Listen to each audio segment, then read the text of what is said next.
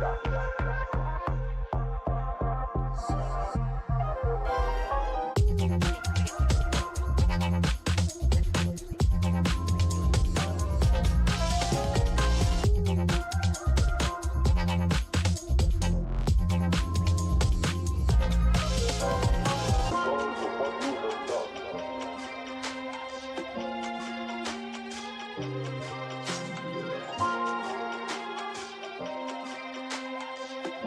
have a wonderful electronic invention I want you to see.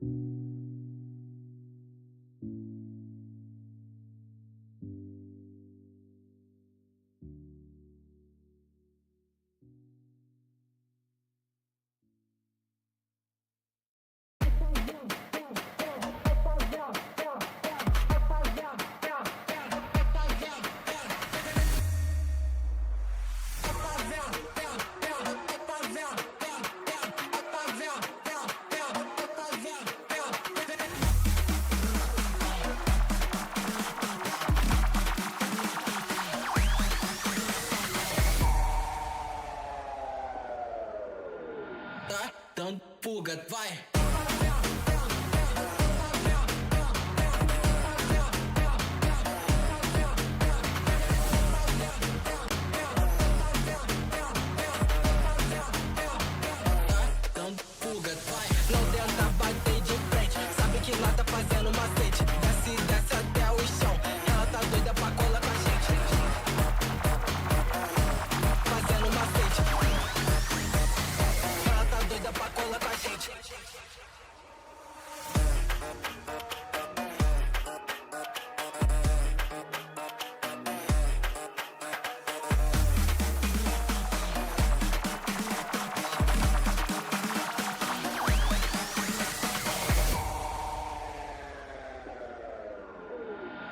Don't fuga, vai!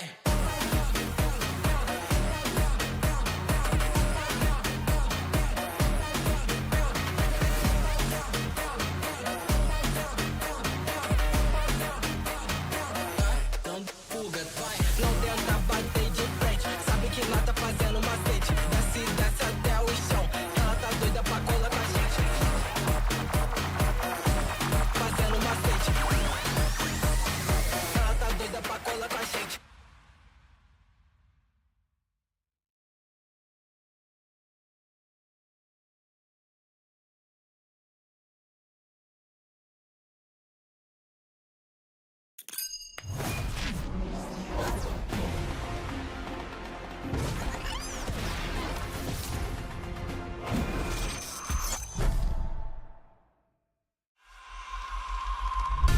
Welcome, ladies and gentlemen, to VALORANT Game Changers North America Stage 1.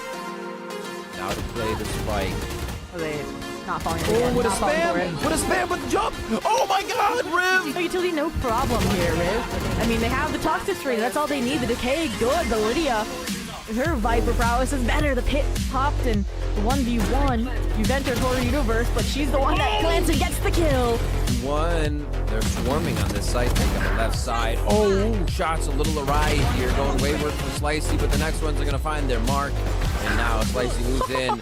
It just said Now it's me to go around. Anything goes, and that means the force back over towards long, where I see and Luna Fox with Guardians. Like, might be cooking. I'm not gonna lie. It very well could be. Oh my word. Bunny, and now YFP can turn back around. They've still got 3 players on the A site. Ghosts are all sorts of split up. Bunny B trying to fight her way out. 1 kill, 2 kill, line them up for Ghosts. Not taking any chances on the anti-eco. These 2 players in tree trying to find a way back in. The teleports around the wall have been working out all day long, but Bunny B is just better.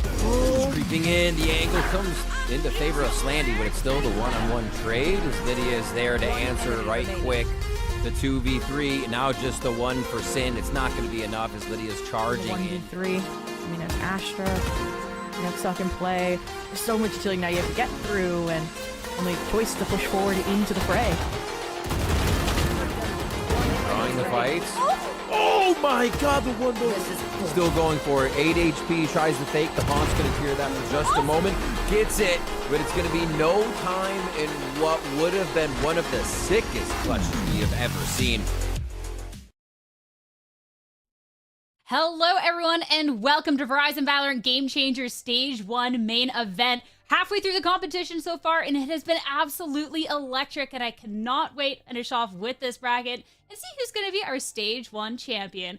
Sierra, Dawn, Mimi, and Ender on the desk for today. Mimi, it's always a great day when we have some game changers. How you doing? I'm living the dream, Sarah Dawn X3. I'm actually very excited for this one. I think we have a team in our upper bracket who maybe didn't expect to be playing Shopify. It's not FlyQuest this time, and it's this new Shopify roster since they made the changes after Champs, having their first chance to go to another final. And I'm also living the dream at A Evil Cat. These matches today are going to be so great, especially if you love cats. Because Mimi's cat has been running rampant. Okay, you're going to see a cat in the background at some point today. I know, look, the games are going to be good. Everyone's here for that, but there's going to be cats showing up. And I know the chat is going crazy. The cat is for locked that right up now. in the bedroom, Chrissy. What? She went to prison for her crime. Let her out! She is serving a life sentence at this point. This is so sad. My day just got significantly worse. Thanks a lot, Mimi. You're the evil welcome. cat.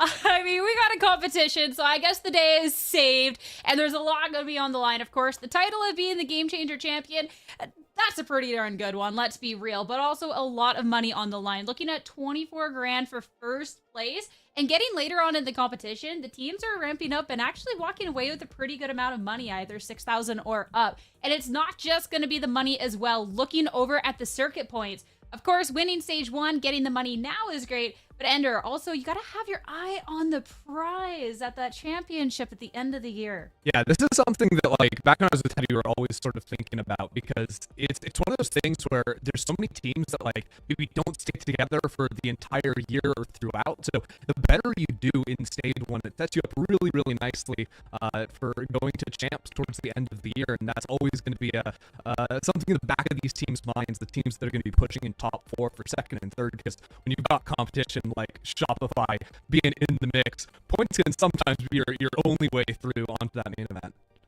Yeah, if Shopify's And some past teams- performance has anything to say about that, I would say that's pretty accurate. The thing I was going to bring up, sorry, Sarah, was also that it is a big reward for those teams that aren't constantly making changes, that are kind of sticking to a roster, staying together throughout the year. Because even if you're not getting, like, into the finals, if you're just making a top 3, but you can do that in both stages, maybe even go beyond in that second stage, you can really earn yourself a lot of points and still have a chance to make it to champs, even if you say aren't making it to a final, aren't winning it, just off of having that consistency and kind of staying together as a team, which is a really good reward for those squads. And a couple of the teams, it's either eye on the prize on the right here, right now, trying to vie for their spot into this grand final to try and take down an SRG, and a couple are looking already at the end of the road. But this is how the bracket has been shaking up so far. And when you're looking at this, I mean, there is going to be some known quantities when we're looking at the Game Changer scene. We have SRG in the uppers here, Mimi. Wadada has been a team really popping off, but also like really strong teams that have made their way through the lower bracket, and there is some great upset potential there. Yeah, I'm pretty surprised to see Ghost still in it. I think I kind of underrated the team after watching them honestly get kind of rolled by Wadada. They got 13-0'd on that sunset against Wadada, then went down to this lower bracket and have just been on a tear, getting that 2-1 win over a squad there, and then moving on to the YFP game and picking up that 2-0 win. That game was so impressive to me, but they're facing a really good squad in Aussie and friends, so super excited to see that game later. I think either of those teams have a big upset potential no matter who they face in that lower final. And looking at that upper bracket, I mean, Wadada, when you're looking at Kickoff being our champions, there is definitely a lot to prove. And already this upper bracket is looking like this could be a grand finals match. So I feel like this is going to be a great way, Ender, to kind of test the waters today. And the opportunity to see both of these matches starting with that upper finals is especially exciting.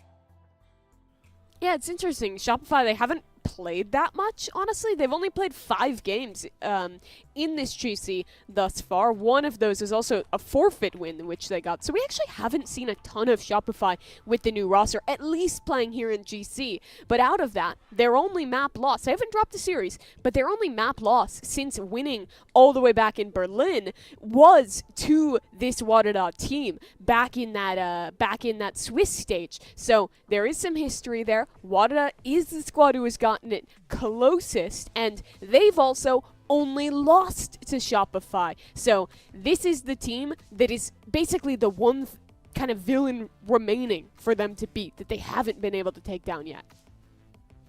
It has been really cool to see that step up of Wadada throughout that kickoff tournament and what they've been able to do throughout this main event for stage 1. And Shopify Rebellion, even if they missed that kickoff tournament, I mean, Ender, they have been busy with challengers, with Premier, with everything. Like, this team has been absolutely grinding. So to come out of the gate and yet again go on to their winning ways and Game Changers is not too much of a surprise. Yeah, no, they didn't miss kickoff, right? They made the choice. The Giga Chad move, just be like, yeah, we're not playing in that. It's not that big of a deal for us. We got bigger fish to fry. But now that we are playing in stage 1, stage 2, right, factoring into those points we were talking about earlier for qualifying for champs at the end of the year, they're going to be all business. And I know they've been putting in the hours to make sure they can be the best again. Yeah, absolutely they are. And they've just been proving it, right? They have been dominant throughout their showings here in Game Changers. But it is interesting to see that change up in who's here in the upper finals. FlyQuest Red, all of last year, that squad was up, was the one who was making it into these positions, was playing against Shopify in the finals. And this Wadada team, well, they have players who have obviously been there before. They have that EG champs attending duo on this roster, but they are still a relatively new roster. There's some players who weren't making it this deep into GC tournaments in the past. So it is pretty impressive to see them so quickly get good enough to be taking maps off of Shopify and basically just be destroying the rest of the GC scene. I think the real big rival going into this, and this is footage from the last time these two teams have met, and looking back at it as well, for a team that was still kind of more so getting their bearings and everything, Ender, for them to put up such a fight in the performance was absolutely phenomenal. And I think too, when you're looking at a Wadada that would only be growing since then, it'd still be a tough one up against SRG, do not get me wrong, but it's still a very exciting prospect. Yeah, I mean, Wadada, they're the team that is winning things, competing with Shopify, and yet still trying to, you know, find someone to sign them. So every single time they step into the server, it's not just about, you know, proving themselves and having the ability, but it's genuinely trying to fight for a paycheck, fight for a spot, you know, and fight for an org to be able to represent them. And, you know, when they played against Shopify the last time, it was a 3-game series. It went all the way to the end of this icebox map, super close, only losing by 2 rounds at the bitter end of it. Like, it could have been a world where they had an upset. It was so close to making that happen. And honestly, if not for Dodo Nut, I think they could have done it. Yeah, and well, Shopify is a team that is largely, with a few variations, you know, like they've been experimenting with, like, for example, the Reyna on their Icebox. They're mostly a team who is playing pretty meta comps, pretty normal stuff. When it was Breach Tail meta, they were playing that almost every time. Wadada's kind of a unique team. They are playing very off-kilter comps. Crazy. They're playing a ton of double Sentinel, and also, they are playing Chamber on literally every single map, which is so wild to see in 2025. Starbound, the one who is always locking that agent, has 4 times more rounds on that agent than the next highest playtime player in this tournament. And while doing that, while playing an agent that really they're the only one doing up to the level that they're playing at, they are the highest rated player in pretty much every, like, duelist, kill related stat, ADR, KD, you have it, throughout this entire tournament compared to the field. Yeah, Starbound really just decided to go on their I'll do it myself arc. Literally since they bombed out of champs last year with FlyQuest, where Starbound was playing Cypher and Killjoy. They were doing all the things they were supposed to do, you know, playing the right agents. And then they're like, nah, actually I'm just going to lock in Chamber and be the best player there is here. And I think that it comes with a lot of benefits for the team. You know, when Wadada are playing against teams that are lower in their skill level, Starbound is just absolutely frying. But I actually think picking an agent like Chamber can be pretty effective against really well-drilled teams like a Shopify Rebellion, because Chamber is like such a cheater agent in a way, right? You're able to play lines that, you know, you shouldn't be able to, off angles, you know, you can swing dry and try and find a pick or a kill, things like this. It can really test teams and throw some problems into mix that Shopify aren't always going to be ready to solve. Yeah, Chamber is like the ultimate spacing test for the good teams, and it's the ultimate, like, pub stomp agent against the bad teams. And it's funny you bring that up, because when Mel was on C9, she had an era during Chamber meta where she was only playing the agent, and we were making, like, the exact same points of how she was stomping on every bad team with the Chamber and then would switch it up playing against the good teams and still kind of give them the test there. So kind of cool to see that change up for a new player kind of taking on that role. But then you know that in their mind that SRG, they're going to be ready for the Chamber. But Starbound has been absolutely fried, so we'll have to see. But let's start talking about the series that we have at hand for today. Of course, with recent tape of these teams, you have a little information of what they played then, but this time around, looking at the maps, we're going to get a little bit of a switch up. Sunset first, picked up by Wadada, and considering some of the recent success here, Mimi, this makes a lot of sense. Yeah, Sunset is such a funny map for Wadada because they've only played it twice this tournament. They got 13-0'd by Ghost, and then they full pivoted their composition, switching things up just a little bit, and then they went on out and turned around, or excuse me, sorry, I'm getting it twisted. They won that 13-0 Don't get it twisted, against Mimi. Ghost. Yeah, I had it super twisted for a second there. I was thinking of Ghost. But yeah, they have not lost this map. They've been good. Like I mentioned, they stomped Ghost. They also stomped Fly on this map. And I feel like in the pool right now, this might be the strongest map for Chamber. There are so many unique TPs you can do. You can be walking out into mid. You can be contesting for either main. This is kind of free range for Starbound on that agent. Yeah, and having the confidence player that's going to be, you know, aggressively taking fights and peeking angles, I think that is a huge boon to have when you play against Shopify. So many teams that are like, actually just like skilled teams will fold when they play against a squad like Shopify. You see the names on the other side, on the other team, and all of a sudden your mental just shifts, right? You start playing a little more passively, a little more cautiously. You don't want to make a mistake. Starbound is not that player. They're always going to be challenging. Looking over at this map veto and everything else, obviously going into this, SRG is a team that we talk about so highly for a lot of really good reason. But Wadada being a team to test them, I think they've done a really good job with this map pool of setting themselves up. When you look at that Sunset, that's great. Lotus, you know, even if it's a loss there, I look at that Ascent. And Mimi, that's the only repeating map from the last time those two teams faced. And Wadada took that victory there, so this could get spicy. Yeah, Wadada is undefeated in this GC on both Sunset and on Ascent. They didn't just beat Shopify, they kind of rolled Shopify, had a flawless 7-0 attack side on that map. They're playing a double Sentinel, but not one of the looks with like the Deadlock Cypher. They're still playing their Chamber alongside the Vise, which no one else is doing, and they're playing that to great effect. They've gotten 2 maps through the pool here that look really good, but if you know one thing about Shopify is they always lock in towards the end of these tournaments. I don't think that Chamber can be as strong once you have prep for it, and I expect that's been a lot of the focus for Shopify coming into this game, but this is the only team who's at least taken a map off of them in the past, and this is a very good map pool for them, so you have to give a little credence to Wadada here. It'll be a fun one for sure, but let's refocus on this very first map of Sunset, expectations here, because obviously we have talked about Wadada, just how strong this has looked for them, 13-0 recently, etc. The opposing end in GC, we haven't seen it as much for SRG, but it's still a strong look. I mean, Dodo Nut, the newest player on this team, I say newer, like she hasn't been here for like 6 months now, but being on the Neon is always one of the highlights and a favorite. And Ender, I feel like the Sunset, since it is something that isn't bad for SRG, it could get interesting. Yeah, you know, I think that Shopify play an interesting comp here. I was wondering, you know, how much, you know, Teo nerfs are going to affect this map or not, but Sarah's going to be back on the Sova for this one, which usually on attack means you play a little bit more of like a slower default style where you're going to be, you know, throwing your dart into mid or maybe into elbow early on and trying to use that to get a good read on what the other team is trying to do. But I think equally, Dodo can be a player that is super explosive on the Neon and look for early fights. So I would not be surprised to see Mel call like a very how to say it, like up and down style of map where she's changing up the tempo pretty consistently and using that to try and, you know, punish and either get away from the early lines that Starbound's going to be finding on the Chamber or try to quick dive and punish that with the Neon sprinting instantly to teleports and market and those things. This is also just a masterclass Alexis map. Generally, when you watch it, I think her breach util is always so good here.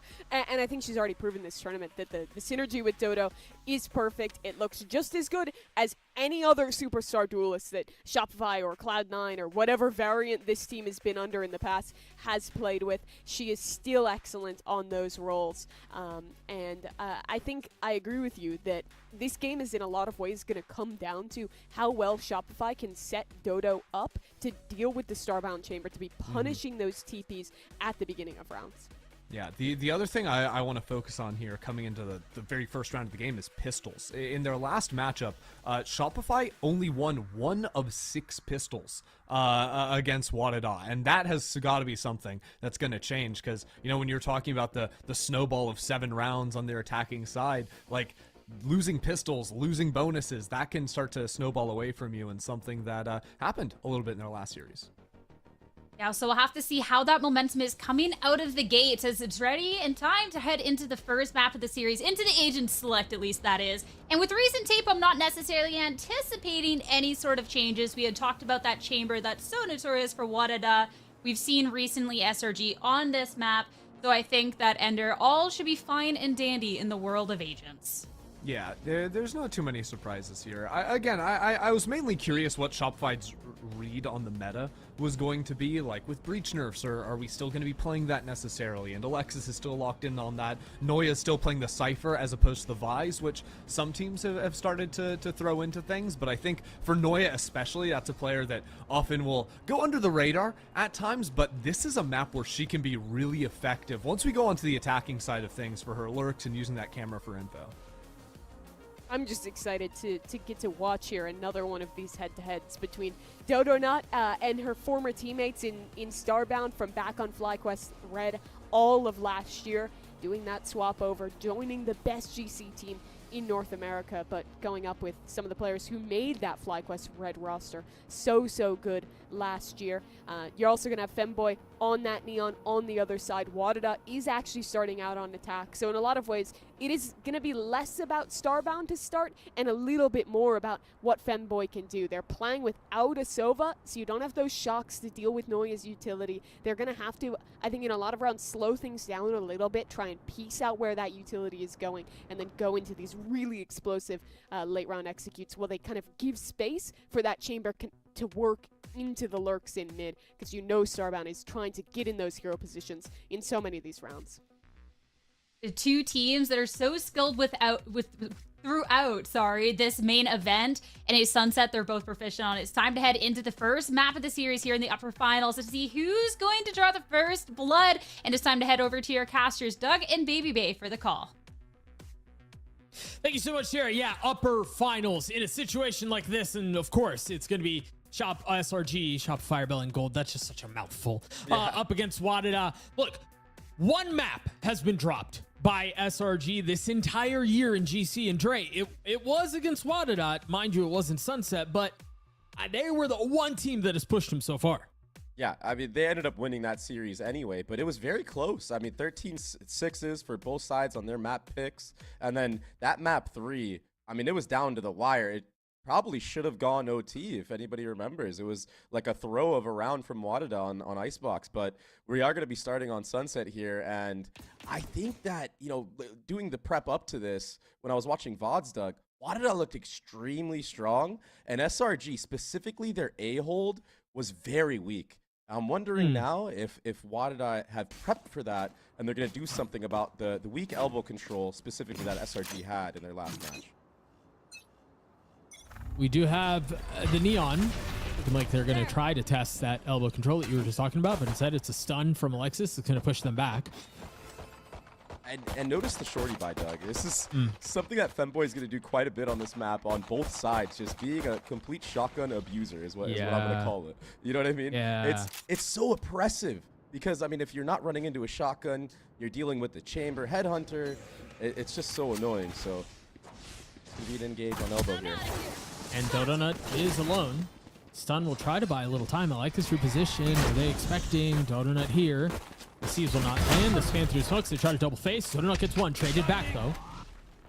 And again, in a position, Dre, like you were saying, where the hold is a little lighter. Now it's just Alexis, who's on an island, will succumb to the pressure of Femboy. And now rotation starting to arrive. A 3v3 on the site.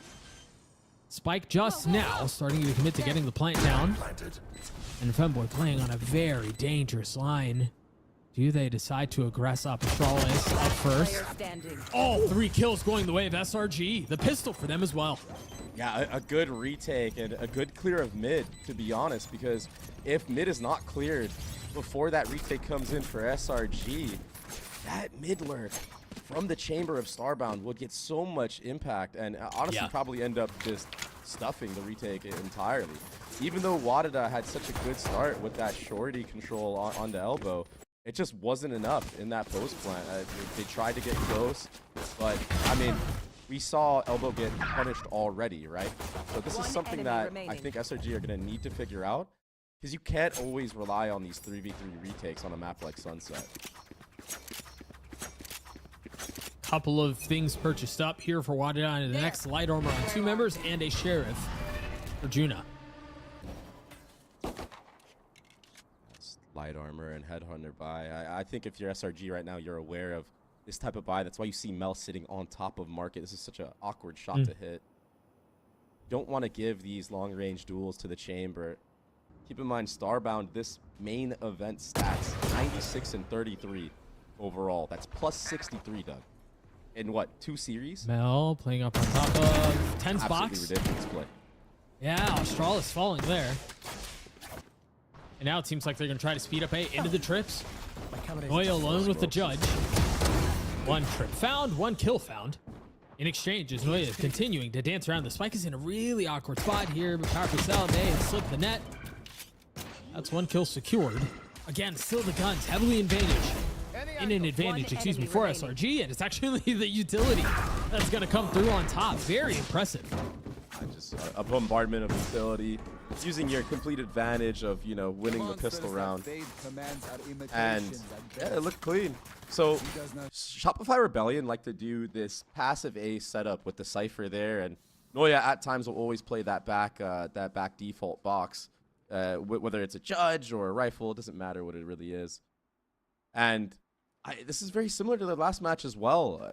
Shopify Rebellion did a lot of mid walks, specifically on pistol round. Now, remember, Wadada in this series so far, on this map so far, have been taking a lot of mid control. This could work very well for Shopify Rebellion if they play their cards right. There is a little bit of mid presence, as there was in the previous round, much like you were just saying.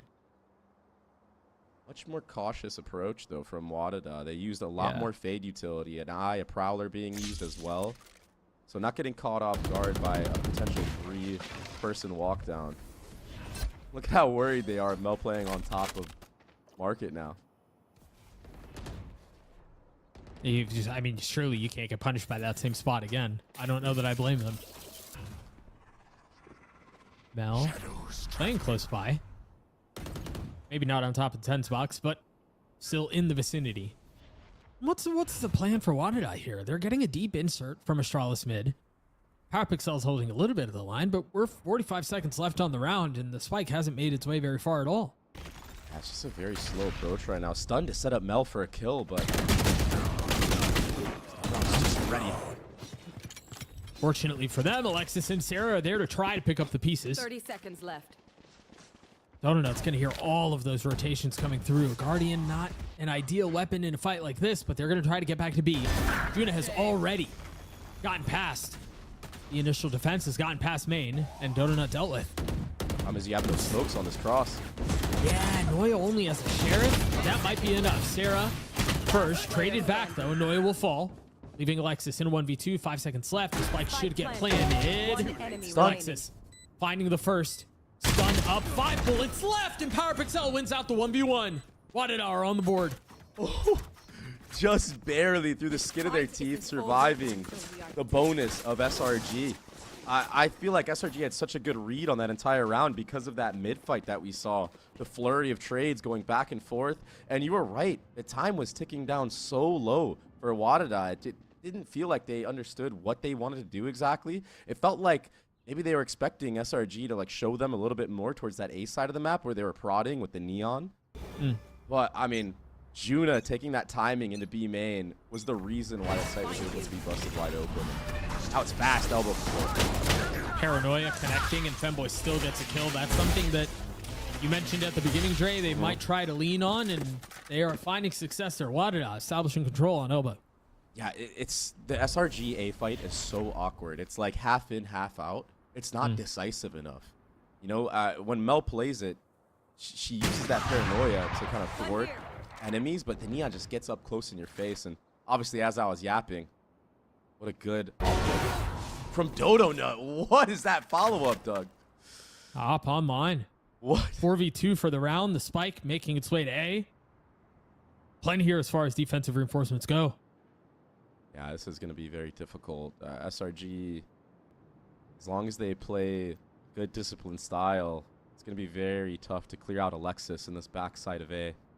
Yeah, and that's if they get past Sarah. Mm-hmm. And I think they might know the stun. Sarah trying to peek around the corner.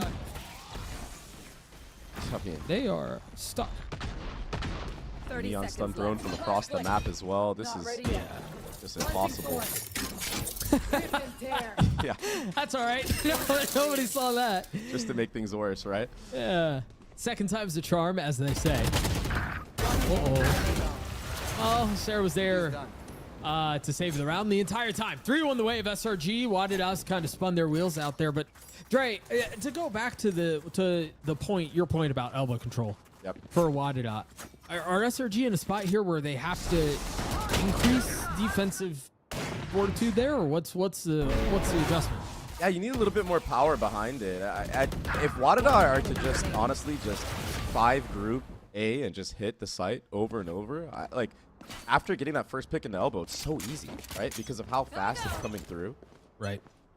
But yeah, you either need to play it way more passively, like they have been with the Cypher setup, or you just need the Neon there fighting. But I mean, with Dodo Nut getting picks like this, Doug, with the operator, and just being so like fluid with it, it's just oppressive in its own right. They're going to try to brute force their way into market. And again, it's a judge from Noya. TP will save you, but it's just a matter of time. 3 classics left for Wadidas. One enemy remaining. And Sarah, dude, Sarah, I know it's early days, but Sarah's on one today. Sarah has had some ridiculous stats in this stage 1 as well. I think in second, actually, or stage 1. So Sarah's been popping off, like all tournament long, pretty much. I wonder if we'll get a replay of that op kill, because here's the thing: Femboy was jump spotting that angle, and if the op was posted up market or mid, excuse me, then it would have worked. The jump spot would have worked, but because of where Dodo Nut's position was, the jump spot was never spotted. There was no extra fire, so Femboy felt comfortable pushing mid, and it's just a tricky spot for Femboy to be in there. Yeah, that's the power of the Neon, being able to get in these like these awkward spots just quickly, right? And I really love the way that Dodo Nut plays with the operator in general, whether it's on the Yoru, now it's on the Neon. In terms of that fluidity that I was talking about, like the ebb and flow of how Dodo Nut approaches the op and like just drifting around multiple spots, taking a shot in an aggressive spot of mid like that, repositioning to pick up, you know, B main or A main. If you notice her rotations of how she takes a shot in one spot and then goes to another, it's just like a masterclass. Like if you're an opper out there, you should be studying Dodo Nut's gameplay of these different layers and setups of like, okay, I'm taking this pick from A and then I'm falling back to B. It's just like there's always a plan with Dodo Nut and where the initial op goes. So now it's going to be an operator setup on this A side, and it's going to be an off angle. You know, the paranoia will hit. So the power of the Neon, though, is that you can kind of get out of these sticky situations. Remember, it's what, 2 rounds ago, the paranoia hit, and Femboy was still able to dash into elbow and get a kill anyway. I'm out of here. See if they try that again, this time with the Prowler to push. Dodo Nut's off on the line. There's that jump spot. And Dodo Nut's going to be able to get out. So they've left Alexis as a lamb to the slaughter, but the guns are starting to arrive behind him. Dodo Nut getting 1 kill. With the ult, Astralis now down. And I missed it through all that. Starbound with the attacks on top. One enemy They remaining. might be able to conceal this. I don't even think they know. Oh, they know now. Yeah, nice jump spot from Noya. But yeah, it's not enough. Starbound cleans it up. Yeah, the attack side op is definitely something that Starbound likes to do on this chamber, and it makes the defense play a lot differently, right? You got to play more passive. You can't be jump spotting certain angles or jiggle peeking certain angles that you normally would to get info. But this is the A hit that I was talking about, Doug. It's SRG struggle to enter the site. And you know, like I said earlier, when it came down to the pistol, the 3v3 retakes don't always go in your favor. So it's something that hasn't been figured out yet for a Shopify Rebellion, and I think you're going to see Wadada just, you know, send it A until it stops working.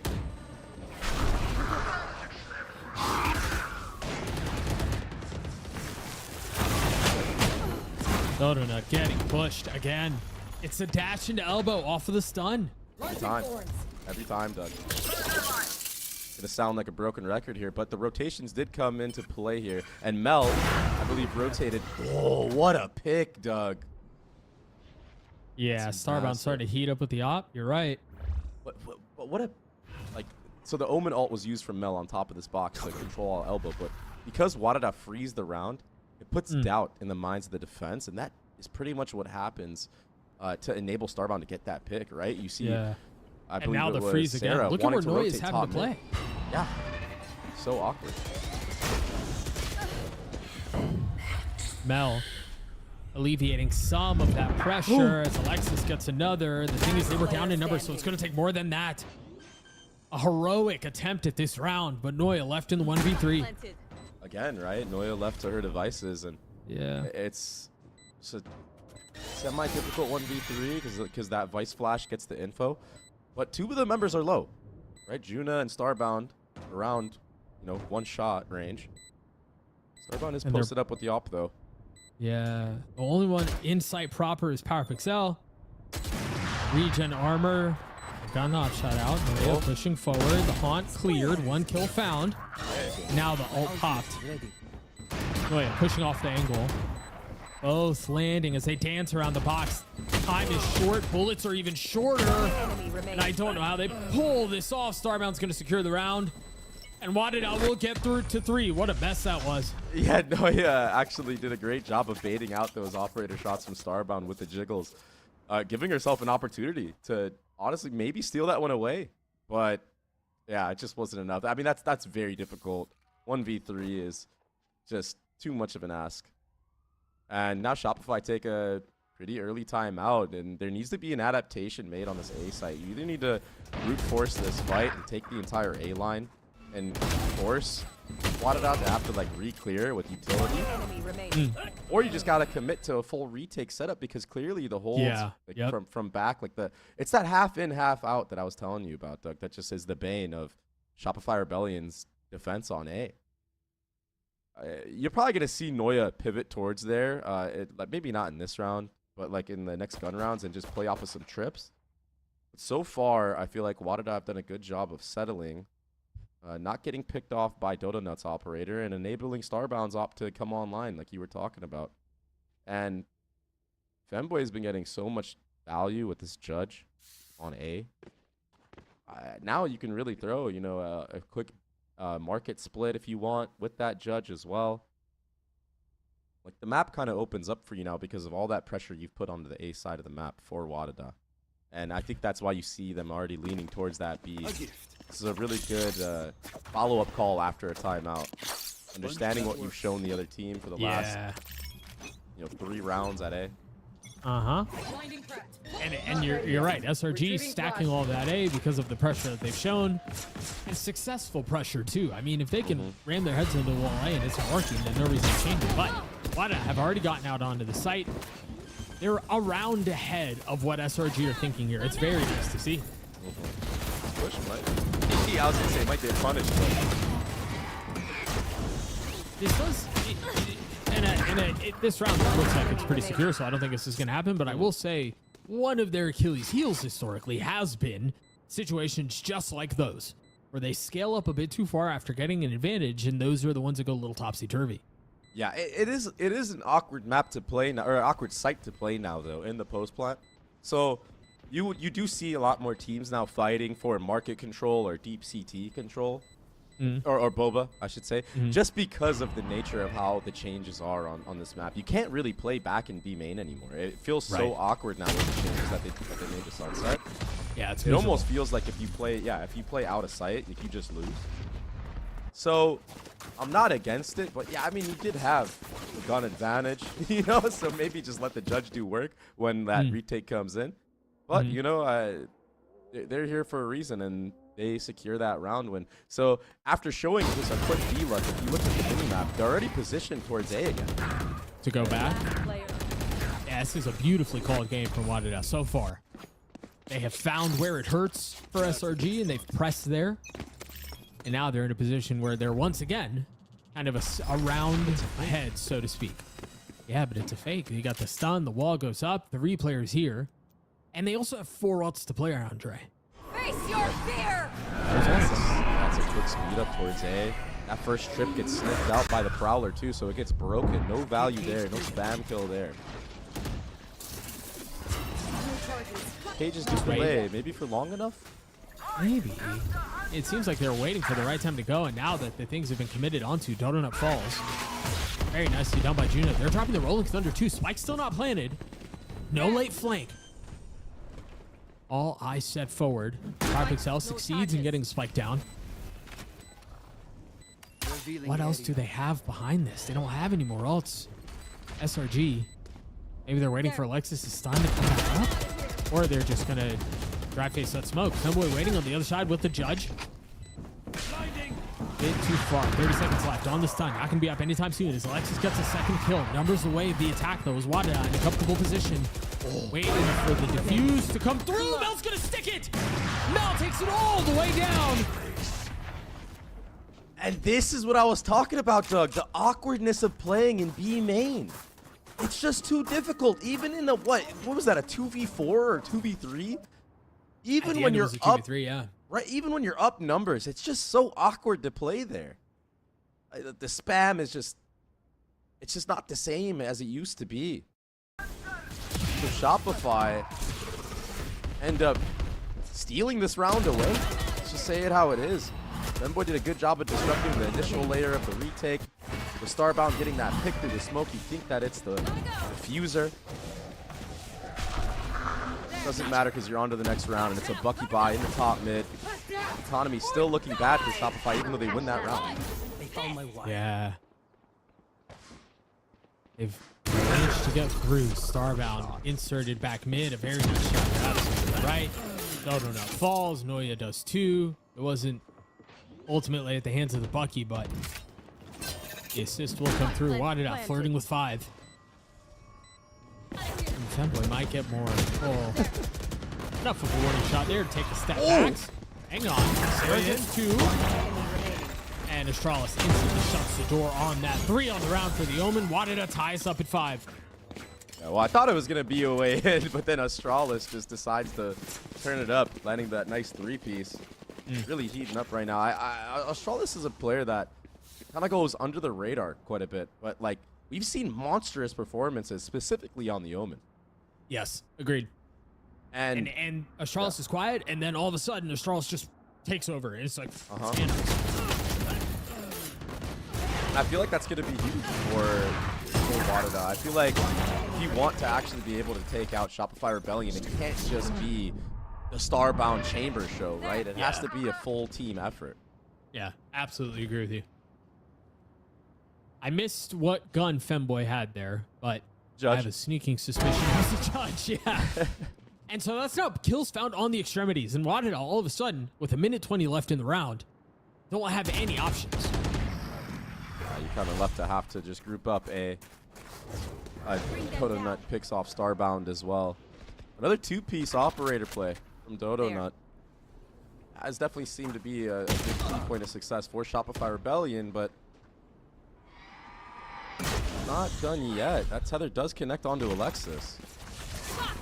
Still 2v4 there. Now all of a sudden, a 2v2 turns into a 1v1. What in the world are we watching? PowerPixel doing everything they possibly can to get Wadada across the finish line here. And when you plant this spike, excuse me, I was gonna say when you plant the spike, you do get the fade ult, but Last round. yeah, I guess Noya this time being in a 1v1, the odds are way more in her favor. I mean, she almost pulled off a 1v3 earlier, right, Doug? Yeah. I mean, it was, and I mean, that whole round was way closer than it should have been. You mentioned it. It was a 2v4, and then you blink and you're down to a 1v1, and if not for Noya's serendipitous positioning, we're probably having a different conversation. Yeah. I will say the last time these two teams played, it was very chaotic like this. I mean, there was a bunch of thrifties going on. You want to Felt play? like Let's the play. fundamentals at some point kind of got lost, and it really came down to those mechanics. Face your fear! Donut doubling down with the ult. Power Pixel instantly extinguishes that fire. Now Noya pushing backside. Astralis dealt with it. A double swing and double death. Mel there to help. For a second there, I thought Noya got both as well. Right? I heard that in your voice. I felt the same way. It looked like it was right on target. I mean, Yeah. you'll take the support any day of the week. I think that kill would have went through, though, either way.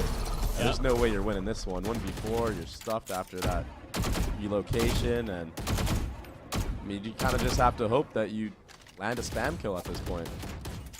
And then 3 more. Yeah, right. There's a brief stun back online. That's a pick, though. Not spam. Nah, there's no way. There's no way. I mean, best case scenario, Doug, you wait 2 seconds and you TP out after you kill somebody 30 close. seconds left. Teleport's ready. That's the smoke. Oh! Okay. All good. All good. Never in doubt. There's no way SRG were ever going to lose that round. They get to 7 to 7-5 half on Sunset. Face your fear! Absolutely ridiculous. One enemy Teleport's ready. Spray Quaza that we were listening to. remain. Last player standing. Just You also- an absurd last round, Doug. Oh, yeah. And you also see there why, there are so many people who comment on, wow, it's just a Chamber 1 trick. And why is Chamber getting so much play? And can Starbound play anything else? And yeah, I'm sure Starbound can. But then also, why would they? When you see plays like that, like, I mean, no need to reinvent the wheel. If you're good on Chamber, then guess what? Play Chamber. Yeah, here's that spot that we saw Dodonut play from earlier on the Neon. And it's something you're going to see Starbound go for a lot with that operator in hand as well. Obviously, this is the pistol round. It's only Headhunter used, but hit control into an A split. Oh, gosh. Yep. That little fadeaway is pretty. There. He's here with the shorty, though. Shotguns every single round, huh? I mean, it's gotten them this far. And it's a criminal amount of success. I don't know how Femboy gets away with that. Even the dink there is just nuts. Really nice position from Sarah. Lying in One wait. enemy remaining. Pretty. Very well done. SRG cruised through this pistol. This might be a flawless pistol as well. And much like the first time these teams met, the first map, both pistols should go the way of Shopify Rebellion. And that puts Wadada in a really tough spot because you want to get that operator online, and not winning pistol kind of, it just makes it even that much more difficult. You really have to manage your economy in this round. Like Starbound, I don't even know if you'll be able to get an operator online for the bonus, right? Shopify's bonus. Bar Thrifty, which, as I said before, the last time these two teams played, there was plenty of Thrifties from both sides. Yeah. Icebox was back and forth, Thrifty after Thrifty after Thrifty. But this is just the first map of the series. Both teams are still like easing into things, I would say. So probably won't see anything crazy quite yet. There's a walk down mid though for the Chamber of Starbound. Mel, ready for this? Expecting the close angle. You saw the crosshair. Much further down, but Starbound taking a bit of a deeper angle, if you will. Manages to stay alive through that. So you take a look at the buy for SRG. A couple of Bulldogs, a Guardian, but it's a Ghost that gets the first kill. Great tracking. That's all it is. Yeah, very, very nicely done. Not enough to net a second kill, but I mean, you see why. You see why Noya is so damn good. And now because of all that flank utility, Paranoia was just used, so that's not gonna be used in the post plan here. And there's a late flank from Power. I don't know if Wadada are actually gonna go for this, or more so just try to get exits. Yes, they are. Yeah, I was wondering too, given their positioning earlier, that yeah, maybe they would just play for exits and just out of the spike, what have you. But yeah, I'm surprised that they're trying this, especially this late in the round. They've got to convert these kills. Instead, they feed ult orbs over to SRG as they get to 9. And they cruise on. Hey, I mean, they did take out 3 members of Shopify Rebellion with a very light buy. So I guess that is a good bright side for Wadada. You kind of get to see how Shopify Rebellion want to play their post plant towards that B side of the map as well, which it kind of looked like they want to play out more with just one person inserted. But notice the notice the plant of Shopify Rebellion being on like the actual B, like the B wall instead of like in that cubby. It's a lot easier to play main when you plant it because it's just a one-way spam. Right, yeah. Team trying to clear some of the early utility. The Thorns will get popped. And so as SRG try to push through the smoke, they're greeted with, Thorns and Thistles. Either way, 1 kill found, traded back. And SRG still managing to get the spec down. The success that they're finding on this side, I know it's an early attack act for them, but is really impressive. It's even more impressive because it's against the double Senti comp. Yeah. And boy, finding the first, Starbound looking for more. Instead of SRG choosing to take that fight, they decide to double down a little bit more. Alexis has already got more. Donut, the only rifle left in the round. Alexis has done their job, leaving Donut in the 1v1, leaving the round to go with SRG. That's a huge bonus round to win for Shopify Rebellion. It coming down to a 1v1, you got to point out Noya with that trade onto Juna. The wallbang sheriff shots. If Juna gets away unscathed right there and that trade doesn't come through, all of a sudden this post plant's a little bit more difficult. But Alexis, big impact too, killing the Neon.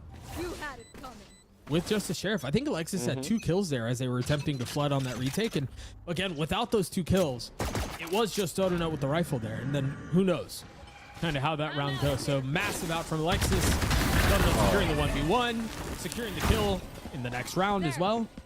You see the buy for Wadada. It is abysmal. Yeah, and that I think that was Femboy had a rifle there as well. So the only rifle now is gone. And this is something that is so important to do when you're running a breach against a non-breach comp. Is that stun from tiles that goes horizontally across A main. It hits all of the main and elbow. It's just so broken. Astralis, paranoid for just a moment. Goes the flood out for market. There it is. Mel gets the kill onto Astralis. And so Juna's now left to trying to anchor the site by themselves.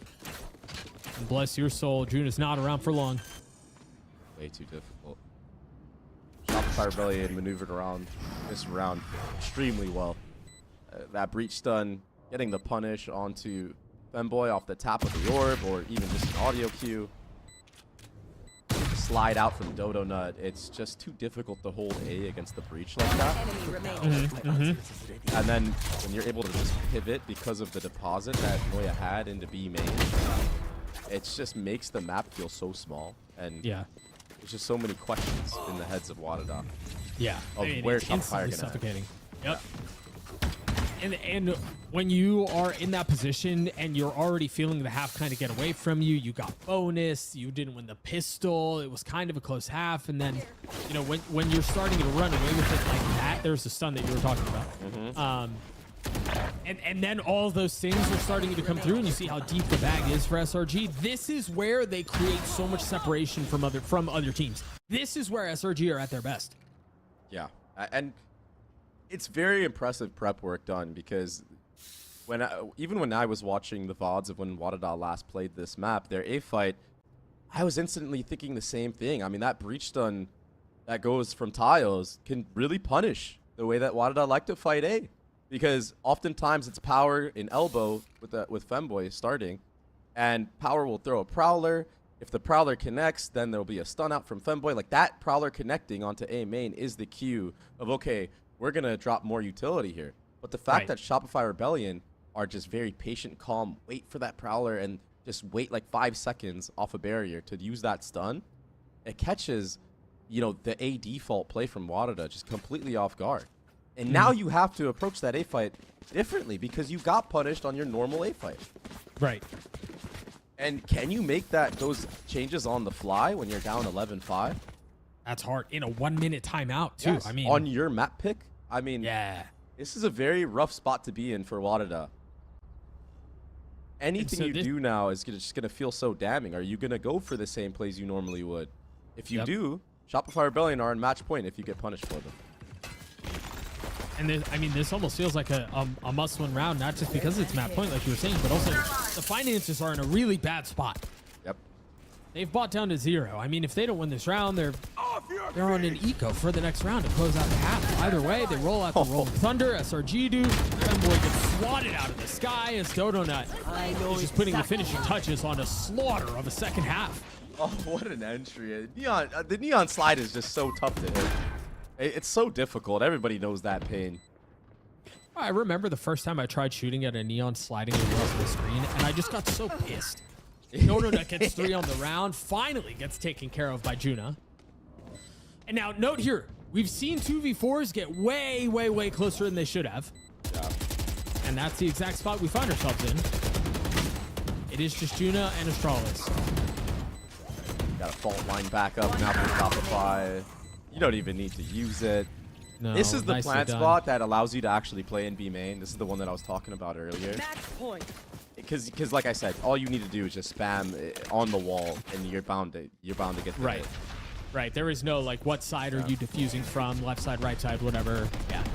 There's just the one side. You're absolutely That's right. so sick. That is so Oh, it's sick. dumb, bro. Yeah, it was Bala the first time. Yeah. And so Bala, who's already, you know, I miss the mess out of that guy. He's insanely good at Valorant as it is. And then he's just Tokyo drifting across my screen. It's whatever. I still have nightmares. An eco for Wadada. Guardians, a Spectre.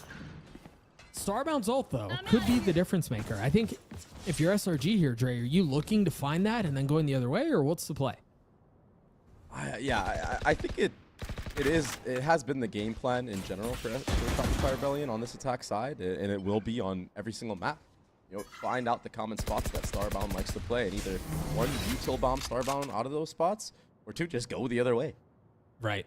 And for the most part, the setups of Wadada on their defense is having the double senti towards this B site. So I'm actually impressed with how Shopify have been abusing the double senti on B.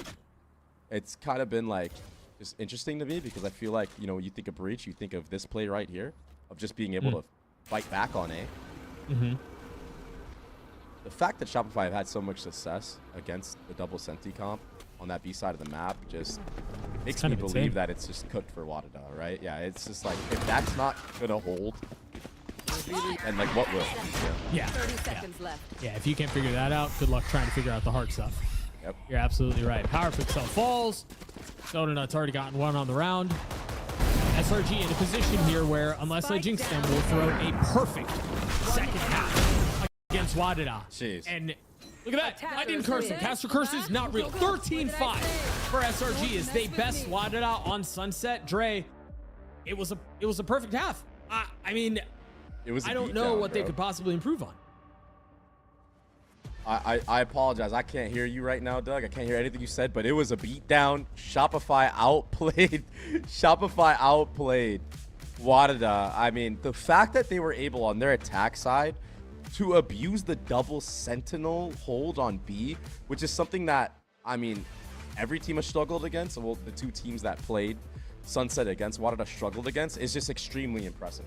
The way that they fought and not getting caught off by the razor vines and not really having that wall separation be a factor, or the chamber being able to flood out of B as well be a factor, is just like, I mean, that's some really good heavy prep work and awareness.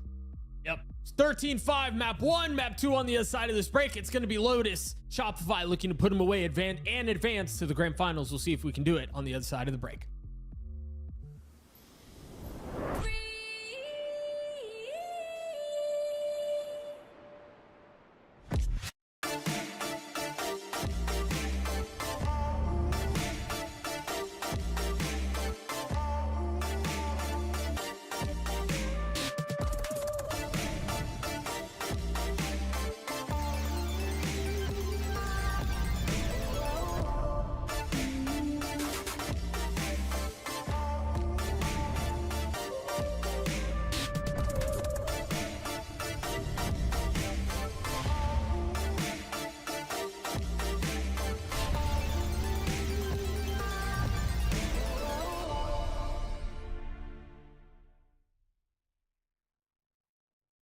I don't really like committing to things.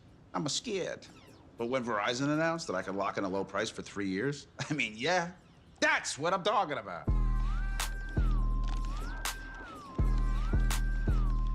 Can you hear me now?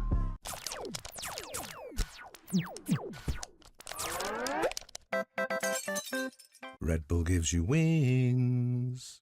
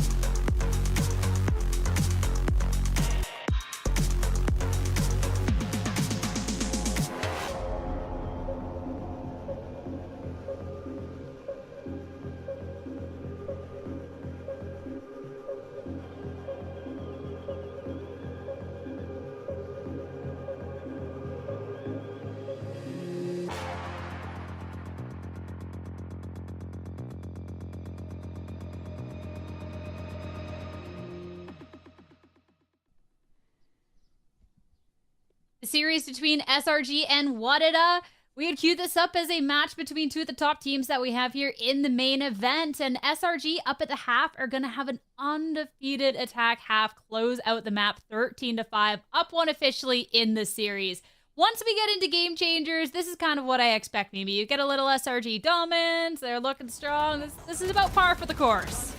Yeah, maybe they let it slip away a little bit in the first half. I think a lot of their late rounds got pretty messy, getting these like 4v2 rounds into almost losing out clutches in a lot of them. But in the second half, this squad just locked in. They looked dominant on the attack side. Dodonut was just dominating on every entry, and they definitely cleaned up their act.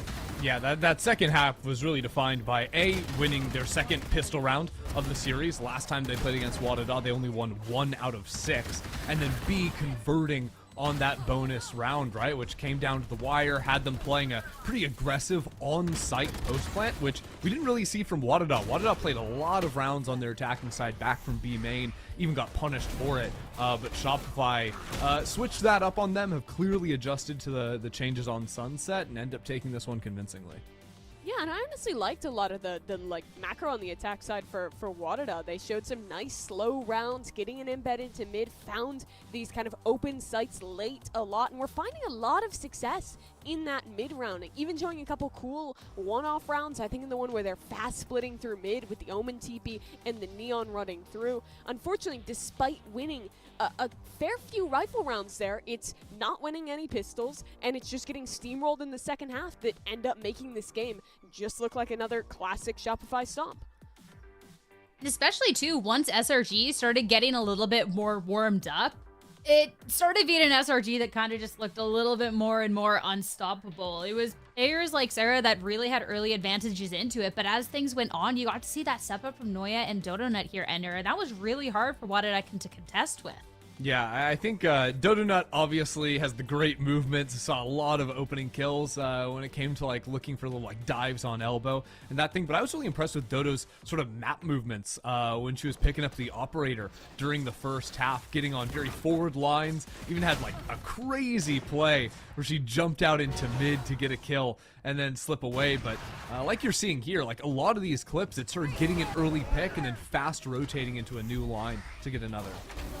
And it's really hard, I think, to get those entries when you're playing against another Neon team. We saw a lot of these rounds where Femboy was just like full sending it on the attack side, and Dodo did a great job of positioning into off angles that worked because of how far forward that Neon was kind of running out on the entry a lot of times. She did a great job of punishing Femboy, oftentimes even getting that reposition to get another kill, and playing in some positions that you really only could do with that Neon. So great work on the Neon op on defense, and obviously just an incredible job on that attacking side. It seemed like she was getting an entry literally every round to secure that flawless half. The entries get one, get two, and just being a complete thorn in the side for Wadada. And Wadada now, that was their map pick, and this is a little dangerous looking forward in the series because they kind of set the map pool up for the best possible success, but now we're heading into SRG's map pick of Lotus. This looks strong on paper for both of the teams, but for Wadada, Ender, it's been a bit since we've seen them here. Yeah, we haven't actually seen Wadada play this map since the Tejo nerfs came in. So they were a team that was playing Tejo back then. What I'm kind of expecting to see from them, because they were also playing like Chamber and Lotus coming in onto the map, but I would expect to see Power Pixel just make a quick pivot to the Fade. I think that sort of solves some things. We saw the Fade out of them on Sunset, and that's always been a good pick on Lotus. So I don't think it's too devastating a change for them, because Power Pixel is obviously very proficient on the agent. The biggest issue I think I have with them on this map is that they have a comp that really leans towards the defensive side. They're playing this double sentinel. They have a lot of tools to hold down space, to get starbound on op lines on that defense. But I actually think on the attacking side, they don't have a lot. They're playing breachless for the second map now. They weren't playing that back on Sunset either. Obviously, they could change up now. Since the Tejo nerf has come in, and maybe sub the Tejo out for that. But I'm with Chrissy that I think it is probably just going to be a Fade. And in that way, I think a lot comes down to how much they can actually do on that attacking side. And how practiced they can really look with a new composition. Because for SRG, they just made a simple switch. They were playing the meta Yoru stuff. They switched back to the old meta comp that they've played a million times before and have always been good at, and immediately went out and stomped Catface. So I have no doubt that SRG is going to have the fundamentals down on both sides of this map and look good playing back into that old comp. I love that you call it the fundamentals. SRG, like, there's a lot of comfort here with some of these compositions that are brought out since the Tejo, and you can see that plain as day. But the agent select is ready, so let's head on into that and finally get confirmation of what Wadada is cooking up for the second map of the series. Of course, down one, they got to try and win this out to take us into a map 3, to try and take us into Ascent. But Ender, whether the composition they have, whether the strength they have is enough against SRG, that's going to be the big question. Pause champ, and it's just the Fade pivot. And you know what? Shake hand with Mimi. Look at us. We did it. We did it. Amazing. Absolutely amazing. I mean, maybe now that we got the confirmation and you guys are right, you guys get paid the big bucks. This is why. Any other thoughts about this composition going up against this known quantity that is SRG? Yeah, I think the biggest thing is Starbound playing into the double controller looks that have obviously been around on the map for quite a while. Actually, I think makes the job on the chamber a little bit harder because Shopify is most likely not going to go for a ton of like super early fights there. It doesn't play like this map did in the Teo meta where it was like really heavy A fights, really heavy rubble fights or over towards Mound as well at the beginning of every round. It's going to be a lot more slow playing into the control comp, re-clearing into A. And so I think a lot of the fights in this game in the first half are just going to be Shopify re-clearing into Starbound on a forward angle and whether or not they can get value in those positions. That said, on the chamber, you can disrespect the smokes that are going to be against you, get in front of Viper utility and these things. So I think there's angles to be able to punish the double smokes in a different way than if you're getting forced off lines by having, you know, like breach and other initiators on the other side. But it forces you to play a very active game on the defensive side. So we're going to definitely want to see that at Starbound. Let's see if they have it in them to try and play that aggressive way on Lotus and try and take us into a map 3. But SRG, they're heating up. I don't know if they'll let this one slip, but it's time to head to the map and find out. And over to your casters, Doug and Baby Bay, to take you through.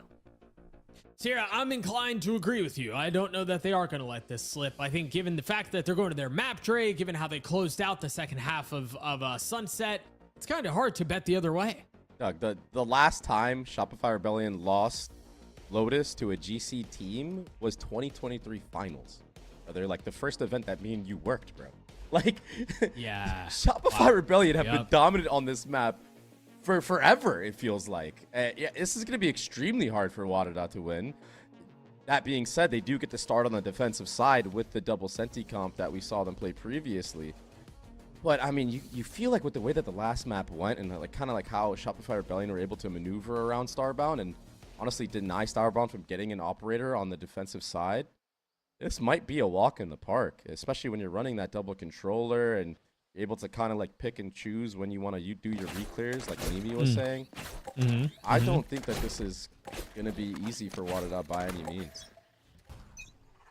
You know, we're setting the stage for a wild map for Wadada if they somehow manage to pull this off. I like this aggro TP line. Very cool. Which, yeah, surely, though, Shopify are aware of the possibility of this, right? The thing is, notice the buy from Starbound. It's light armor, 4 of those Headhunter bullets. Something that you don't see a lot of chambers do. So, are Shopify going to be ready for this raid boss? Bullet buzzes right by her ear. And this is so difficult because when you are running chamber, you need to hit shots like that. You need to put yourself in a spot where your team is up 5v4 often. That's the whole point of running this chamber composition. When you're not hitting those shots, you're not getting the value like that, it allows for Shopify Rebellion to beat you in the macro game. You're stuffed out of this B site. Yeah. And it's just went from bad to worse. Still not getting a kill with the nade.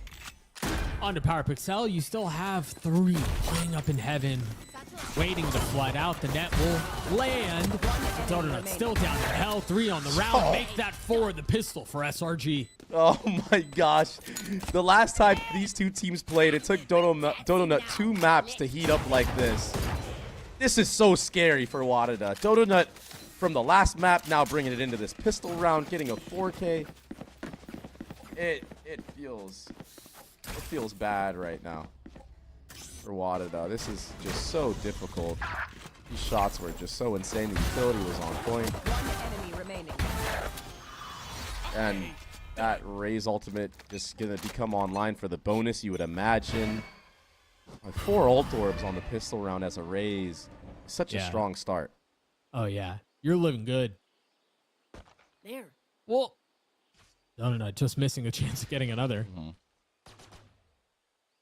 And I can't imagine they give her many more shots like this, at least early on in this round. I don't think they'll be peeking stairs or anything like that. Here's the power of the double controller comp on the attack side. You're able to put your walls up, put your Omen smokes up to allow your Raze to take whatever isolated duels that they want. Once this Omen smoke goes down, you're going to be able to take a peek into sight. You still have your Killjoy controlling all of that C and D, at least aggressive space. As long as you don't run into a stack, you're aware you should have a free A site as well. I mean, they are running into the stack, but so far, so good. Yeah. 3 kills found. Quick check-in on Dodonut. Now 2 ults away, or 2 pips away from having that rocket launcher. Again, insane for round 3. And then to kind of think ahead a little bit here, Dre, it's just Starbound and Femboy that are left in a 2v5. You remember how things really got out of hand in the second half of Sunset. It was off of SRG winning the bonus. Yep. And so again, if this goes the way that we think it very well might go, SRG winning the bonus in this next round is insane for their team. And full armor buy. This buy is so strong from Shopify Rebellion. Lot invested there. Question is, where do they choose to use it? As there are guns on the other side. Wadida with rifles and Power Pixel having the Odin. And you know what? This is a very small detail, but I love it now that, like, you know, it's kind of settled across the board for Shopify. That lurk smoke makes it so Starbound has to be worried from left or right, right? So if Shopify ever actually do decide to pop on Starbound at C, they're going to be flooding from multiple angles, and the chamber might just get overwhelmed. And, like, we already saw Starbound, like, missing those, you know, first bullet shots, which, to be fair, are very hard to hit in the first place. But that is, like, the difference maker, right? If you're not connecting onto those shots, if they actually do commit through C, which they're not this round, it could put you in a really bad spot. We'll kind of keep that in mind in the following rounds to see if it plays out that way. As Power Pixel is able to get the first. Rocket now popped. Dodonut nipping at Ashalis' heels. I don't think they're going to get a shot at it. Yeah, the space has been cleared. The space has been gained. But SRG not finding a kill there. See how proactive SRG get into this post plant, because they are down numbers. Paranoia into heaven. Dodonut pushing forward. Zero close by. 2 up there. Metal falls. And now they're thinking twice about it. As Wadida in a really nice spot. A 2v4 would be required for SRG to pull off this bonus. Alexis gets 1, and that's all it is. Wadida on the board. Yeah, picked apart. See the power of the deadlock on the defense for the first time this half. That wall just making it so whatever B split was coming in is delayed enough. And also, I don't know if you guys caught it, but Power ended up slipping through the A door, walking all the way through. So the fact that you don't have to worry about, like, an A lurk being there or a deposit makes the retake just even that much stronger for Wadida, understanding that, okay, no one's sitting outside of A because Power slipped through that door. And we can just put all of our sites, all of our utility on the actual site itself.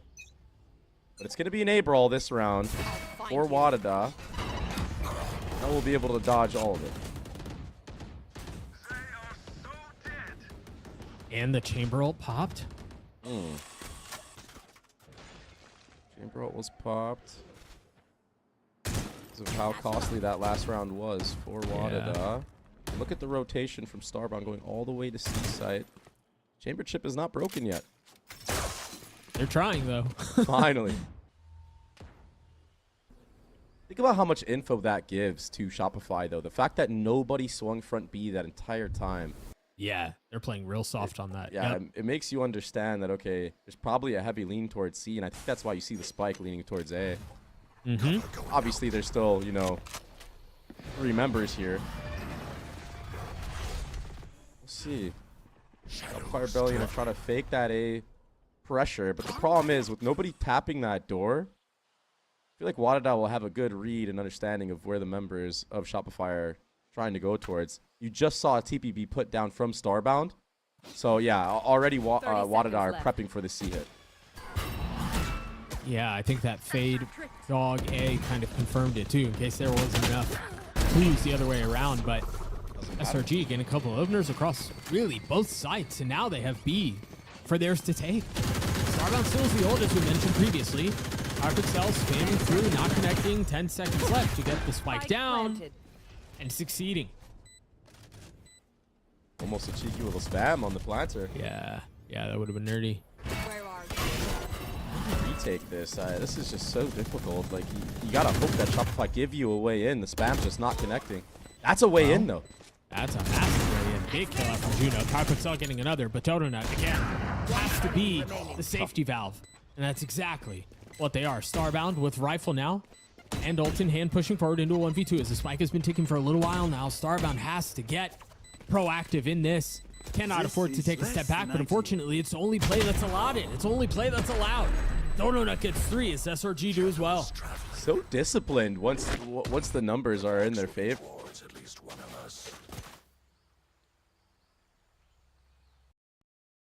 Like just holding for any type of push. The fundamentals are very strong right now. Yeah. And the front B deposit that Shopify had, just hearing all those rotations, catching the timing, allows for the pivot. Australis also just got util bombed out a C. So a lot of things working really well right now for a Shopify Rebellion, looking like a well-oiled machine in the server. Wadada now are left on an eco round. Front B walk can get punished as well. Yeah, it was the turret, it was Dodo, and it was Noya. No shot.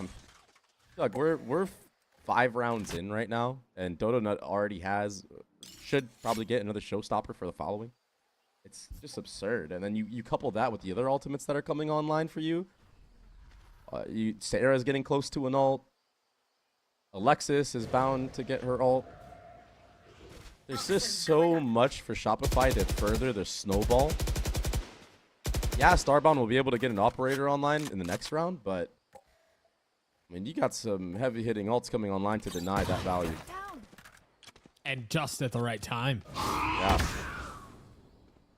This game of Valorant, you know, when you factor in, you know, abilities and the way that you can chain ultimates to string you rounds in important times, it can make the game just feel so difficult. And so what here? They've upgraded a weapon for Power Pixel. Kind of on the outside looking in here. We've known Wadada to attempt situations such as these and to try to make a run at it, even though it seems like it's an impossible situation. And an attempt was made. It wasn't a very successful one, but an attempt was made. Wadada left in 1v4. Yeah, last time these two teams clashed, Wadada had some of the most ridiculous thrifties I've seen against a team like Shopify. It just looks like this Shopify is just a lot more, just prepped for the chaos, I would say. Yeah. Playing a lot more fundamentally sound, not trying to, you know, play the same game as Wadada. I think that's where stuff slips away for Shopify. And here's the timeout for Wadada. You got to figure something out here because your comp is defense-sided, you would think, right? With the deadlock, with the chamber. So far, it's just not really showing much value other than the 1B retake round we saw. And I think it was what, Shopify's bonus at Wadada won? Yeah, I believe so. As we look at the scoreboard here, you look at Dodonut just, I mean, dropping a nuke in the server almost. Yeah, a super casual 12-2. What? Like, what are we talking about right now? Just another day for Donut. And I do think as we sit through this timeout and Wadada look to try to regain and recollect the kind of mess they find themselves in, it was Donut who was by far the biggest star in their last matchup. And Noya put up a pretty ridiculous performance as well, but Dodo went plus 23 in their last matchup against Wadada. So I'm not surprised for us to be continuing to have this Donut discourse because she's insane. Yeah, Donut has been absolutely lights out as soon as she joined this roster of Shopify Rebellion, and you're seeing why the pickup was made. The way that she maneuvers with that operator. Here's that smoke that I was telling you about. Lurk smoke. Yeah, it's so tough. You're absolutely right. You can face it from a couple of different sides. Yep, and it counters the one way. Yeah. It's very nice. It's enough value to push off the members that are trying to fight that C line, but there's still front B pressure here from Starbound holding that operator. And look at the mini-map. It just feels like Mel knows. I think just Mel understands. We didn't see the chamber at C. So the chamber's either on the A line, which we have this Viper wall to kind of like isolate, get closer to, and pop on. or the Chamber's front B. You're able to deduct with like Yeah. just good reasoning based off of that C default in the beginning. And the fade alt is going to hit this A side potentially. Maybe fade alt for fade alt here. Both of them are going to whiff. And it's Donut. I don't even think Donut got the rocket off. No. Plucked out of the sky by the Odin of power. Seconds left. Mel playing up in the smoke. Oh, here's where the Chamber gets valued. Or Well, it's not. going to try. Meanwhile, Mel applying a lot of the pressure up in stairs. A bit of a distraction as Femboy had to deal back with that. They're in a really awkward spot because you're right. Femboy has B main, and they have pressure coming out of B heaven. They have to understand where this pressure is coming from, and look at the position from them.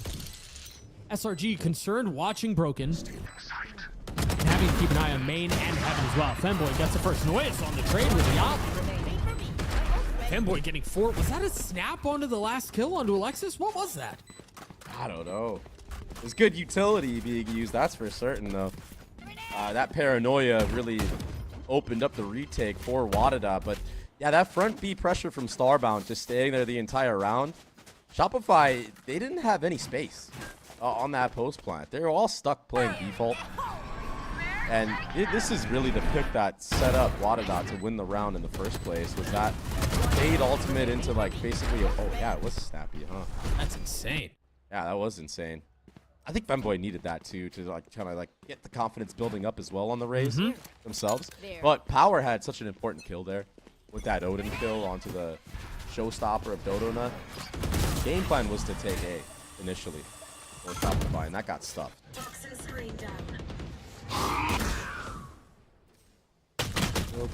Proactivity now from Wadada all the way into A main.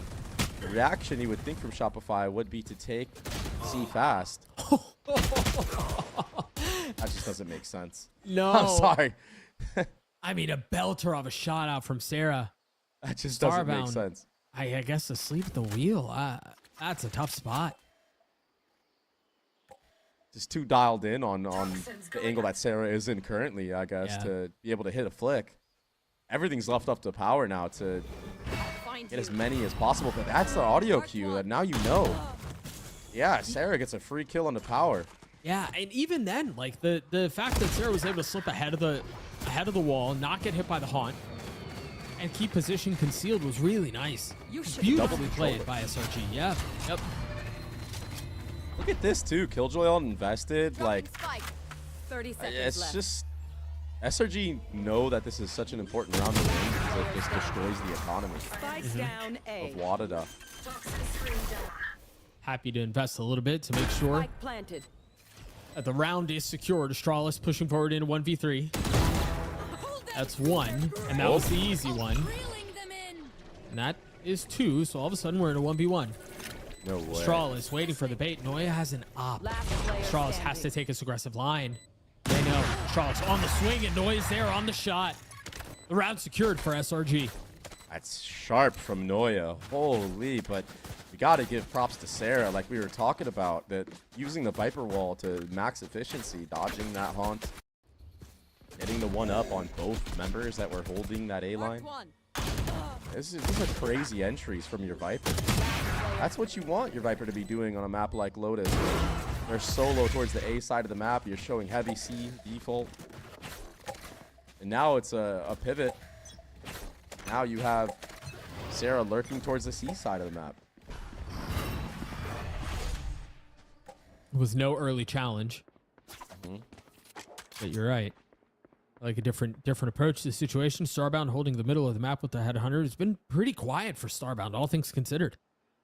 Yeah, Shopify have been doing a really good job of Starbound's playing, using utility to flush them out. Layers of utility here. Roomba, Prowler, and all the meanwhile, Mel is taking a isolated fight onto A.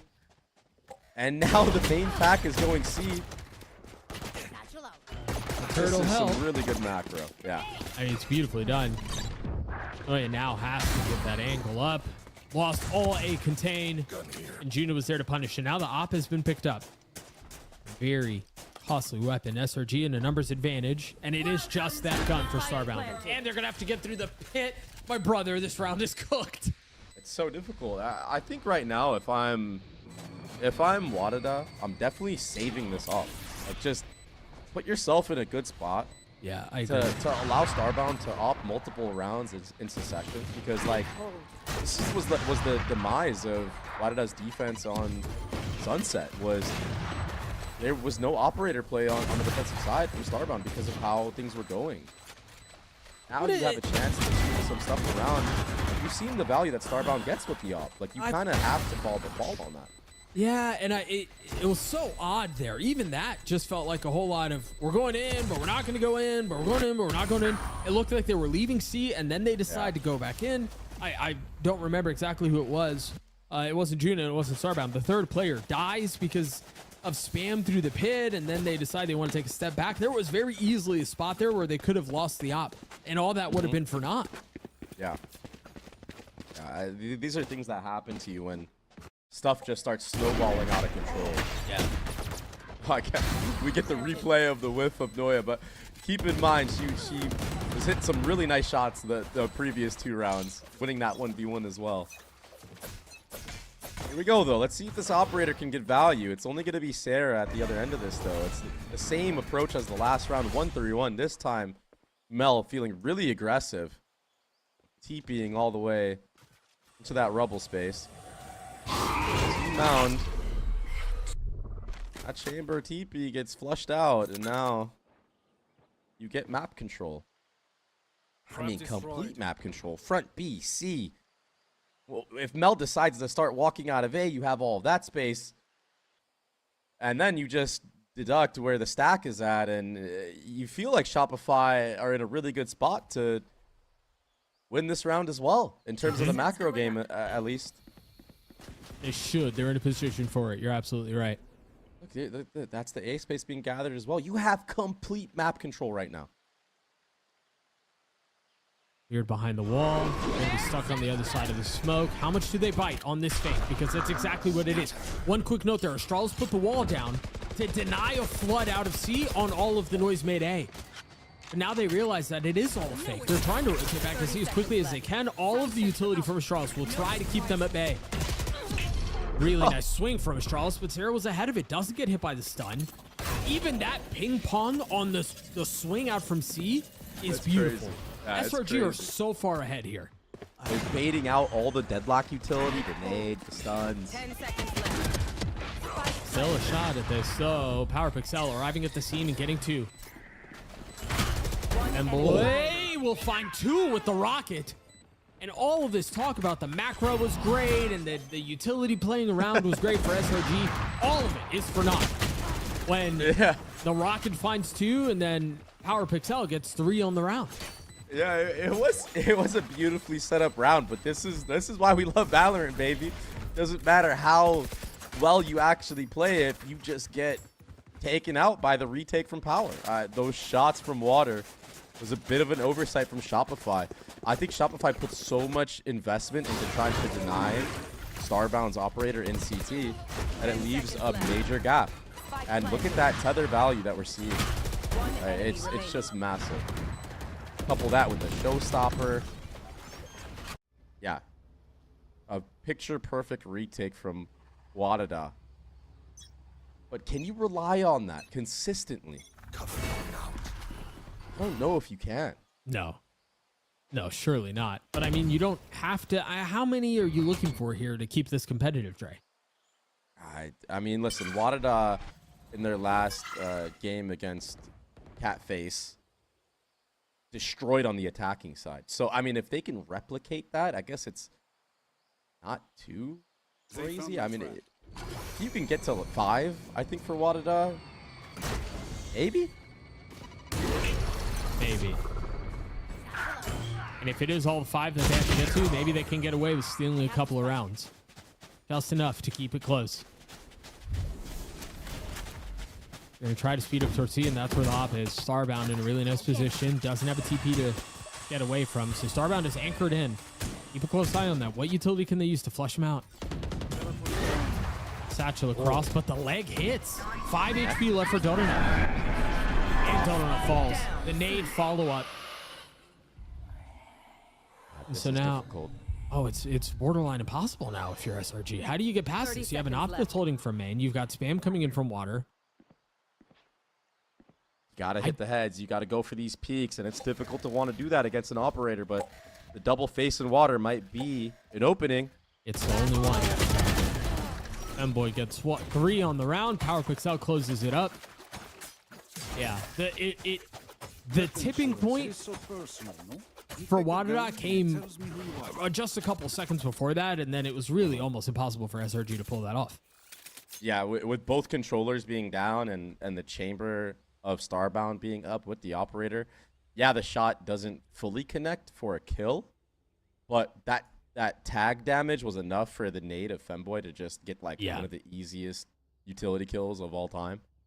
Little fadeaway. Yeah, that is, yeah, exactly. Just a little fadeaway right there. That's really, really tough. Shopify now use the timeout though to try to close out these last 2 rounds. Like I said, I think, you know, if you're Wadada, all things considered, with the way that this half has been going for you, if you can get 5 rounds, you're in a decent spot, I would say. But I still feel like it's an uphill battle because the double controller Senti comp is very hard to attack against. You know, the cycle of smokes, the multiple mollies that you have, the raise nade going into that defense, and the fact that you don't really have a lot to bait out utility for Wadada, it's gonna be rough. That works. Well, we'll see. I mean, they're finally gaining some momentum back in their favor with those last 2 rounds. They finally broke down the economy of Shopify. You should be able to get a 5th round here at the very least. You have an Odin. You have an operator in play. You have another Deadlock ultimate from Australis.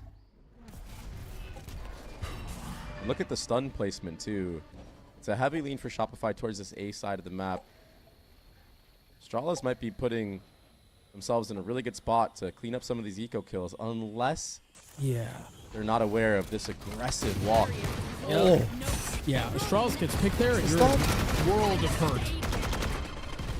But you mentioned it, Astralis navigating all of that aggression really well. Just sheriffs, but the barrage of utility could have been the difference maker. Femboy getting 2 on the round. And SRG's eco will go down with a whimper. There. Satchel out. 1 enemy remaining. Truly just a masterful display of Deadlock utility to deal with any type of fast plays onto the A site. So a flawless round from Wadada. And you get to save that Deadlock ultimate. You get to bring it into the last round of the half. What was the number you said? 5?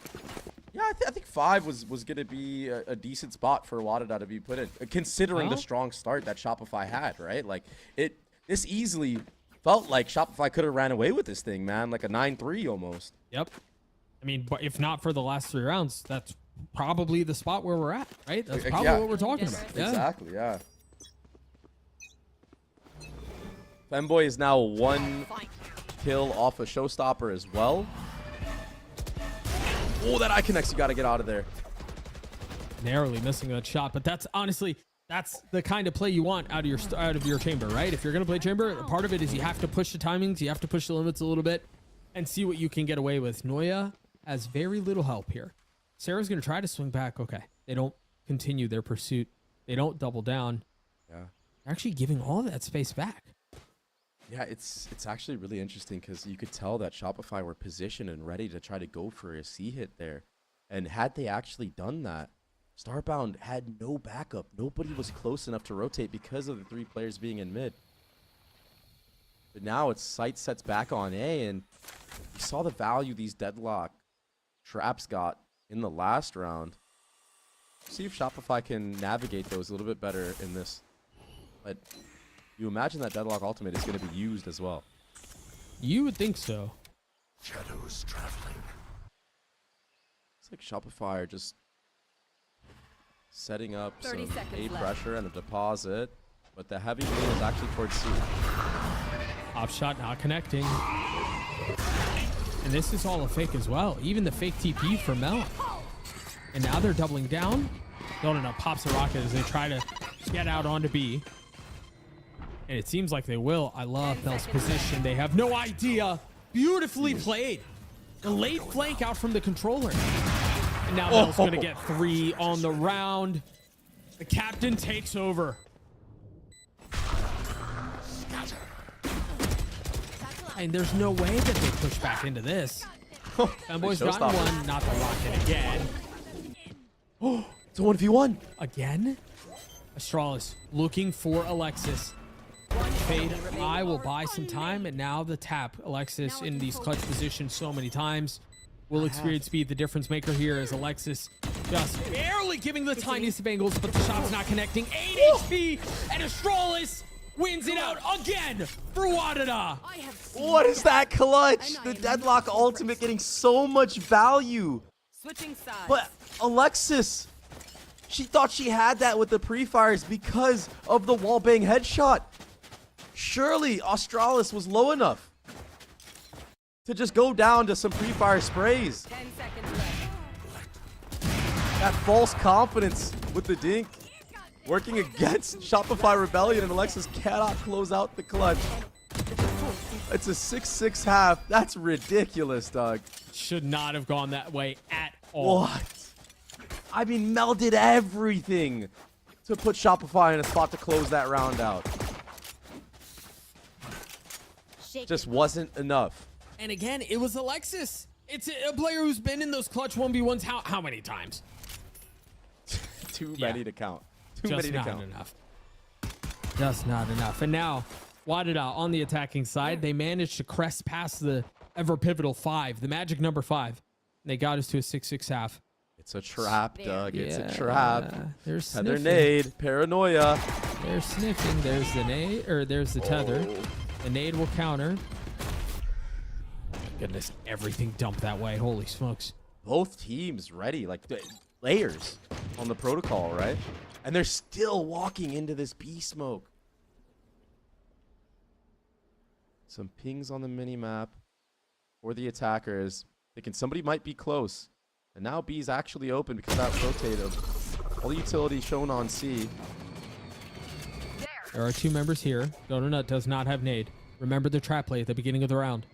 And so the nade that could have been used for delay on this flood is not available. Wadada fully trampling out towards C. Donut's there with a little bit of help as Alexis gets another. This pistol, again, is a slaughter. I think they've only lost 1 pistol. SRG have this series, and I don't think that's changing anytime soon. Unless Yuna can pull out a rabbit from a hat. Yeah, I mean, another pistol round win for Shopify. And that was such an awkward fight from Wadada in the water. I feel like Power was way ahead of anybody else swinging. And it was honestly just 1v1. Honestly, not even 1v1s. 1v3s given to like almost every single member. Wadada did a good job of avoiding this front B trap. But yeah, look at that, right? It's just 3v1, 3v1. Yeah, it could have been messy for sure. I feel like Wadada's spacing on those fights in the water was just not it. And they got punished for it. You can't be doing that against a team like Shopify. They will punish. They will punish. A deep smoke out towards stairs to block off Donut, wisely so. That is an outlaw on the other side. I think it's going to be a B split here, but look at how close these members are on C mound. It'll be a tap of a door, a complete crunch of map control if this split does come into effect at A site, or on B site. Tap of the door to try to keep players to anchor there, and yeah, here comes it. Yeah, you're right. It looks like it's exactly what it's going to be. There's the tap. The paranoia is just a little late. We'll miss the uprights, and as the wall goes down, Mel gets a couple of kills right off the bat. Femboy with a classic. Always closer than it should be. Always just like, wait a second, what's going on here? And then SRG shut the door on the round. Spike does get planted. You get some value for your economy. You know, you get a couple alt orbs on the Femboy as well. But Shopify were ready for that. That was just a complete protocol of the round. Flood heaven and tap the door. Once the pivot comes through, Dodo Nut was left to anchor the actual A site. Good stuff from Shopify. Good protocols into effect. When they work like that, it makes you feel even better.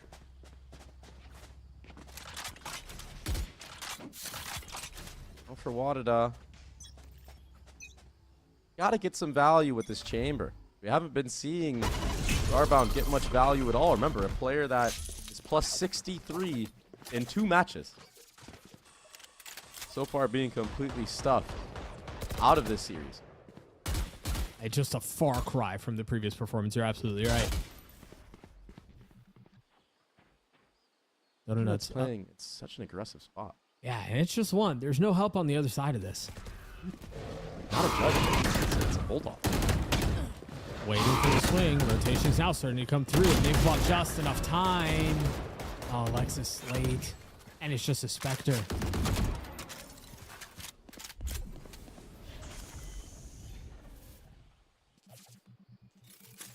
Really aggressive positioning from Alexis. This should feed information to Shopify Rebellion that these players aren't towards A anymore. That's why you see Mel pop a smoke onto C, but wanted to have read it into this, and they're doing a B walk. It is the absolute perfect call. Oh, see if things get scrappy, though. Yeah, there are 2 members here. They should Yep. get traded out, though. Oh, but they have guns. This isn't... Oh, Sarah tucks behind the smoke, drops the spit, and tries to get away. Alexis sitting there like, yo, where'd you go? I thought we had this. Yeah, I thought we were holding this. No? Yo, what's going on right now? I think if you're Shopify right now, do as much damage as possible. I mean, probably not going to win this round. Don't want to feed any more ult orbs. I mean, oof. A nice shot. One enemy remaining. Yeah, it's just not going to be enough. Femboy 3 on the round. Flawless comes through. Why did I get back to 7? And now is when the game really starts. Now, remember, in the previous map, I know we've talked about Sunset a fair amount, but for good reason. It was because they converted the bonus, yes, but the second half was just a slaughter. And so SRG seemed to do that to teams where the first half is a little, yeah, you know, whatever, and then they just arrive in a wild way. So if history were to repeat itself, this is where I would expect this to start. Mm-hmm. And you have an Odin and an Operator yourself online into this round.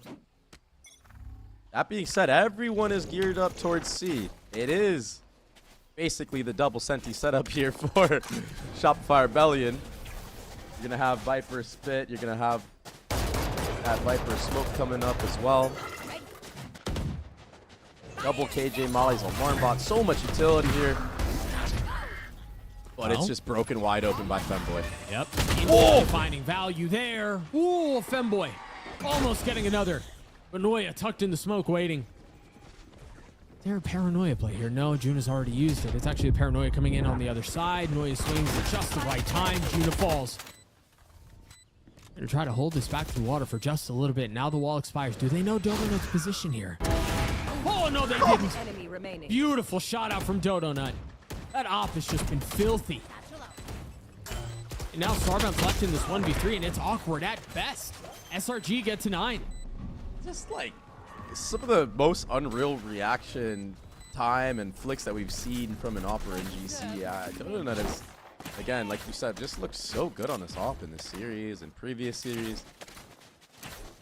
Oh, one of the best Operas we've seen. And yeah, it's the battle of the raises right now, but I have to point out, when you're running a solo controller composition and you play aggressive like that and you fall, you're so bad for your team in the post plant that they have to do a top sight hold onto water. I feel like Juna just a little too aggressive into spawn there. Maybe have somebody else do it. Maybe have it be Starbound. You remember it was on, oh no, it was on this map, but we were talking about how that's often an Achilles heel for them, for Wadada, is when they get in a post plan, say, oh no, it was on Sunset, excuse me, we were talking about B, but they try to scale up too far. Yeah. We'll see if that comes up again, to rotate back towards A. There's no aggressive line here from SRG. Yeah, that Prowler being used front B, I think makes Wadada believe that potentially an Operator posted up on that line. That's why they do the lean towards A. That being said, there are 3 members here. And an Odin from Mel. Paranoia being invested, but you have to reload that gun. Manages to find safety. Try to reload that thing. Meanwhile, Donut falls because of it. This is not clear yet. They're not out of the woodworks on this. SRG have a couple of members here. No ults to speak of. But that Odin that we mentioned just a few moments ago is potent. I do not think Sarah got tagged. So Sarah might be able to creep up. Femboy waiting for the push out from back tree. Sarah spotting it. Power Pixel on the swing, and it's a swing into death. Sarah's there to decapitate. That spam will continue to be a problem. Femboy's already taking a ton of damage as well. Trying to change weaponry, and the double kill from Femboy might just secure the round. No, it's still a 2v2. Mel left alone. 29 HP. Time is short. Stun on the spike. Seemingly impossible. There's no way Mel gets through this. Wow. I mean, it was a little too close for comfort, in my opinion, because of, I feel like, I don't know what to call it, ADHD in the post plant. I mean, like, Power Pixel just running out of default and trying to take a solo swing against 3 right there. Femboy almost dropping the spam multiple times. I feel like it was kind of fortune on the side of Wadada there for the lineup kill from Femboy. I mean, yep. Which, by the way, 21 and 13. Respect where respect is due, but yeah, quietly still, 20+ game. I think that the wanting to be proactive in the post plant for Wadada is kind of something that we've been talking about quite a bit, and it almost slipped away for them there because you have deadlock traps on the spike. I mean, you could really just play a disciplined approach right there, and it makes it really impossible for Shopify to feel like they have any type of chance at all.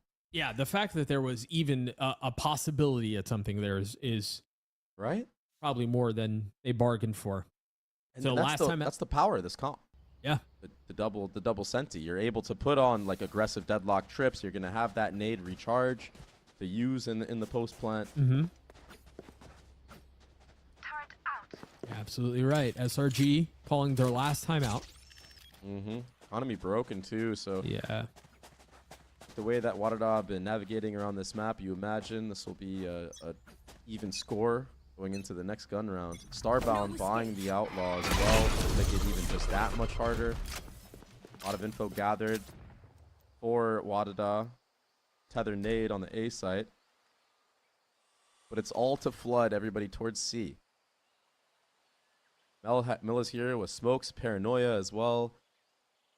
If enough chaos is created, and these players of Wadada get caught with the limited utility that Shopify have, maybe you could bar Thrifty. Possibly. That's a big if, though. And that's if they pick the wrong site, if the utility pops off. Yeah, you're absolutely right. A lot of taps at the door. It looks like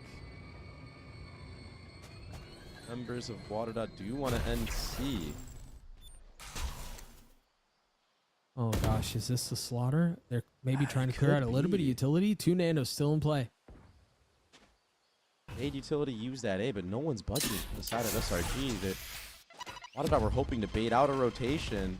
And yeah, now you have to go back, but with limited time, it's getting a little uncomfortable. Yeah.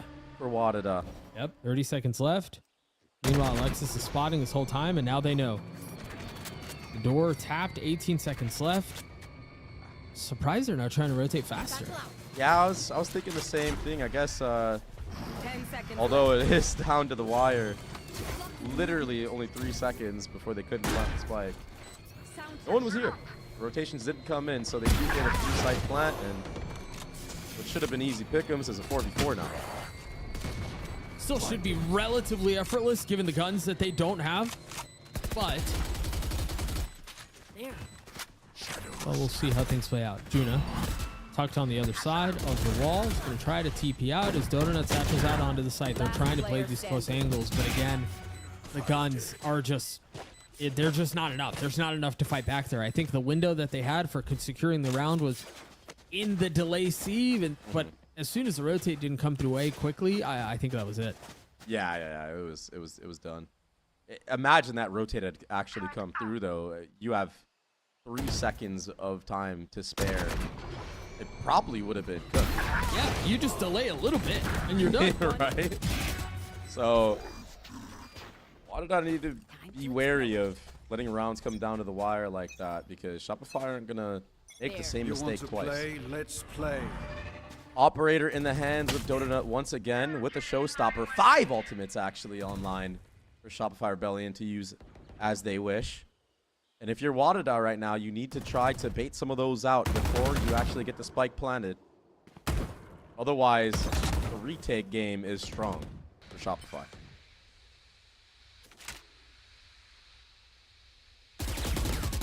First pit was infested onto C with a deep alarm bot as well. That alarm bot's not broken either. So no need to want to have anybody lean towards C for you. Shopify, and that allows you to play a heavy, strong B and A. And until that trip gets cleared, the one that you were just talking about, that side of the map is just not available for Wadada. You have 3 players towards B with a Viper wall that can go up. Ooh, deadlock mode. And it connected. I thought it was going to be a little deep, but it finds its mark. They're going to try to commit. Now used. Yeah, but again, the pit's not going to be dealt with. And meanwhile, Sarah's feeling applying all of that pressure. They tried rotating back to C, and they just walked into Sarah. And so now they don't have the spike. They don't really have any map control, and they're in a 2v4. So awkward. Yeah, I think you just save. There's no way. There's no time.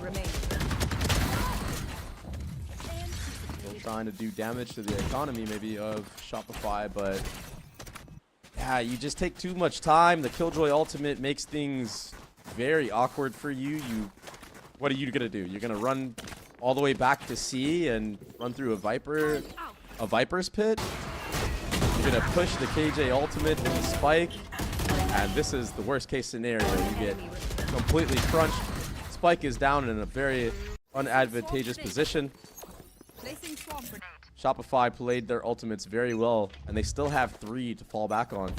Now the economy of Wadada is broken. That was a very big swing round.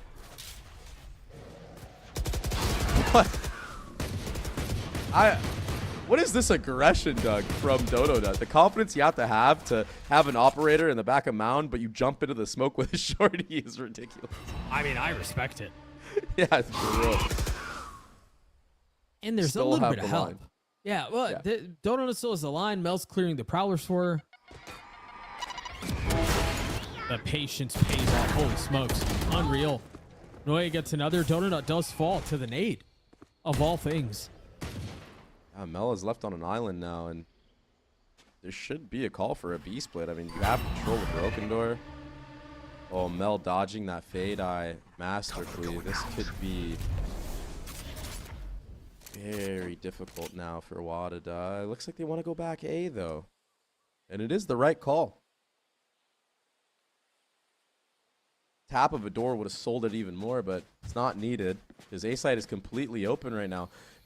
I spoke about how the last round was a swing round, but if Wadada can win this, all of a sudden the tides are turning. Oh, 1,000%. And look at and look at the utility that Australis has right now. You have 2 sensors on deadlock. You still have a wall. You have a nade for the post plant. Power upgrades to an operator because of the tether nade used on the mound. Wadada are in a really good spot to secure this round win.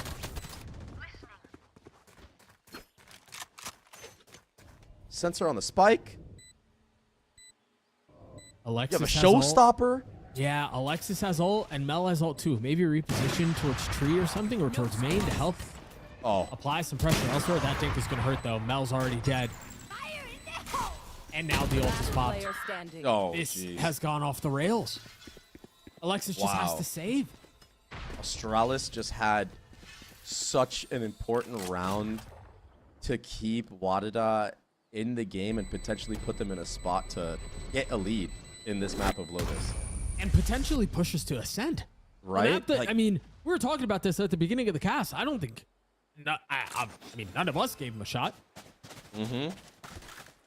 The way that this map was going, yeah, you thought that Shopify had this in the bag, a 2-0 after stealing away Wadada's map pick. So convincing. But this lurk, the double lurk timing. Starbound giving their life for Astralis to pop off. As good teammates too. Yeah, completely destroying the defense. So although Starbound isn't really popping off themselves, still having a lot of impact. Now an attack operator in play, but still can't connect. No way, the counter thrifty is happening right now, Doug. I mean, weapons upgraded. Wadada might fumble this bag. It feels like Icebox all over again. That's 3 picks. Oh boy. There's no need for heroics in a round like this. It's okay that you drop a member early. You could still win the round, but that follow-up swing, One enemy remaining. it just makes it Spike impossible down, C. for you to win the round. What a mess. The other 2 swings. Why did I let this one slip away? 4v1, 4v1 for Juna. This is just... You do have paranoia. Nah. Yeah, I couldn't do the mental gymnastics to figure out a place for that to work. Wow.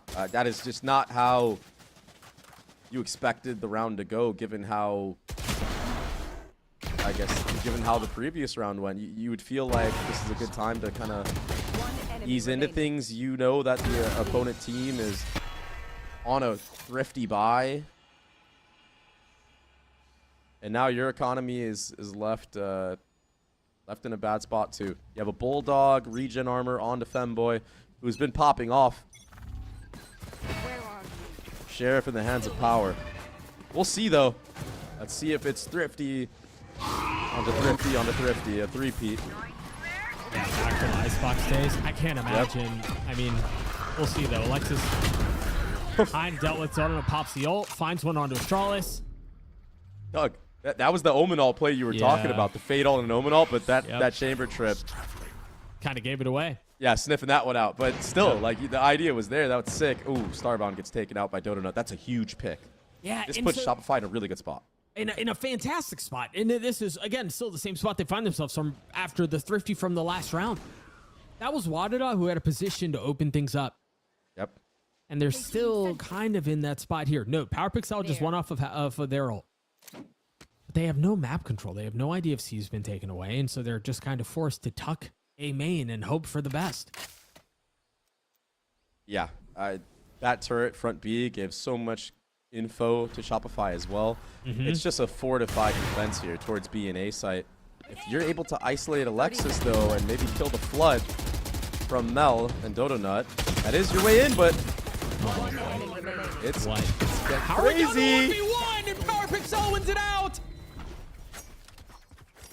Unreal.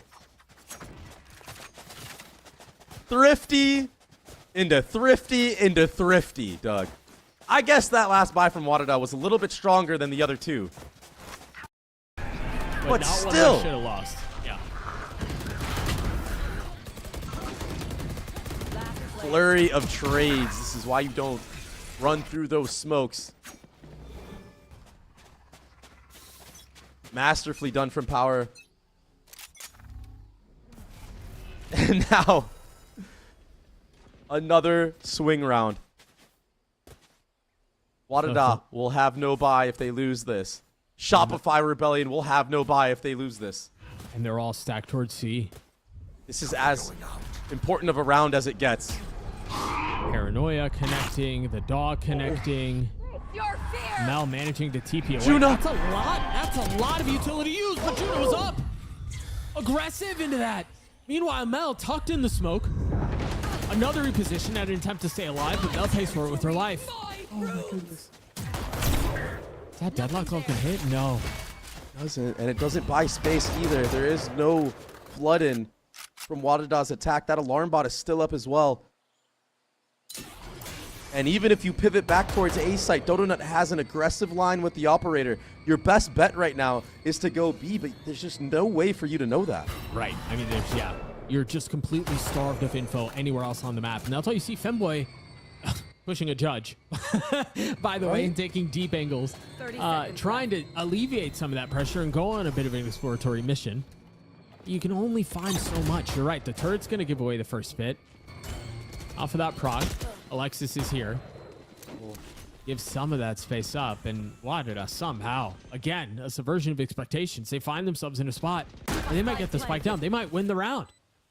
Yeah, you've got a stun again onto the water flood, but this tap of the door from Sarah might be the deciding factor in this retake. How much value can Sarah get? She hears the jump spots of Australis, who's sitting at 2 HP. One spam through this box will do the job.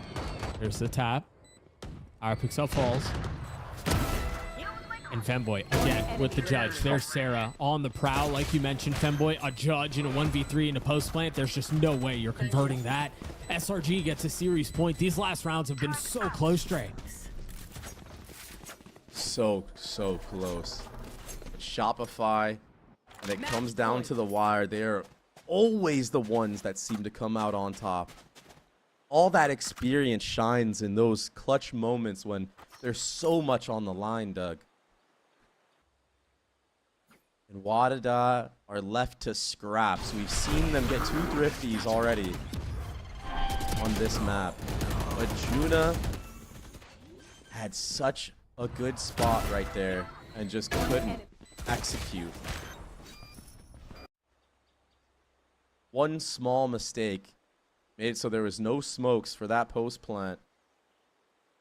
And although that B site was gathered from WADA, they're left to use their last timeout. Try to throw a miracle round together. With what? A Stinger? I mean, dude, look at the Bucky, buy.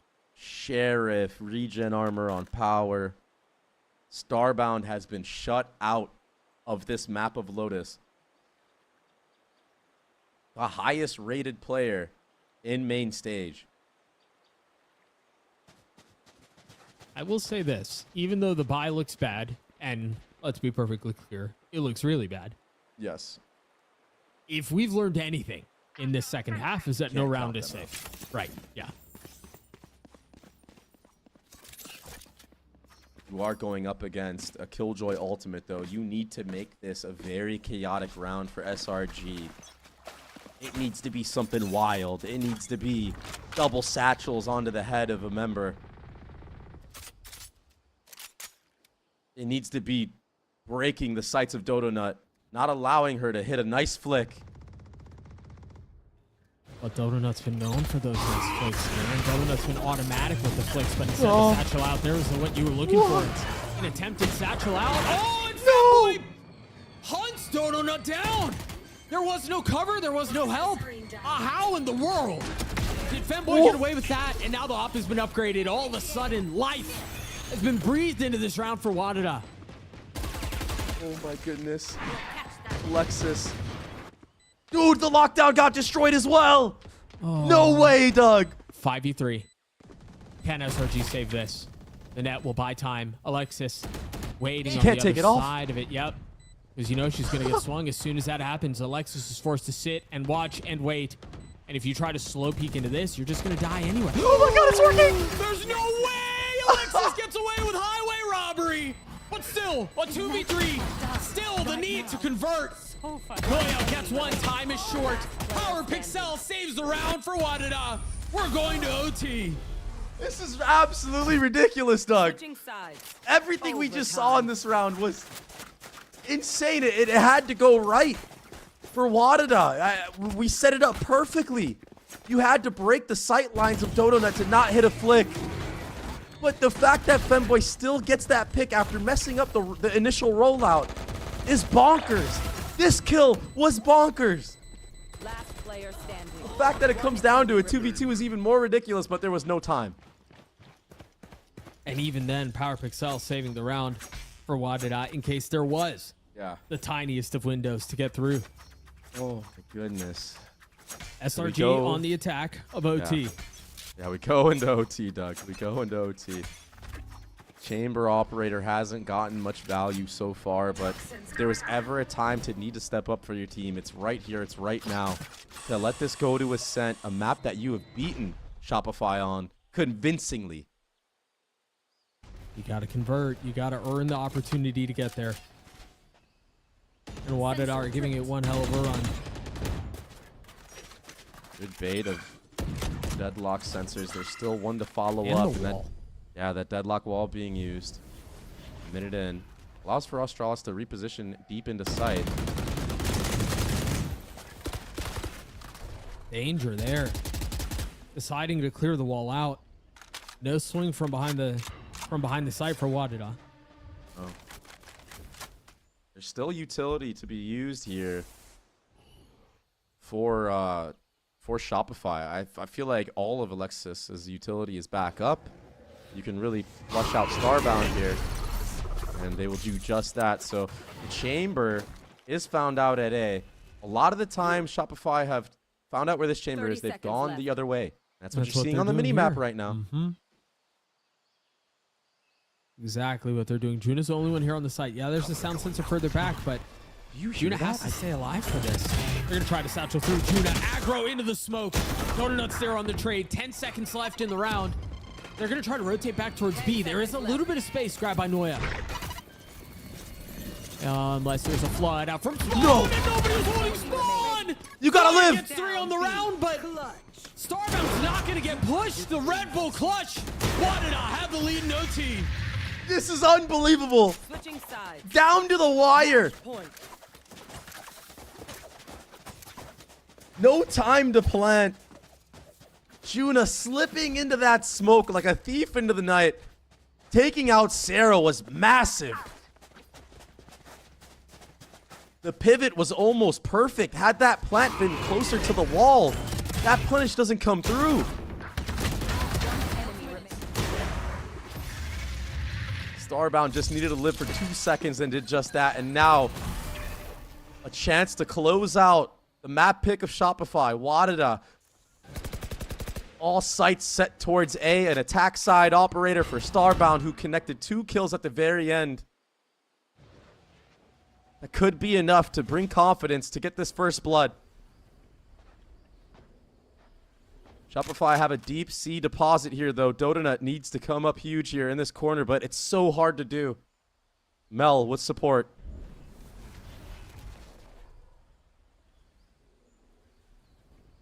See if this goes unchecked. It's a fine line. The knife's edge. Paranoia out towards B. Net will tag Mel. Dodo's close by. There is no help. Mel gets pushed off this angle. There's a shot at this, but now Donut, after getting one, is going to have to deal with the paranoia, the satchel, the spam. Is there anything else? Yeah, it's actually Juna who's getting a little bit of high ground. Mel's there to trade back and stay alive. 30 seconds left. Every time the smokes player has been taken out for Wadada, it's been a B pivot. They're faking it so far, but it's fortified. Mel, it's all left to her. Again, Owen Astralis is ready. That's crazy. Time, though. Time is limited. But they should be able to get out onto C just fine. Keep a close eye on Power Pixel's position. This late lurk, if they decide to go in through B, could be everything. And now they're going to have to wait out the deadlock wall on the other side. They cannot afford to sit there. There's a sensor water. There's a sensor pillar. All signs are leading towards a good Wadada post plant. First contact. Connects. Sarah down. Alexis and Noya left alone in this 2v3 to try to keep this map alive, to try to avoid having to go to Ascent. I'm pretty ssure I just saw it. Noya doesn't have a ton to work with here. Alexis on the swing. Power Pixel's there. Can Noya get the defuse? Starbound's TP's gonna have him close. It's been gotten to half. I don't think Power Pixel's gonna get there. Oh my gosh, he does! Attackers win. Wadada closes it out. We're going the distance. We're going to Ascent. The last 3 rounds were some of the most chaotic Valorant we have seen, Doug. This was just insanity in the server, and it's not something that you would think to happen to 2 teams of this caliber. Like, you would expect the wins to be by the book, you know, fundamentals all the way. But it was the complete opposite. It was just a brawl to close out that map 2 for Wadada. And it was so hard fought, and it was just scrappy as ever. Well, listen, a win is a win, and now you go to Ascent, a map that you've beaten Shopify on. The narrative has changed. You feel like now Wadada are in a spot to take the series against Shopify, a team that has been undefeated in GC this year. There's only been one team that's managed to make Shopify bleed. And it was Wadada, who's now handed them their second map loss in all of GC. We're going to take a quick break. We'll be right back.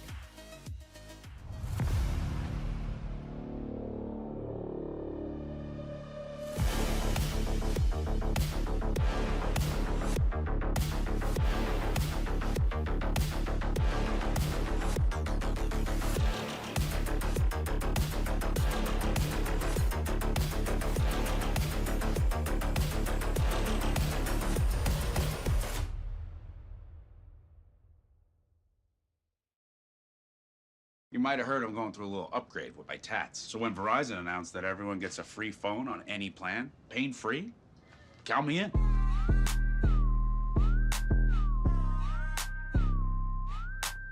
Try and beat it. I'll give you a sec.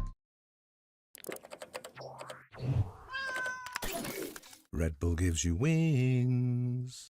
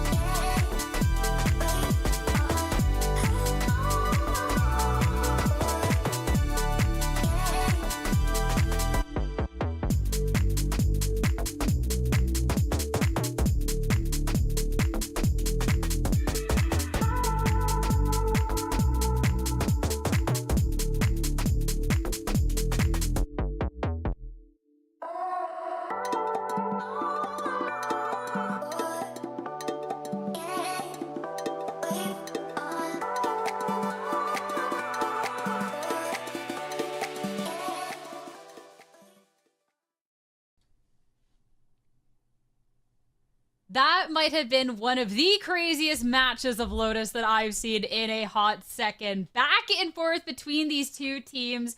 Rounds that were just down to these 1v1s and in overtime. And in the end, it's going to be none other than Wadada to take it and take us into a map 3. I'm not going to lie, after the very first map in the series and us going to SRG's pick, maybe I was kind of worried for the prospects of Wadada, but the fight back here, like, they're tenacious. I'll give them that. I'm excited to see the series continue. Yeah, this was such a weird map because it really looked like Shopify was just going to run away with it. Again, towards the beginning, right? They were so good at the start of this map. Then Wadada rallies just a few rounds at the end of the first half, and it's almost a mirror here in the second half as well. They win the last 3 in what are some of the most chaotic rounds of Valorant I've seen. I mean, Alexis getting fully netted, bouncing her way through a corner, narrowly losing that round in a 1-on-2, and then Wadada pulling out a couple more heroics to close it up in the end. This is now the second map loss for SRG in GC. Yeah, I mean, it's Wadada doing it again, right? They've played close games against Shopify before, but this time actually taking that tight match and taking it in OT. I feel like that's a really big hurdle to overcome as a team, especially up against a squad as legit as Shopify Rebellion, all things considered. And the fact that it was so many of these close rounds, which, if you remember back to Sunset, Wadada had a lot of rounds where they started clawing it back and making it close, turning a 1-on-3 into a 1-on-1, but they weren't winning those critical rounds. This Lotus map, they were, and it's why they took the map. And they did such a great job of making the right decision in some really intense late rounds on that attacking side. There was a lot of like 10, 15 seconds left on the clock, fakes into B, then pivoting really late into C or A in quite a few of these rounds. But they consistently made the right call in those super high pressure situations and came out on top against the team that in this circuit has the most individual skill on it. Yeah, you've got to credit Wadada for finding their way onto so many sites on the attacking side, because they were playing sort of that slow macro game that you're talking about there. It seems like with a comp like this where you're playing double Sentinel and Deadlock especially, if you're able to get the spike down and set up those sensors on site, it can be really hard to retake. And I think that, you know, Shopify, maybe if they're thinking about this map in hindsight and going back, seeing what they can improve on, I don't think they'd be so willing to give that space to Wadada, especially B site. Kept going into Wadada's hands without too much resistance. And I think it made it a lot simpler for Wadada to set up that post. I mean, learning opportunity for SRG there, but a couple players that have to talk about in this moment. I mean, it was Dodonet that had a really early momentum start to this map, but then as we went on, we got to see the step up from Femboy as well, and really got to see both of these raises Mimi really put on a show. Yeah, it was really the Dotonut show for a lot of this game. Of course, if Shopify can win this series, it'll be the first final that they've made since adding Dodo to the team, and her addition has definitely been a boom for the squad. There was a lot of questions. I think everyone knew she was always like a top 3 duelist in GC, but obviously there were still some really big shoes to fill coming off of that championship roster that was Shopify Rebellion last year. But she has been stepping up massively in this game and throughout this whole run. But it's the same to be said about Femboy, who Christy is not one of those names who has been considered one of the creme de la creme in GC, but they're still out here doing it in a super high stakes game. Yeah, I mean, if you were following Kickoff, you'd know them as Arya, dominating in that finals, going for shotguns all the time. We saw that a lot in this game too, whether that was a Bucky on the low buy rounds, but I think Femboy's entries were absolutely fantastic. No fear in this player whatsoever, and whether it's a shotgun in hand or the ultimate, they were sort of trailblazing the way onto the sites that I was, talking about, with Wadada getting on site into post plant so often. That was Femboy finding a kill or two when they were actually running the execs. And I love that we got to see that raise head-to-head between those two players. But now looking at that Yoru head-to-head, as we now have the third map ahead of us in the series, the decider determined who's going to be going on into the grand finals. And it all comes down to Ascent. We've seen these two teams fight it out on Ascent before, and this is where SRG was handed their first map loss, Mimi. So this will be an interesting one.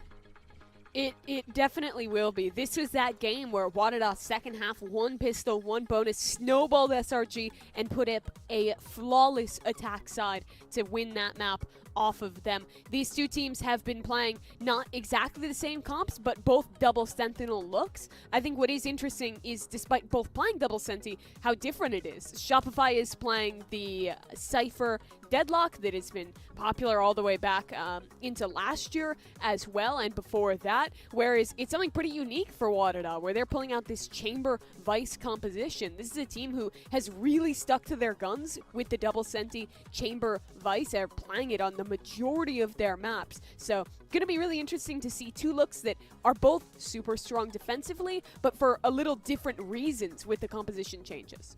Yeah, and you know, we talk so much about the comps that Wadada play. We talk so much about Starbound being this Chamber 1 trick this year effectively. But I'm really interested because obviously in times past, like you look at that time when they took down Shopify previously on this map, that was Starbound playing out of their mind. That was Astralis having a banger. But that last map of Lotus, they just won with Starbound putting up a record low performance, bot fragging on the Chamber, and they still won that map in OT. Starbound never performs like that. So if Starbound is stepping up in this final map, like, Ascent should be looking pretty solid for what it all things considered. I definitely have hope when it comes to the SRG squad, though. Not just because they're SRG, because let's be real there. But Ascent, last time they had that really slow start, and today they're 4 of 4 on the pistols and everything else. So when you're looking at having those better starts, I mean, SRG have been a little bit better on the day, Mimi, so I definitely think if they can keep that up, this should be a lot closer. Yeah, out of 6 pistol rounds, the last time these two teams played, Shopify only won a single one of them. That's a big part of the reason that this Wadada team actually managed to snowball that Ascent map the way they did. But still, this is a map that is undefeated for Wadada. They've played it 5 times in these game changers, including that win over Shopify Rebellion, and they have got to feel fired up. They were in this position last game, being the first team in this stage this year to take a map off of Shopify in GC. They've been here before. Now this is their chance to actually close it out on a map where they have won in the past. And I do think they're going to give Shopify another run for their money here. And getting into the agent select, I mean, we've seen these teams before since the last time they met up and since then. So change? I don't think so, but you highlighted the differences in the composition. Of course, when you are looking at the Wadada that goes for that chamber, as opposed to that different definition coming out from SRG, I'm curious how that's all going to stack into each other, Ender. Yeah, I mean, honestly, it comes down to whether or not, again, Wadada are going to be challenging for these early fights, right? You expect that to be done with Starbound. I think Shopify did a pretty good job on their attack side of Lotus. It's sort of, you know, using good utility to figure out where Starbound was, at, you know, spacing when they're walking forward. So that definitely limited a lot of the power Starbound was able to have. But this is a map. Ascent is always a map that is dominated by powerful op players, and that's what Starbound is. And Christy, you talked about Shopify giving upside to Lot on that last map of Lotus. I think you have to look out for that as well on this one. It's the same idea. If either of these teams get into post-plant on their attack sides with the double Sentis, it is so hard to actually win out on a retake. Other thing I'm looking at here for the attacking side, what value the respective Yoru players are getting from the clone. We know Femboy was sending it in pretty much every round last game, but here you have a pretty big job of actually finding that utility, baiting it out, because that clone from the Yoru is your strongest tool to play into double Senti. This has definitely been an upper finals that has been so great on the day. Winner of the third map into the grand finals here. Is it going to be SRG once again to claim their rightful spot into the grand finals? Or can Wadada finish it out, close this map, and take down the big bad beast? It's time to head into Ascent to find out and send it back over to your casters, Baby Bay and Doug. Thank you, Sierra. Mimi mentioned it, undefeated on Ascent. I believe it was Ender who mentioned it. It actually might have been Mimi, but I didn't want to give Mimi all the credit. Ender mentioned it. Wadada is the first team to make him bleed. All stacks, Dre, are kind of going against Shopify here, especially if, I do know Ender said this, if Starbound is able to pop off the way they have been on a map like Ascent. Yeah, the last match Starbound played on Ascent, dropping 38 kills is just out of this world. I mean, it's right. That's a all-star performance of all-star performances. the thing is, Starbound's been kind of shut out this entire series so far, or so it feels like. Now that being said, towards the end of Lotus, we saw that operator really coming online. So this might be perfect timing for a Wadada to take a series off of Shopify, an undefeated team in GC this year, like we've been talking about. It's like a heavy mid pressure from Shopify so far. That drone did scout out Starbound. He's gonna have to come through. And it does. That Hunter doing a little bit of damage on a Donut. Traded back though. The spike is kind of stuck in no man's land right now as Shopify are trying to push the map array, including the clone. Oh, swing back though. Starbound's there to control the rotations, and it's not just Starbound. You've got Power Pixel who's close by too. Oh boy, if Starbound gets off like this on the first round, I mean, there might be a lot to be talking about. But Noy and Sarah are there to kind of counter this and swing back the tides at least a bit. Shopify are really good on these post plants on Ascent. This is kind of where they shine. They have a lot of different layers into these fights. I mean, you have the double aggressive Sentinel utility. Is Yorukun baits out the trip. Oh, is Noya tucked up far enough for that? Oh my goodness, it doesn't matter. Noya Perfect. with 3 on the round, beautifully played. And now Juna feels the walls closing in. Shopify again, a pistol. I believe that's 5. Yeah, and an important one as well, right? The defensive side pistol round win is so important for the double Sentinel comp to get going. And that's where like things really get out of hand, especially if you can convert the bonus, which is like really easy to do with the double senti. So this is the best start that Shopify could hope for, considering the fact that they are running a double senti comp of their own. The pistol woes continue to follow Wadada. So that's the power of the Cypher on attack, I feel like. A little bit easier to want to take some of these duels because of that camera info, but oh my gosh, you were so right, Doug. If Starbound's hitting shots like that, yeah, this might be a tough map for Shopify Rebellion. You are gonna have to play some very, very clean Valorant with utility, with spacing to try to get the trades on the Starbound when they're connecting shots like that.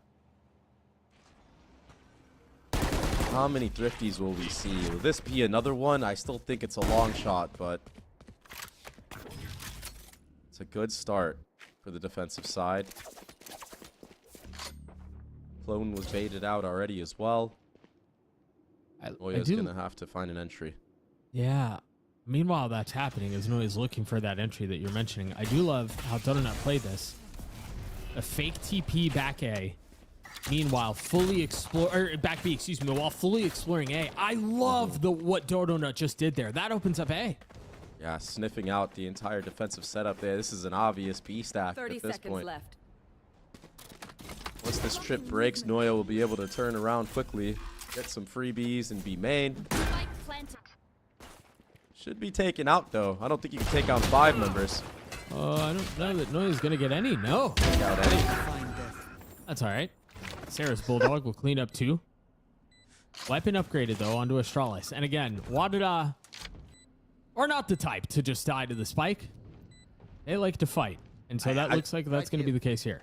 I got to point out this Outlaw. I mean, this could do some damage, man. There's the first. Light armor still on 2. Oh. Sarah's got 3 on the round. Astralis left alone. Utility becomes a problem. The spam connects. SRG get up to 2. I think I want us to keep a close eye and continue to follow, Dre, what Donut's doing with the Yoru. 100%. The use of the clone so far has been pretty good, and it's been cat presence on both rounds. And I think that that's really important because something that Shopify didn't do very well last time they played against Wadada on this map was baiting out some of this Sentinel utility. They really struggled to do so, and when they did, there was a lot of fight behind it from Wadada's side. We need to play it methodically. It's time of ice towards A. That wall should get baited out by a clone unless it's spammed. That wall goes up. And it's only Mel in the site right now, though. They don't know. Nope, they don't. Donut is arriving. They've gotten all the way out past the utility. Juna's still down in hell, though, dealing with plenty. The Power Pixel up in heaven, dealing a little bit of damage of their own. The spam connects out from Mel.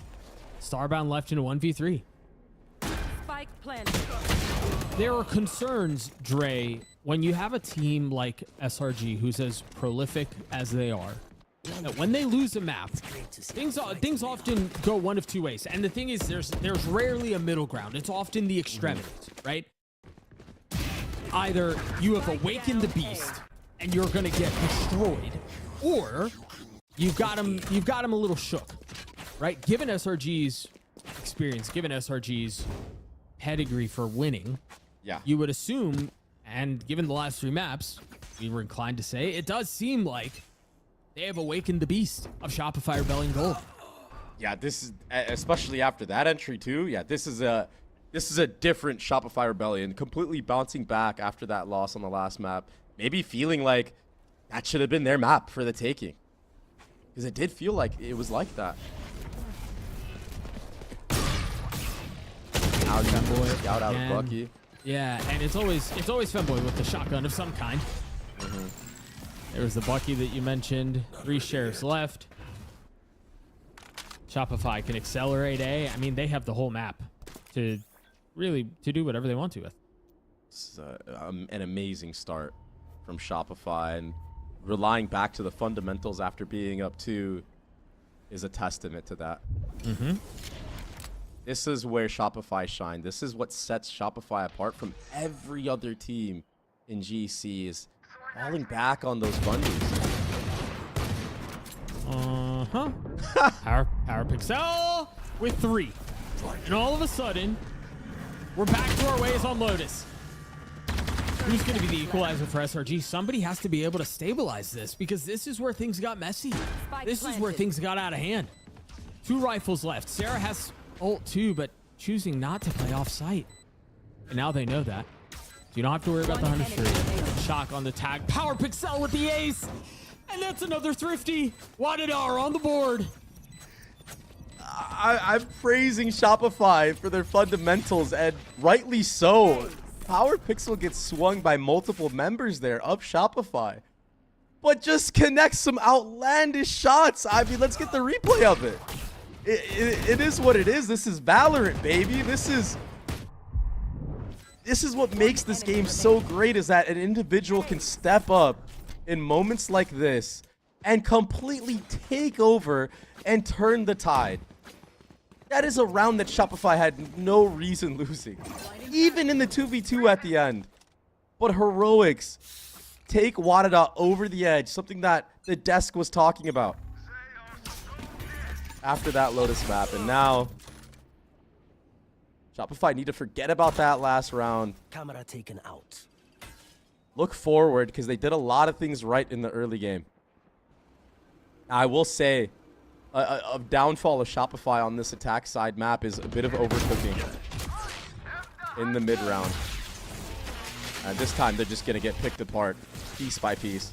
Yeah, not having anyone helping control mid there feels tough if you're Noya. Like, you shouldn't be able to get away with that. Now Juna's up really far. Power Pixel's up far as well. Wadida playing really aggressive here. I thought for a second we were going to see something bad happen, but the trades were there. Some silliness. Yeah, I mean, would you be surprised? No, not at all. Jump spot. We'll find out where Starbound is. Now you do have Yoru flashes and an ultimate to use to kind of get Starbound off of this angle. Teleport's ready. There it is. Just get some space, but still 30 seconds left. very, very tough to get back into things here. The reposition from Dotonut. Keep that in mind, though. Look at that. Look at the sensors placed as well. This isn't a round win for Wadida by any means. You still have a grab net, too. Yeah, there's that net that you were mentioning. The sensors will cause problems. Dotonut keeping back boat. Oh, And that's one found. Starbound now down, and now it's a 2v2. Dotonut playing from backside. And you can tell, look at them. Look at Australis. They're still concerned about main. They have no idea that Dotonut's back here. All of a sudden, it falls into a 1v2. Australis have to push backside. Positions of both given away. A 3K for Dodonut as SRG gets a 4. The Yoru tech that we just witnessed from Dodonut Yup. paired with Alexis post-plant utility was like a chef's kiss moment. This looked like it was just going to be over before it even started into the round, but the repositioning with both teleports, the deadlock ultimate use, and that stun landing on both members, actual chef's kiss moment. This was an amazing turnaround of a post plant. What a job well done from Shopify. What an answer back after a thrifty round.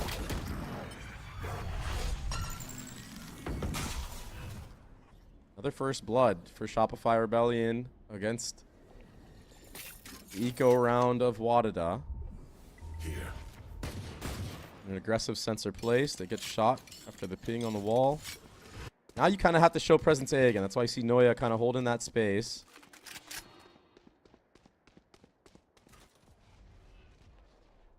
Everyone leaning for the defense towards B site. I know where the wall is. Oh, but look at the ult from Noya. Gives all the info in the world. The wall's going to be a problem. Yep. And that's the spike on the other side. The TP through. Not again. They've managed to get past it. Thought there might be a little bit of disaster there. Juna playing on the other side of the smoke, trying to flat out of chest the right time, but the Guardian in that spot will not connect. Donut gets 3 on the round. Starbound's the only one left with the rifle. Forced to sit back and watch on the other side of the deadlock wall. And Noya is there to decapitate. Beautifully done. Astralis, a 1v5.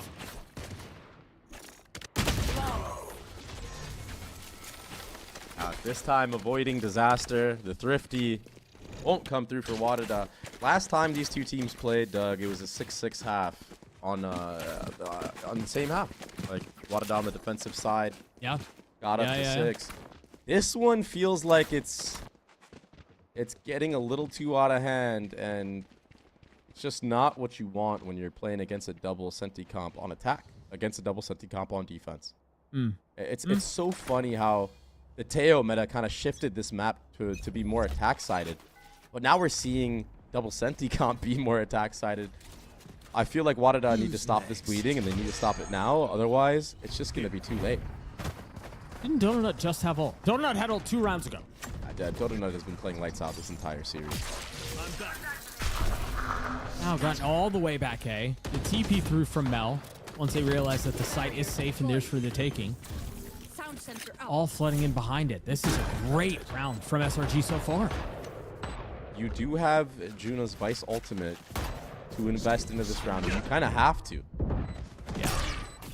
You can't really afford to let it get much worse than this, given you're on defensive side, given that it's map 3. Things haven't really connected for you. The problem is here, Dre, is they're waiting. Oh, they're waiting a real long time. Alexis with 2. The Sheriff is clean. What? Make that 3. Alexis looking for more, and well, for good reason. A flawless round as SRG really starting to pull away here. Forget the problem being the time. The problem is Alexis. She is an absolute problem in the server right now. The post-plant deadlock utility, this time the awareness of that Vice ultimate probably being used in this round, so you still have a Sheriff from when you did your thrifty. I mean, jeez, man. What nice shots from Alexis. The aim really shining through right there. And that was a big ultimate invested from Wadada to not convert into a round win. And now Shopify put themselves even further in the lead.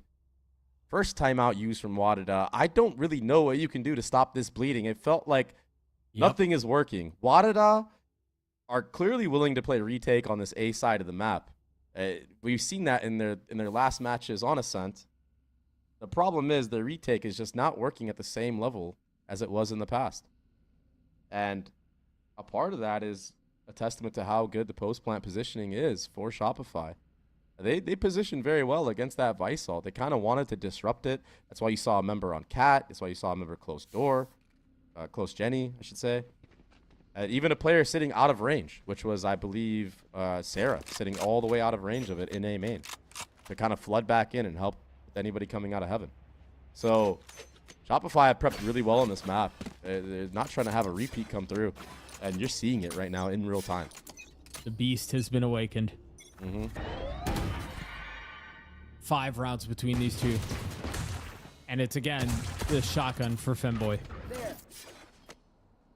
Hasn't really been getting much value, though. Nope. We saw Starbound getting some value early on, but Shopify Rebellion have done a good job of navigating after those couple of rounds. Wall is still up in play. Try to funnel them in to lane. It's just Shopify doing a really good job of baiting this utility out there. Yeah, it's been beautiful. And the concern, though, is that they're doubling down on this. They are not rotating away. Player standing. Kills traded back and forth. Starbound left in a 1v2. The tit for tat goes the way of SRG. Unless Starbound can do something about it. With a classic. Didn't even have... Yeah, it doesn't even have headhunter bullets. Dodging the flash. Alexis gets 3. SRG continue to pile it on. Yeah, now you have another Deadlock ultimate to use on the gun round buy of Wadada. You're in a really good position right now if you don't get picked from this operator of Starbound to further this lead. Cement your undefeated run all the way to the grand finals, right? Starbound sitting at 5 and 8 with that op, positioned towards mid. Gonna take all that mid space. And you know Shopify are going to be aware of this operator buy. They're going to maneuver around this. They're going to try to find out where it's at. At deep TP being used to get close into mid, maybe even punish. You hear the op. TP's there. Donut gets a kill on a Femboy. I don't know how that fight is won, Doug. Yep. That feel like maybe all that shotgun being used makes it so your rifle isn't that warmed up for Femboy at like the worst time. Yeah, we'll see if we can look at that one again on the replay. Because that one was tough. SRG in a really nice spot here. We get another round. They're up in numbers advantage if they clear this 50 Astralis. Repositions. All of a sudden, this site doesn't feel nearly as open as it did before.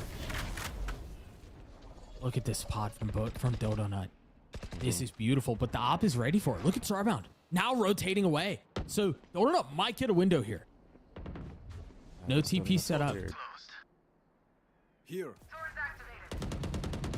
Yeah, I think Donut's absolutely got this timing down to a book. There's a kill on Najuna. And then you double back. Yeah, it's a beautiful call. Another deposit in mid, Doug. They're running circles around Wadada right now. They're in the walls. Literally. Camera taken out. Look at the timing. You know someone's pushed out a B, so you decide to creep on up a little bit so you don't get seen from tiles. And it probably nets you, if not 1, 2 kills here. Unless... Starbound falling. The op now down. Wow. And they're not going to have the money to really invest into it again, so maybe we'll get another Bucky pistol round of some kind. Pixel's gotten 2 on the round, but there's just not enough time here. Doug, you highlighted the way that Donut has been like maneuvering around the map really early on. Yeah. Yep. And this round just kind of cements that into effect. Donut has been having so much value on this attack half. That deposit, hearing every single rotation because of the main pack of Shopify running out mid, like audibly, like making all that noise. It finds this timing, and then you're able to like, have Noya get the deposit in top mid. Here, the second layer of rotations. That is... I don't know what you can do right now. Shopify are playing a near perfect attack side half with the composition that they're running. And they have dismantled the defense of Wadada. Here. Interesting here. Femboy's got a Marshall. I mean, the Bucky's not working. You gotta find a gun around the same price, right? Maybe this Anything is the that sticks, huh? maybe this is the time. I just feel like Shopify have such a good read on this map. Mel's gotten tagged up already. Yeah. The paranoia will buy a little bit of time, and they've got to realize that there's a lot of pressure coming in from Ace, so they accelerate elsewhere on the map. That's the correct play, and that's exactly what SRG are doing. Power Pixel has an ace. You're going to have to deliver again with the Sheriff. Not a single kill found. The side is theirs. And now you have multiple trips set up. You have the deadlock wall and spawn as well. Smoke and market to make it even worse to run through. Yeah, this was probably one of the best attack sides I've seen a team run with the double sentinel comp. This has been phenomenal. Well, it's been perfect. And this is the fun thing too is, for as much as we've talked about how insane SRG has been, this is how a double senti attack side comp should look, right? Like this is, and this, I want to be perfectly clear about this because SRG are up 9 and the timeline, and they've won 6 rounds in a row and blah blah blah blah blah. This is insanely difficult to do. This is 100%. Not like Shopify aren't just like cruising through this. They're dominating Wadada, but to put together an attack side performance like this on a double senti comp on Ascent is really freaking impressive. And that's a testament to FEs, to the rest of the coaching staff, to the prep they've put into this map. This is really hard to do. The last time these two teams placed on this very map, like Shopify were getting caught out by tons of mid-trap setups, like just not really clearing out utility. And it's just been the complete opposite of that. They're kind of ready for everything. I mean, even Sarah was ready for that mid wall.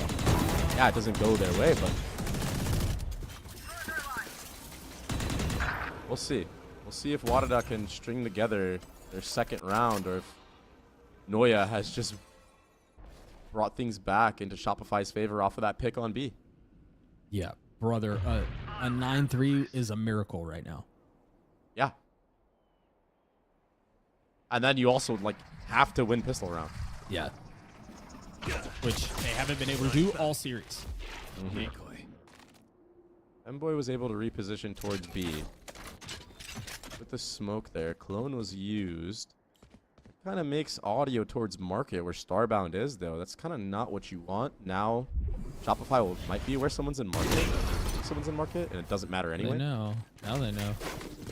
Don't have to worry about any of Vice utility with Junis dead. This attempted two-prong approach at controlling market, controlling stairs does not pay off. Femboy falls. Starbound has to give the line up. And that up has just been entirely ineffective. I was about to say, Doug, I've seen the story before. I've seen the numbers down advantage go the way of Shopify almost every single time, ending B. Donut has 1 HP. Still gets a kill. Still gets away. That's the kind of game that we're getting out of SRG right now. It's over. It's not. Last round in the half. It's over, no? I mean, this feels like it's over. 10? And I feel like Wadada had everything they needed in this round to close it out. But somehow Juna gets picked onto B stairs, and that gives Shopify the confidence to end B again, where they've already won numbers down plenty of times. Wadada are lost, and they seem to not be able to recover right now.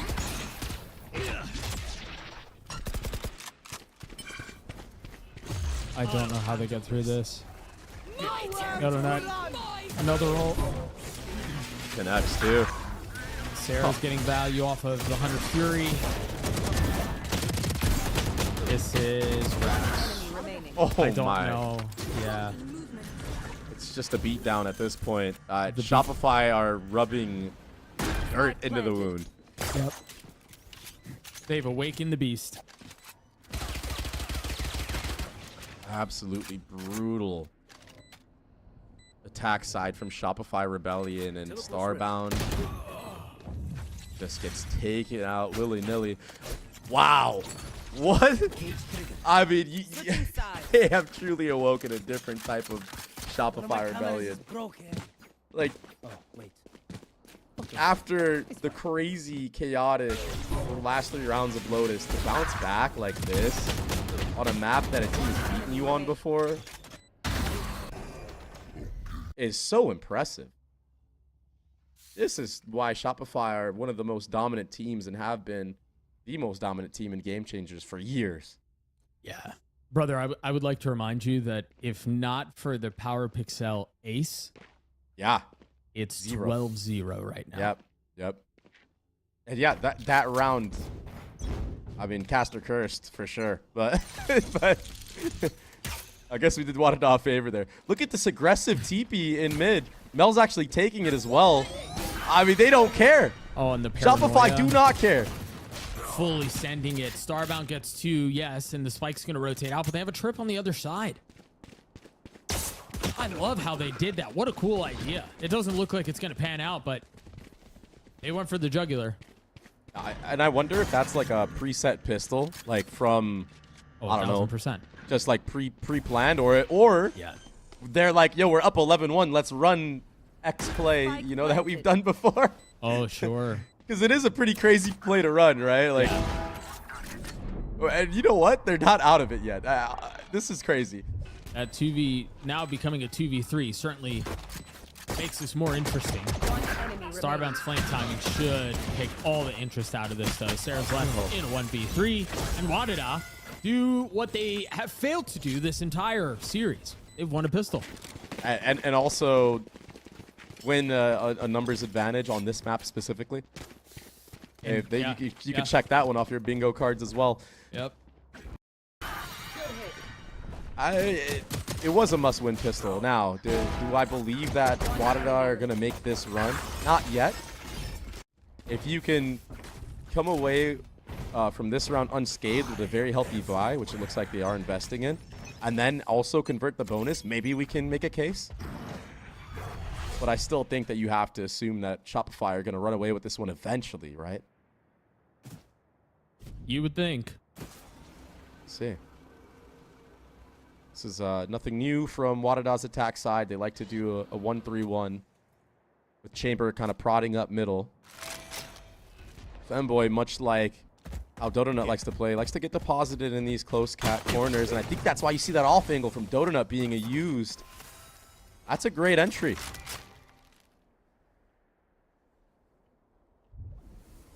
The silent stack on A as well. Like, Wadada don't know this. Mel had a shot at something there, but Power Pixel was there on the trade. All good, though. As Noya tried being... Yeah, as Noya tried being the sneaky beaver there. Well, it's going to be Starbound's 2 quick kills with the Outlaw, including very flashy ones at that. Should secure the round as Dodo Nuts faced with 3. Starbound gets 3 of their own, and so do Wadada. Yeah, you secure most of the heavy hitting guns as well.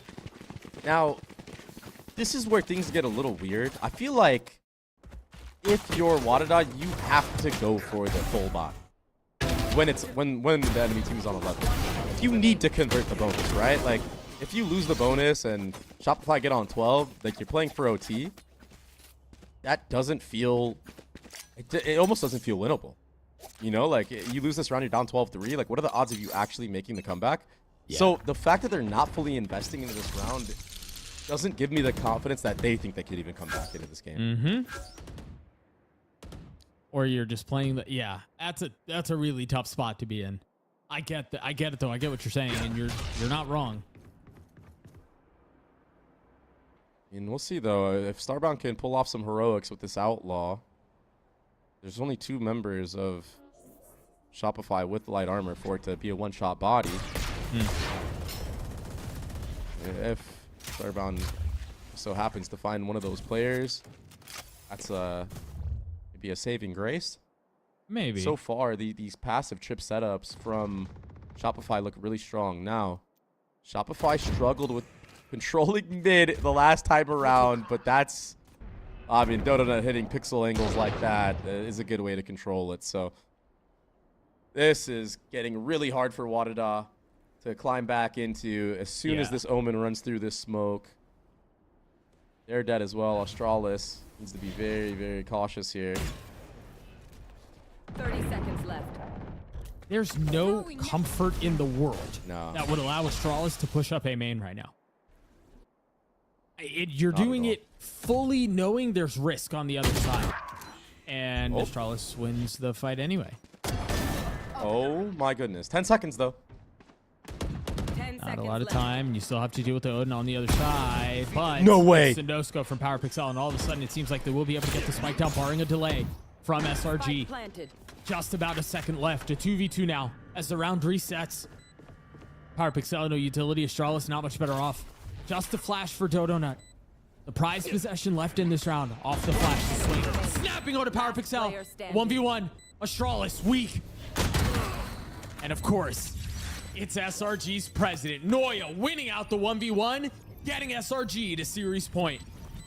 Power of the regen armor right there in full effect.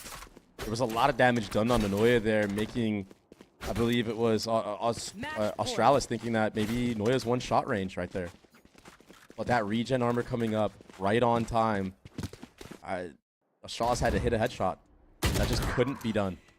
So although it almost got crazy and scrappy and it looked like Wadada was going to do it again. I mean, it got crazy. It did. It's not crazy? No, it got crazy. It got crazy. But amongst all that chaoticness, Shopify finally come out on top. And like I said, Wadada are now playing to tie things with 3 rounds. And that is just not, as a player, that is just not where you want to be. No.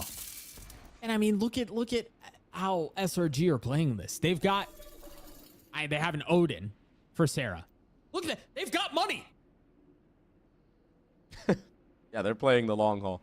As they should. I mean, there's no need to really take insane risks to close this one out. Like, just play the economy game. Make sure you have healthy buys. All you need is 1 round. It just feels like even if you lose your gun rounds, you could bank all those ultimates. Good bait out of Paranoia from Starbound. While that was happening, cat control was gathered. But there's no smoke in Garden. About to be a flash that gathers this place. I'm sorry. I'm dialed in on the fact that SRG have plenty of money. Donut doesn't even have armor.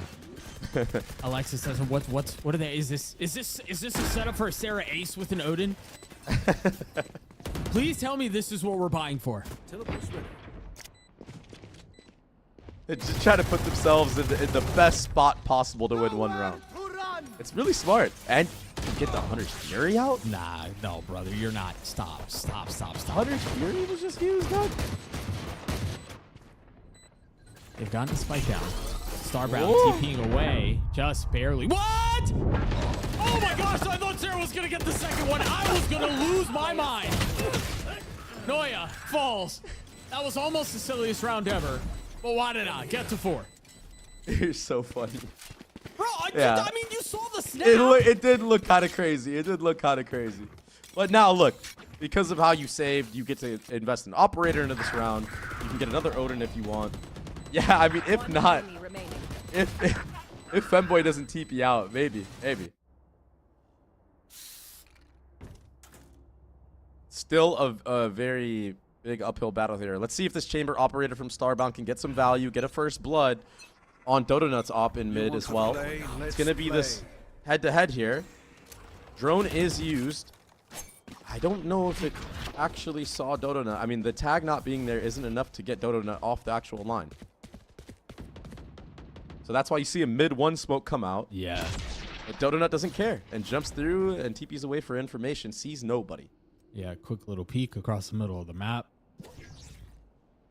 Double sent to utility on opposite sides of the map. You got the sound sensors A, the trips B.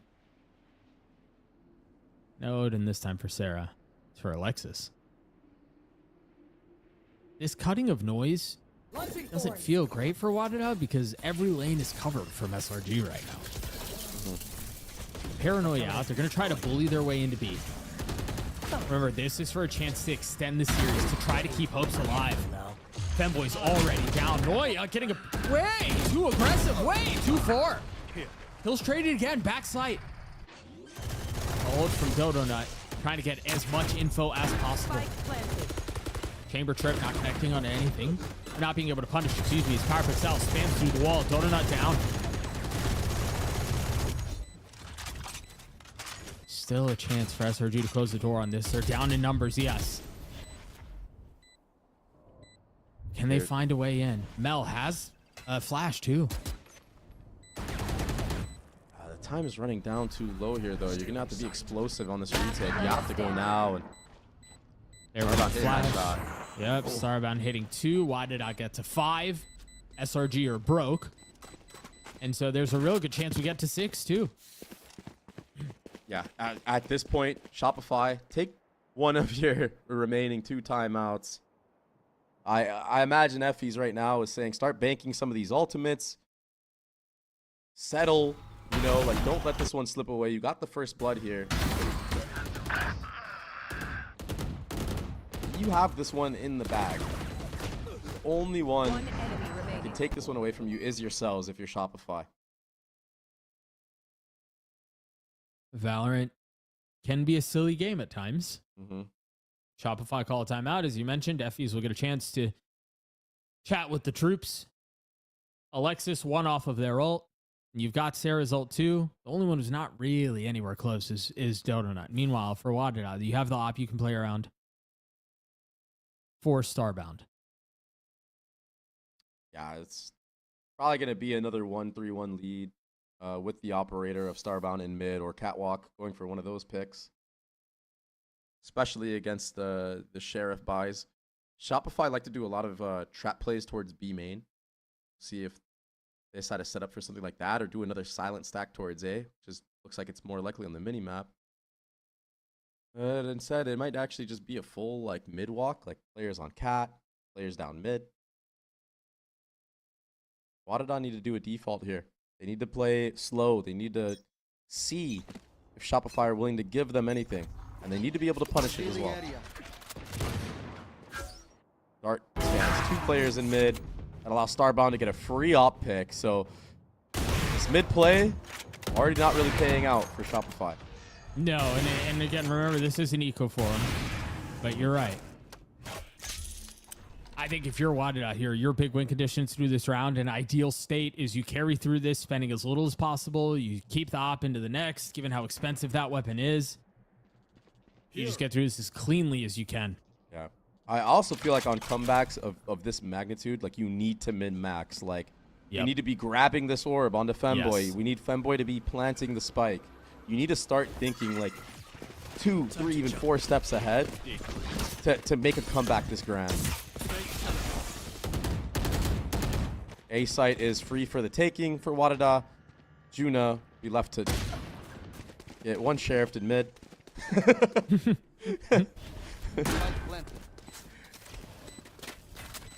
I mean, that's an upgrade now for Dodo. 1000%. That's not a person you want to have a Vandal. Nope. And of course, it gets swapped over. Yep, classic. Noya healthier in this position. Makes sense. And Femboy cleans up too. There's Noya good for it on 1. On to Femboy. I will say I would have loved Dodo not having it just to get a little closer to the ult. But I mean, either way, or you could just get a kill with the Sheriff anyway. And so now, at best, you're halfway to your ult. I love Donut's reposition here. Not going to be enough to get anything off of that. His Power Pixel gets the last kill. Wanted get up to 6. Donut halfway to ult. That's when we strike. That gap is closing ever so slowly. Juna get taken out there. I think this is now where you're gonna see a change though from Shopify. Like this is the real reason why Effie's took a timeout. It's gonna be this round right here.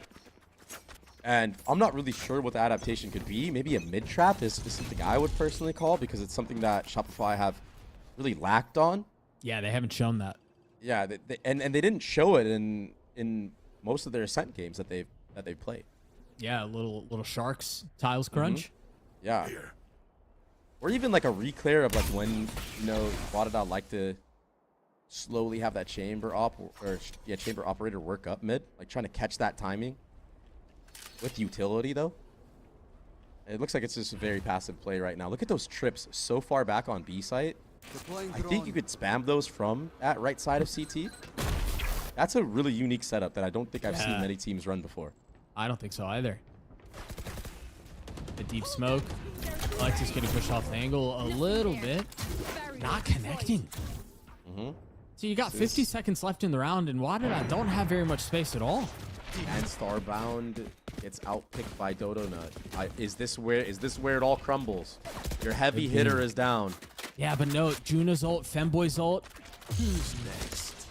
The concern with this, though, is you almost have too many tools. And you don't really know how to chain them together or on the fly like this. Ult has been popped by Sarah, trying to tag anyone who's coming in. Mel is down. As Femboy back sight. Oh. Oh, I thought Juno was going to pop the ult. Surely you're popping the ult here very soon. Trying to get a little bit closer as Dodonut lands a shot on a Power Pixel. Make that 3. SRG take the series and their grand finals bound. What a great pick in mid from Dodonut to shut down that chamber operator and funnel everybody towards that A site. Once Starbound dropped right there, you could sense it. It felt like it was desperation for the side of Wadada. And although they put up a great fight on Lotus, Shopify have once again proven their dominance in Game Changers. And they just came into that map 3 a different type of animal, just completely obliterating on that attack side. One of the best attacks I think we've seen on Ascent with a double Senti composition. Big ups to Dodonut getting so many good timings, but also Noya, who is oftentimes at the other end of the map, finding lurk timings of her own. That was a masterful display of an Ascent attack with a double Senti. Yeah, what a change. Yep. And again, remember, that could have been a 12-0 half. Yeah. I mean, we were flirting with some nonsense. Is what we were doing there. But again, Shopify Rebellion on top. Their grand finals bound once more. They keep their perfect record alive. In series, anyway. We're not going to count the map losses. And that's going to take us to a break. When we return, the desk, the Verizon post-match interview, and one more series to go. You're not going to want to miss it. The human body was built to move. Not trapped at a desk in one singular posture for 12 hours a day. It's time your chair evolved. This is Secretlab Titan Evo. Ergonomically engineered for you. Gamers, hybrid workers, artists. Backing your every move. It's for you. Do you like it? Come on, Charlie. Use your new door. Come on, let's go. I said go. Let's go. Silly dog. I'm gonna trade you for a cat. Red Bull gives you wings. The new Red Bull Zero is here. 100% wings with monk fruit extract.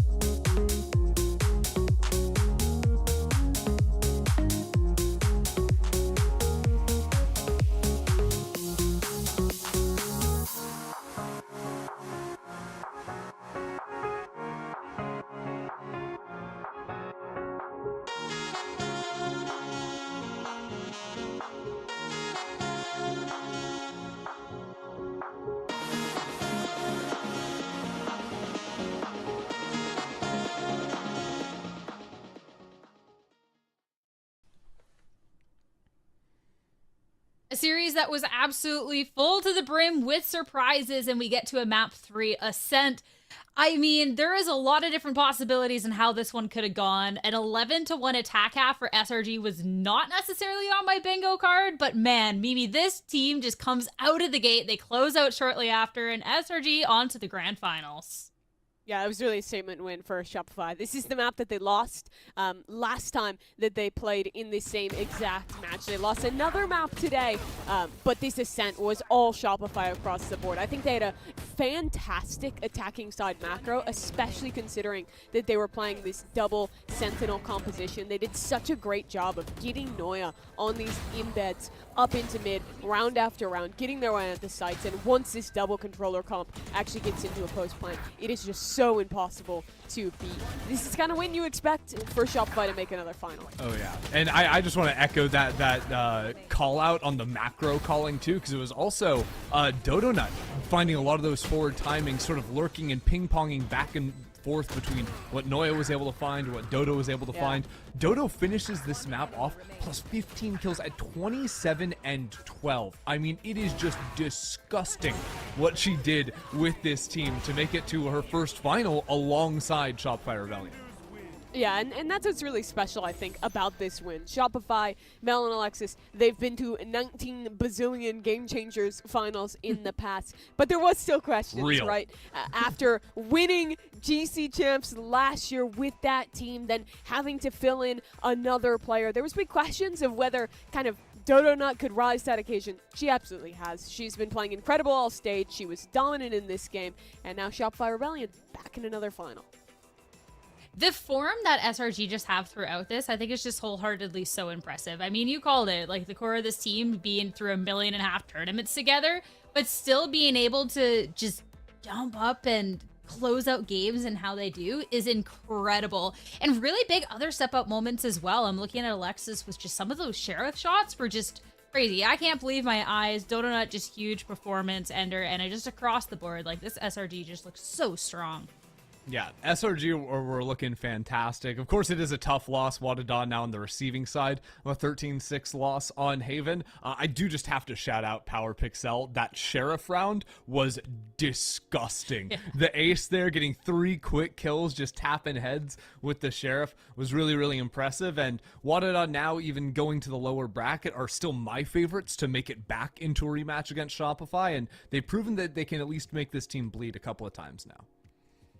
Hey, and you never know, the third rematch, third time's the charm, right? But I think for SRG that this was really impressive, that bounce back, and I'm excited to be able to talk to them now in the Verizon post-match interview with none other than Sarah on the line. Sarah, congratulations on this win. Not the first time that you've gone up against Wadada. I want to hear about your expectations going into today's match in comparison to that crazy best of 3 we just saw. Yeah, I mean, we expected it to be a bit of a more difficult game. The last time we played them was really close. And again, Karn put up insane numbers, and she kind of carried us through it. So we did a lot of prep this time, and we were definitely like anticipating a good series. Let's talk about that map 3, because that was the one where last time you two played, that Wadada did manage to take off of you, and it was just night and day this time around. You're talking about the prep, but what else? Because 11-1 on that attack half is crazy. Yeah, I mean, Meldra was just calling a beautiful half. Like, there's really not much else to say. Like, a lot of us are really sick right now, so, you know, some of us weren't really shooting. But Mel, despite it all, like, once again, flu game just called a beautiful, beautiful half, and then Karma just putting up numbers for us, so. First off, sorry that you guys aren't feeling well. I know as well, I said Dodonut was sick, so I hope you all feel better soon.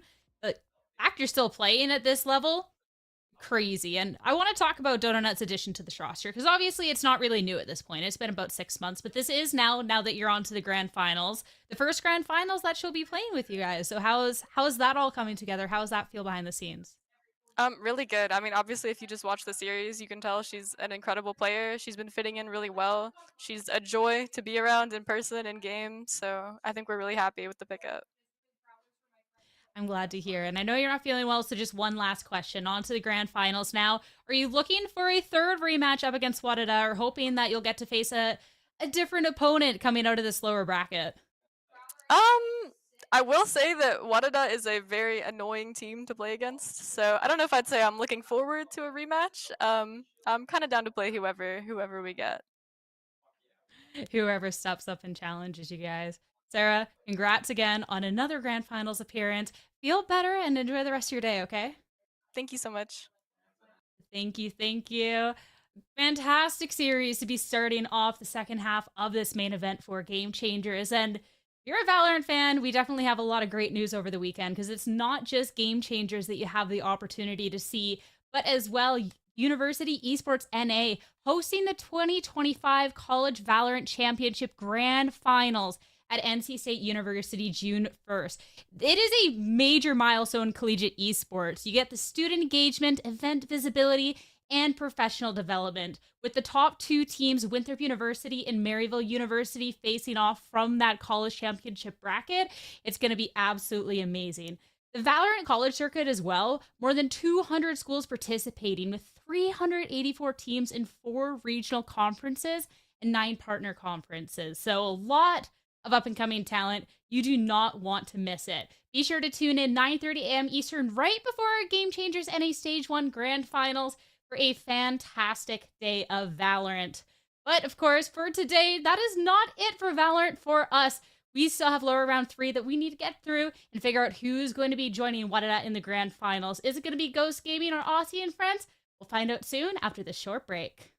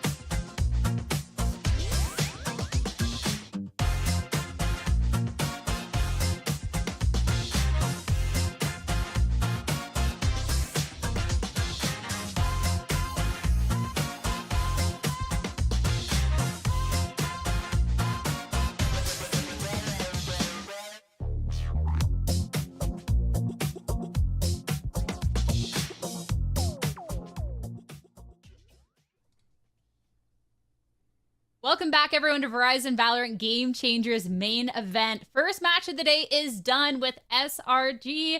Well, they're going to be taking a 2-1 victory over Wadada and claiming their spot into the grand finals. Wadada get knocked down into the lowers, but looking at the bracket, we still have another matchup on the day to find out who else is going to be joining them. It's Ghost Gaming going up against Aussie and Friends. And even if maybe offhand you're like, hey, Mimi, in the Game Changer scene, I haven't seen these teams so much. There's definitely familiar players here, and I'm really excited for this match. Yeah, this is a game with a lot of those people who at times were on some of the top assigned teams, have been at the top of GC before, but are now kind of in these mixed rosters with a lot of the newer faces, some of the up-and-comers in Game Changers. And, well, I think for Aussie and Friends, who has the likes of Jazzykins, of Marceline, pretty much every player on that roster has kind of been around here, and I don't think anyone's too surprised to see them in the top 4. This Ghost roster, I do think is a little bit of an upstart, making it here, beating YFP in that lower bracket game. They have really been on a run, and I think have kind of come into this top 4 now as a bit of an underdog team. Yeah, they're a bit of an underdog team, but a team that has, strung a couple of big wins back to each other, and also coming in under the banner of an organization, right? It's been a long time since we've seen many orgs in the GC scene, but like playing under the Ghost banner is actually very cool to see, especially, Ghost putting a lot of faith into a team being led by Bunnybee, who's been a very strong player in the scene for so long. Yeah, and that upwards trend that you're talking about is really cool to see, but they definitely have their work cut out for them, talking about Aussie and Friends, because on the opposing end, yeah, maybe it's not necessarily an org, but this team, I mean, looking at the members across, this is where you see the familiar names, the legacy they have here in Game Changers, and they're a force to be reckoned with. Yeah, and I think the two players that really stick out when you look at this roster is, first of all, Jazzy, who obviously was with Cloud9 White, the first ever dominant team that we had in NA Game Changers, obviously on that roster alongside Mel and Alexis. Went our separate ways after that team collapsed after the first Game Changers Championship in Berlin, and then spent a time on a couple different rosters, and even was talking about maybe retiring after the end of last year and things not quite going her way, not making it back to GC Champs again. But here she is again at another roster, joined also, Christy, by Lydia, who had kind of a similar story. Yeah, you see the name Lydia there. You also see her in front of the 100 Thieves logo, done content there. So you might recognize, if you were following GC multiple years ago, Tupperware, right? Tupperware was a household name, I feel like, in GC, playing for Immortals back in the day. That was Lydia, of course. But then after, finding some success in 2022, Lydia sort of stepped away from the GC scene, and she's been, very successful as a streamer for a long time, had a brief stint coming back for Disguised Coast for a couple of games in 2023. Played in a couple of qualifier games last year, but it didn't seem like she was really taking it super seriously, right? At least like coming back to compete. That is until this year, right? Working with Aussie and Friends. She and this team has come kind of out of nowhere with her stepping back in to now come after not really competing super intensely for the last couple of years to instantly making it into top 4 with serious goals to head into top 3, maybe even make a finals. It's been really impressive to see her step back onto the scene. Yeah, and while doing so, it doesn't look like she's missed a beat on individual performance, still playing that controller role that she was known for back when she was on Immortals, and still keeping up with the best other players in Game Changers. Despite the hype around that Immortals roster, they never really went super far. I think the farthest they ever made it was basically this point in the tournament, being in the top 4, losing out to Misfits, who at that time, of course, was kind of the debut signed roster for some really strong players, including Slandy, who is also playing today. And then after that, Immortals kind of fell off, the org left Valorant, and we never really saw her back on this level. But now, returning after a couple years with a completely new roster, with a chance to make that first top 3 as a player. Going into just top 4 right back off your return, I think is just so wholeheartedly impressive. So I'm really excited about this roster and everything else. But on the opposing end, Ghost Gaming, what they've been able to showcase throughout this main event has been super impressive. There are some names that definitely super recognizable here as well. Right away, my eyes are drawn to Bunny B and what they've been able to accomplish within this game changer scene. But across the board too, Mimi, I think what they've been able to showcase in their matches, including the growth, has been a massive step up. Dude, Bunny B has been the player, and I think in a lot of ways, she's the reason that Ghost is still in this tournament. They had a really tough match going up against YFP. I think most people would have expected YFP to win that game, but Bunny B drops almost 50 kills in that series, has 17 first kills in that match as well, and pops off on this Phoenix. Bunny B is such a cool player because she just plays seemingly every different character in the game, has been locking in the Phoenix, has been playing a lot of the Yoru, really switches around, even picking up some of the deadlock in this stage as well, and is still putting on these just incredible performances given any opportunity there.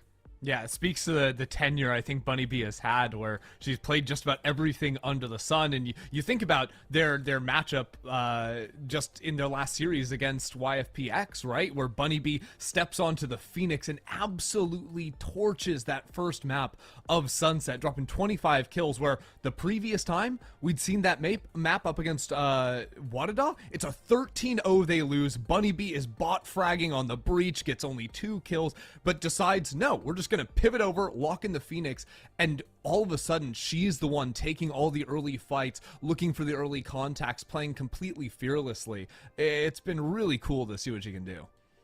And I think Bunny B is one of those players that, honestly, really similar to Lydia, has always had a lot of respect in the scene, has been around for quite a while, but has never really had that roster that has made it all the way. Hasn't ever actually made it to that final and, like, really pushed it to the limit. I think the closest was 2 years ago, back during the same time that Lydia was on IMT, when she was playing with Exet. But since then, it's just been kind of a litany of different unsigned rosters trying to find that right opportunity. And now coming in as a more mature player, kind of the team captain, while also leading the way in terms of kills, has a new opportunity to do it here with this Ghost team.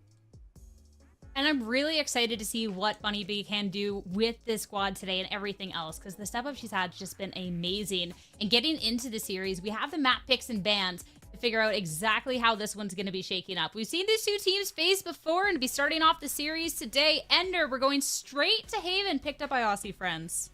Yeah, Haven will be a fun one to start things out on, but Icebox is kind of what interests me a lot. It is going to be... that is Aussie and friends choosing to go there. Oh, sorry, that's Ghost choosing to go there. But Aussie and friends play a wild comp on this map. They're locking in the Reyna, they're playing the ISO, so it's very much all about just taking these fights and just super high confidence picks. And there's a few of these maps where Jazzykins is just going to be playing something like the ISO, where they like to go for some double duelist looks, which can be super strange, and you don't have a lot of reps playing against these types of ideas. Yeah, it is interesting to see how different the team's comps are going to be on those respective maps. But we start earlier on Haven, where both squads, it's just going to be a mirror match of the Fnatic comp, the ISO Yoru coming out there. It was a pretty rough showing last time Aussie and friends played this. They got kind of rolled by Wadada on this map, but it is still one that they've been pretty strong on in the past, kind of owning a lot of the lower tier GC teams on this one as well. And I do think that this comp is probably going to be the future for a lot of squads on Haven, now that Teo is pretty much dead, just swapping out that slot and going into the double duelist, getting the flashes on that Yoru as well, getting the kind of long range support you can have from the ultimate of that ISO, from that buffed undercut, and both these teams going to be matching up with it here. I love this duelist composition, especially coming out from these teams, but also more so looking at the side of Ghost Gaming when you have players that are just so aggressive. When you're looking at Vanitas, someone who's maybe stepped away a little bit sometimes from that duelist to allow Bunny B to shine, to then have both of them absolutely popping off, I think it is especially exciting prospect. And let's head to the agent select to get the confirmation. I mean, you had talked about it being this Fnatic comp. I definitely don't anticipate any sort of change for today, but sometimes it's nice to just lock it in, absolutely know that it's not going to get a little funky, a little crazy in here. But Ender, I think with how much impact these two teams can have, having that double duelist go off against each other is amazing. Yeah, and I find just mirror matchups, especially comps like this, that, I mean, it's not such a new comp nowadays, but it's not just your stock standard either. I think it is nice to sort of have some experience playing against the other, but Aussie and Friends are going to be going back into the Breach, so this is a very classic idea on the map. Of course, Breach was slightly nerfed on the fault line coming out on a delay, but this comp is still very strong on this map, especially for fighting for that early A space.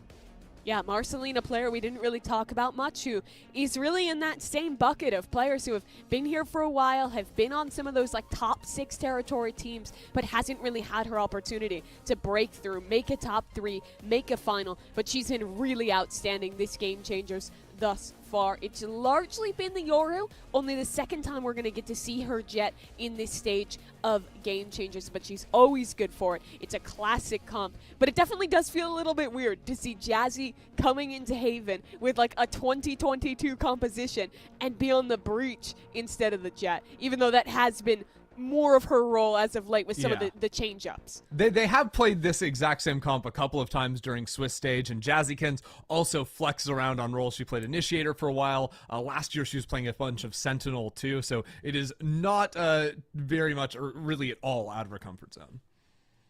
Going back to the old idea to try and take down this very first map in the series, of course, lowers round 3. A lot of expectations on this team to try and make it into the lower finals, but Haven is ready, and let's send to it. And to your casters, Ash and Shift, take it away. Thank you, friends. Appreciate it so much. This is an exciting time for Game Changers because we are at the precipice, the descent of having a new top 3 team in the mix for Game Changers, with FlyQuest Red exiting early. This is a proving point for both these two teams, Ash. Tell me your thoughts. I'm really excited for this. As you guys know, Desk was even talking about it a little bit. This being a rematch from the Swiss stage there as well, right? Where Aussie and Friends last time took it 2-1. And the fact that we get to see 2 repeat maps from that series as well, where one Icebox went over to the side of Ghost Gaming, and then the Sunset there, or sorry, Yeah. Icebox went over the side of Ghost Gaming, and then it was Sunset for Aussie and Friends. And to kick things off here with a Haven that we didn't get to see last time around, especially with Aussie and Friends, going back to the composition that they're running a little bit earlier on in the competition, leaning away from that ISO and Yoru. And I think just having a little bit more of that support to set Marceline up here.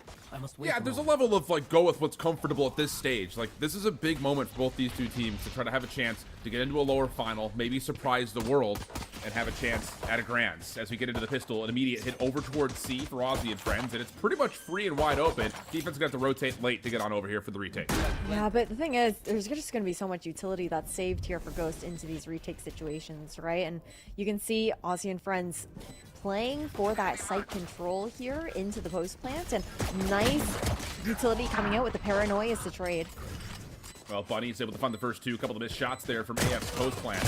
Sandy on top of the site does well for one of the right clicks. Jazzy with the follow-up. And it gets just down to a 1v1. Riv v Miara. And this is one of those that, again, advantage to Riv. Start cover. Oh, and playing just a little bit of a toggle, and then a super wide swing from Miara has the 1v1 win going to Ghost. I mean, nicely done to just be able to catch Riv off guard there, and things got a little bit dicey on site. That scrappy fight back and forth. There was so much utility for the re-entry there on the side of Ghost as well, with the flashes coming in from Bunny B. Miara didn't even have to expend that recon right out the gate, instead relying on that owl drone to kick things off. And it was a nice delay though. You see Jazzykins manages to even get one with that aftershock there as well. And it's been, again, like the Death talking about it, so weird to see Jazzy on the Initiator. She makes it look great though, and it's so interesting to see also like that dichotomy here for Aussie and Friends, the ability to kind of swap between those roles depending on what comps they want to use to maybe catch the opponents off guard. And who knows, I mean, Ghost could have been preparing for that mirror matchup going into today, but something that we have to keep an eye out on here for Ghost is you already see that A main push being worked by both the duelists. This is something that they do like to do on Haven. It's typically how you play this Yoru comp as well, that push and pull to go for that early lobby control. Okay. And just a little bit of a push up down A long. Outlaw does its job perfectly. Maybe a chance for more here. This comes down to it. Does Bunny protect the close corner where Riv is? No scope isn't going to hit. Gate crash gets back to safety. In the meantime, though, look over towards C. Yeah, Marceline doing a nice job just trying to avoid some of the pressure by moving the defense around just a touch. But Ghost deal with it nicely, and now it's just down to Lydia for the 1v4. Yeah, not too much Lid's going to be able to do in this scenario, but overall, that's something that we're going to have to keep an eye out for, right? Is especially Bunny B going for those aggressive angles towards lobby, just getting a little bit of that information for the side of Ghost Gaming to assist with some of these reads across the map. And if it's not going to be A lobby, she also loves to push down mid. So just that push and pull that we're going to have to keep an eye out here on the side of Ghost. And then it's that ability to try and funnel them into aerial setups that are usually leaning over towards that C site. But this is where things get a little bit more interesting for Aussie and French. No, it really does. I mean, yeah, coming off of the bonus here, it's going to be a pretty formidable one with 4 players surviving, but you're absolutely right. This will be our first look to see what exactly Aussie and Friends have in store for us with full rifle purchases. Just one member not able to afford the full armor.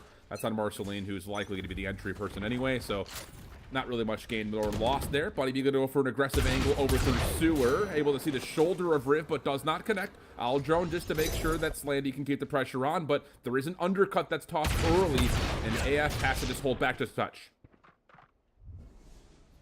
Comfortable stack here for Ghost Gaming, though. And we've seen what Bunny B can do with the Bucky. Like, we actually, it might be a bonus, but you can't necessarily count them out just yet. And Aussie and Friends knowing that they push them off of that A angle is just going to force out a little bit of that re-clear util out from Miara as well. With that drone, they cut noise and look to regroup. Well, that's the thing, is that Owl Drone off the table. Bunny B is going to feel very well positioned with this Bucky over through Sewer. Miara, can keep in mind, has the Vandal. Good reveal just as soon as the fault line comes through.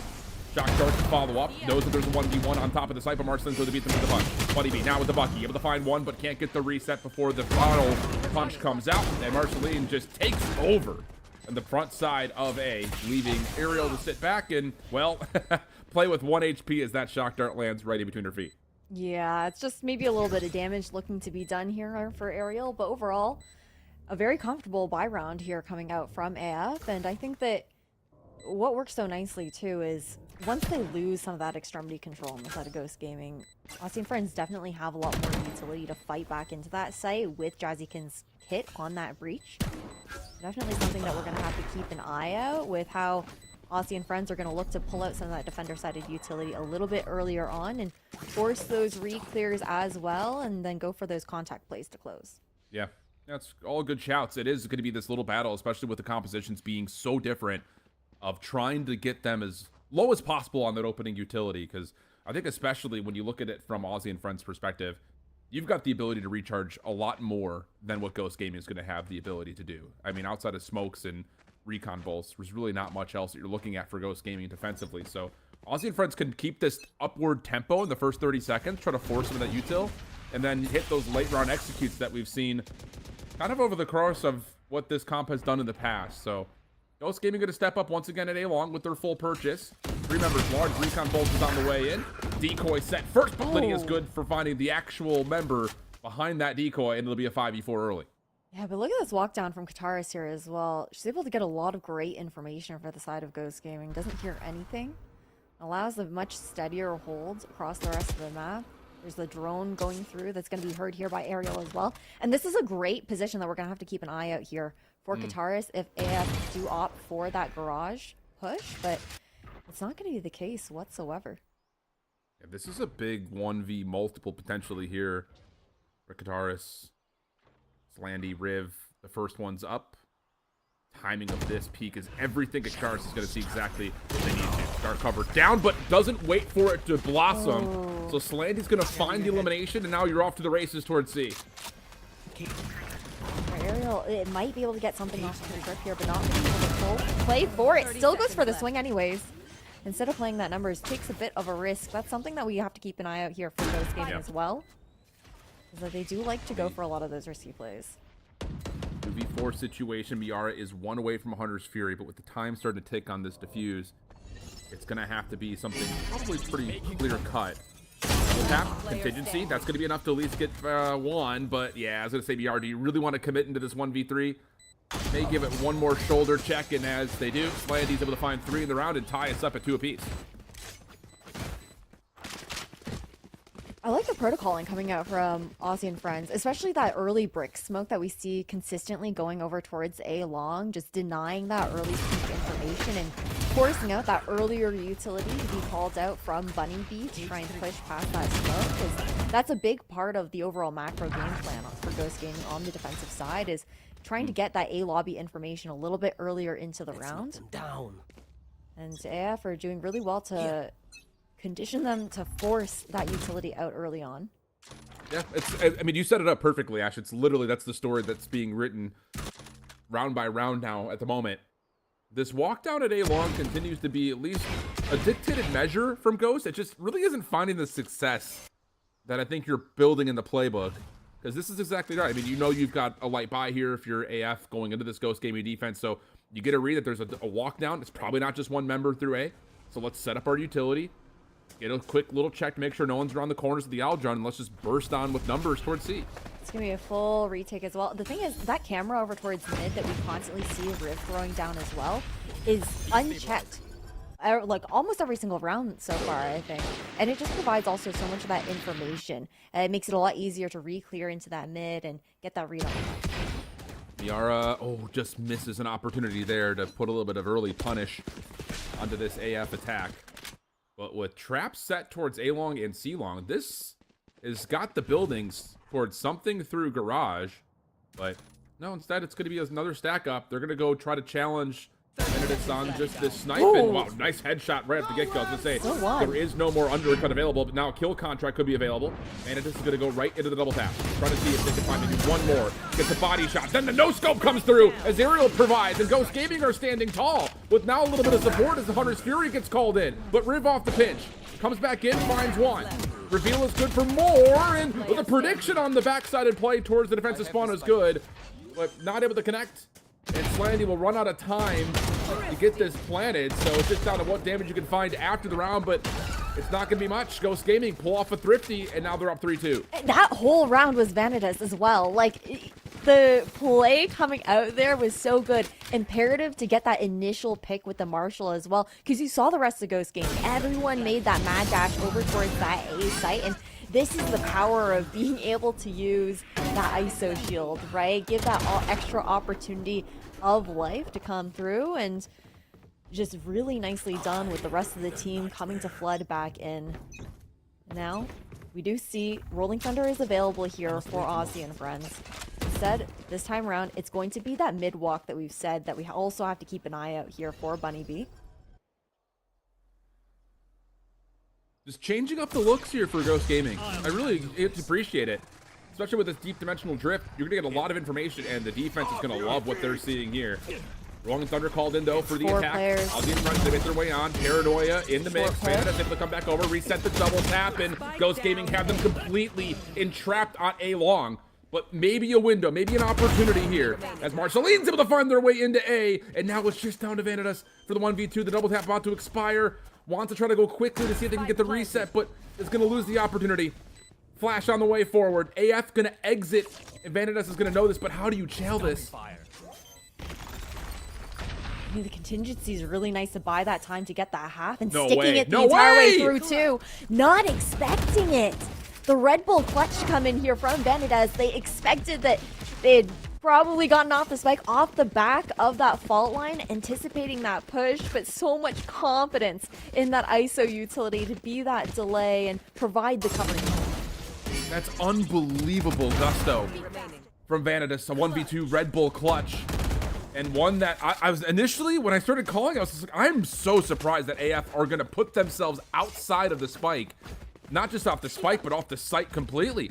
It's just so much of a one-dimensional angle. Unless you're going to threaten through heaven for that post plant, it just feels a little bit lopsided, and they get punished for that decision. Now you've got Blades out, though, quickly, as Marcelina and the rest of AF are trying to make up for their mistakes. Yeah, but Undercut's just going to shut the Blades down, and that's a shorty in hand. Marcelina now stuck in the corner.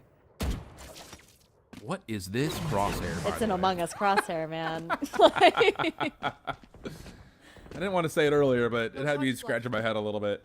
So Marceline will shake off the suppression back into the knives, and how about that? Just blindsided as it's just a walk down A long again, and Ghost Gaming are really dictating the tempo of this half. That's just what they've been so good at. It's getting those reads. No charges. Double tap. That is a bold teleport. Yeah, but you've got the numbers, you've got the presence around the site, but It is a big button, I cannot lie. Riv is able to find 2, and you still have the spike outside of B main. Slandy in a little bit of trouble. Riv trying to follow up. The decoy. Oh, it may have just soaked up enough shots to keep the play alive, and then Bunny is able to find the last one in the corner. Riv provided an opportunity, but could not capitalize, and that was a very, very efficient decoy. Ghost Gaming really finding their groove now on defense. This is the half that they're most comfortable here on Haven. They've started on Haven every single time we've seen them, or on defense on every single time we've seen them on Haven.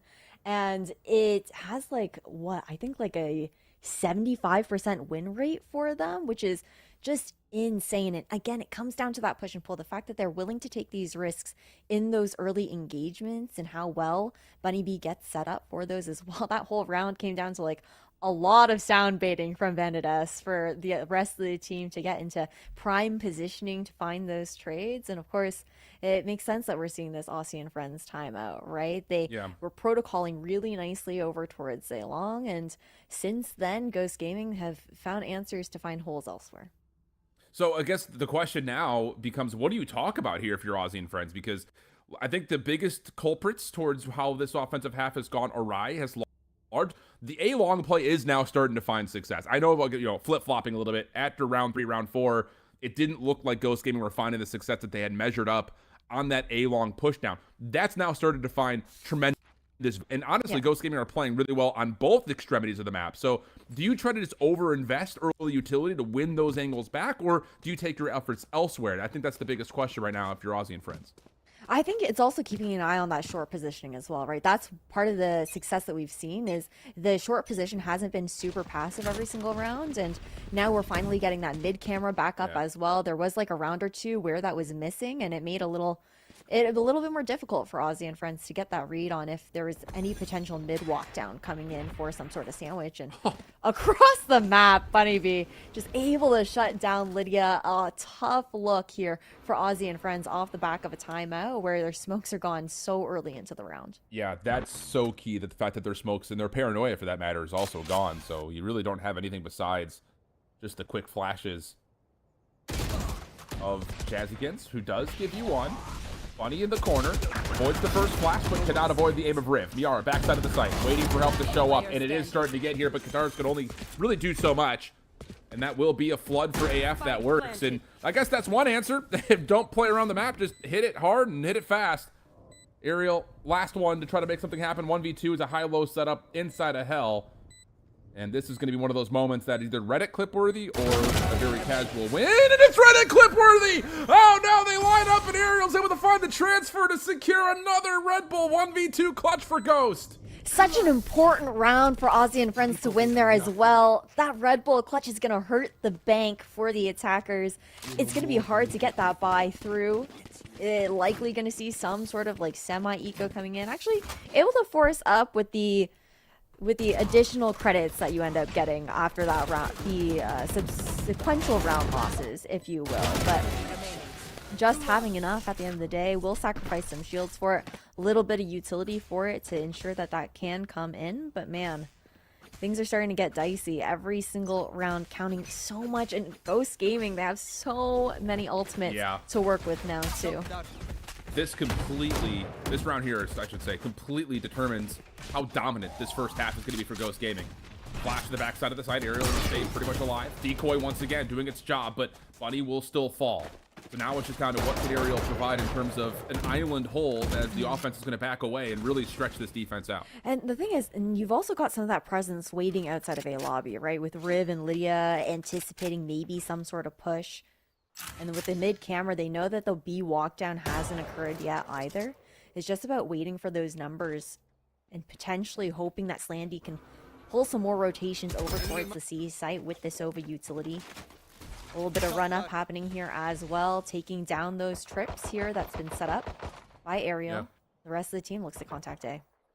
Yeah, it's just a little bit of, hey, look at us. We're still hitting C. Just kidding.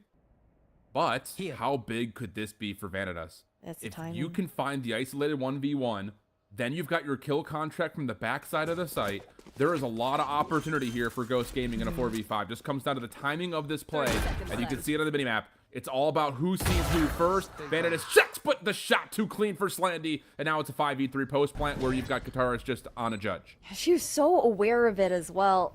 You know, the rest of the team comfortable here, right? You've got the Rolling Thunder available to delay that push if they really need it. Aftershock can be expended first to deny a bit of time on that CT retake.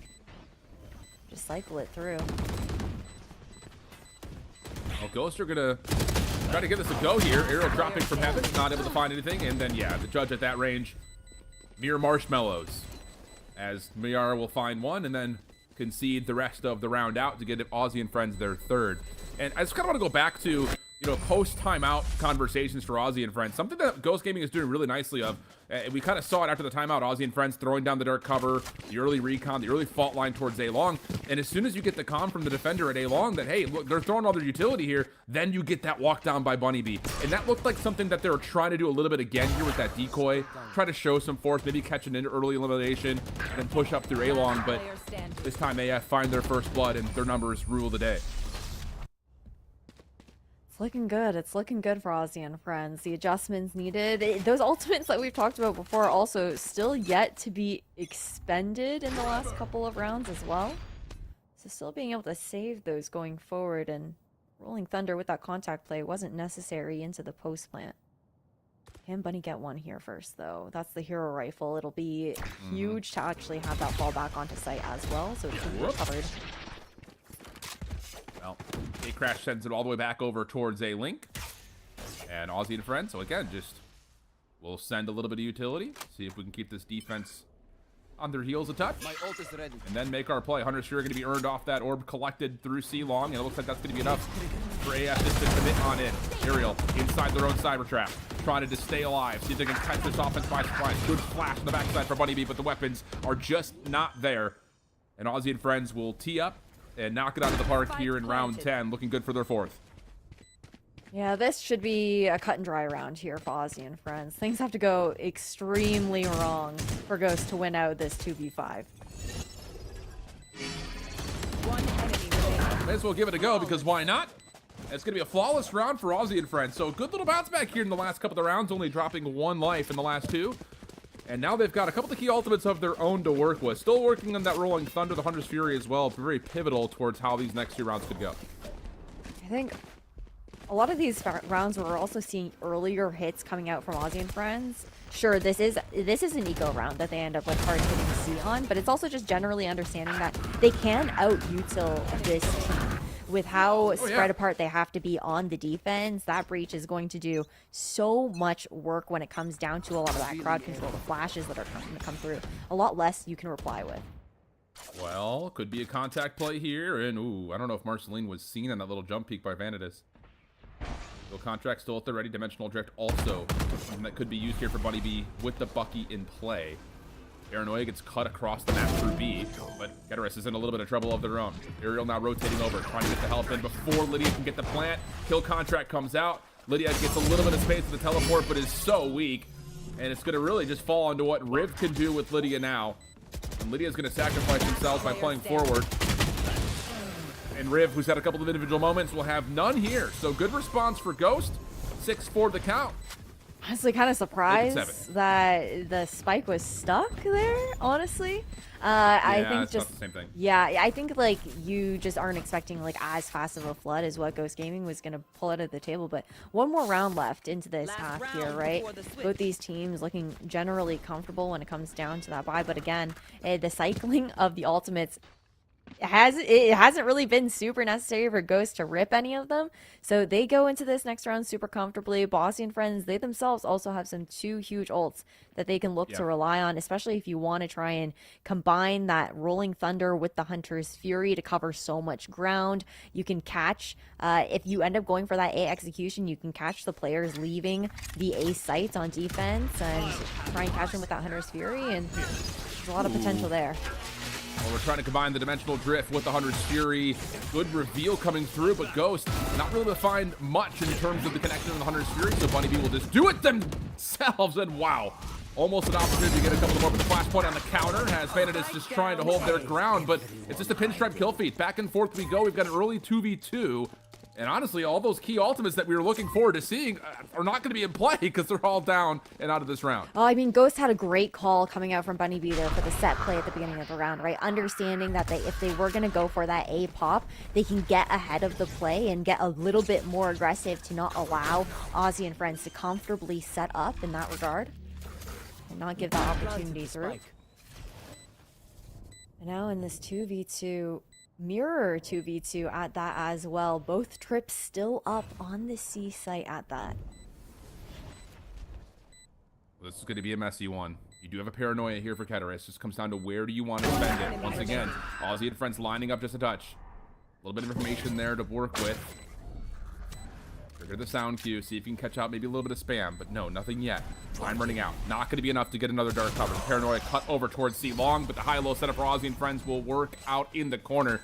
So a 7-5 half, but keep in mind, two different 1v2 Red Bull clutches for Ghost Gaming could have us looking at the same tally the other direction, though. Oh, it definitely could. Man, I really think that there was just a lot of confidence coming out from Aerial and thinking, okay, surely if they cross backside, they were gonna like shoot that funky trip, even though they could fully walk under it, and just doesn't even consider to like look over towards backside there. But this pistol round, like you were saying, could be huge for Ozzy and friends to try and tie things up early on. And then it's all about what the approach is going to be here for Ghost Gaming on the attacking side as well. We know that they do love this mid control, trying to disrupt these Cypher setups, poke into garage, see if there is going to be a trip there, and disarm that passive information a bit earlier into the round. Same things kind of apply, though, for Ozzy and friends when it comes to trying to put a little bit of early stress maybe onto Ghost Gaming just to see if they can catch something out that they are going to need for these executes that are, I mean, I don't want to make it sound like they're predictable, but you know what you're going to get in terms of Vanitas and Bunny B playing together. So those are things to keep an eye out later on. Riv, try to find some space to work with over at C. Able to utilize the smoke, and then just a little bit of spam to the dark cover will work out nicely, but it's an opening 1-for-1 exchange. Reveal coming through a little bit later. Jazzy trying to follow up on it, but cannot connect with the classic. So Ghost Gaming with the numbers. 4v2 situation, and Riv not able to do too much from inside the dark cover. Neither will Slandy on the exterior of it, and it'll be an 8-5 Ghost Gaming pistol win. Solid pistol round. I mean, Ghost Gaming, they know they just have to pause at front sight, expecting maybe a bit of a flood to come through, not going to rush to push into those smokes, and just the awareness there to take a breather for a moment, right? And you even have that utility trying to like re-clear into backside as well, and just looking to isolate these players on an island, really play that mob mentality, if you will, with those fights that they were looking to take here. But 4 stack here on the A site out from Ozzy and friends. Keeping it quiet for now, seeing if they can get Ghost to walk into their waiting arms. Yeah, Slandy will also get a little bit frisky and find the orb at A long and beat the timing of this peek from Bunny B. So don't rule out the power of the classic right click in that corner. Yeah. And more importantly, Ozzy and friends, with this contact play being so far ahead. Whoa, hey, how are you? That they can just kind of rotate over. Undercut going to come through. Really good fault line sent out by Jazzy Kids to allow Slandy to catch another. So numbers will be to the advantage of Ozzy and friends. But yeah, Vanitas is going to show off their circus skills and juggle these weapons a little bit further away. Just make it a little bit difficult, more difficult to try and pick that up. Still got a camera over towards this B site though, so not going to be a free walk-in that Ariel was necessarily hoping for. Here's that on the left-hand side, just hoping to catch some sort of rotation. Ozzy and friends very aware of it though. You see Lydia looking for the rotate all the way through spawn instead of looking to cut through B. Now it's all about playing that numbers advantage. There's still a world where Ozzy and friends can take this round. 30 seconds left. Maybe a nice paranoia here for Kataris at the very least though. Yeah, the problem though here, Ash, is that it's still classics and a Bucky. Yeah, and I think even if Ghost Gaming don't know about the Bucky, you play the post plan at long range, exactly. So it's a very successful idea, very efficient idea. But Ghost, again, behind this smoke, do have to commit forward to make sure no one hops on for an early defuse. Riv giving him a workout, but it's Vanitas for 4. And the anti-eco round comes through with technically a 1v1 clutch, if you want to call it that, for Ghost Gaming. Yeah, but with the buy that they had coming in from last round as well, they're going to invest into a couple of rifles now into the bonus, and there's opportunity to get that kill contract up here for Vanitas to go for that C-Long, or try and get that ISO ultimate online, and if possible. Ideally, probably look to take Riv out of that positioning, but either way, should be able to land it on at least a single player just to deplete the defensive forces for the beginning of this round. Oh, we might get some fireworks here early. Stinger, Sheriff, a couple of the rifles coming through. Kill contract is immediately sent out. Jazz able to get one to the dark cover. Oh, and then gets a read that Bunny Boy is playing inside the dark cover with the Stinger, just avoids the pre-fire spam.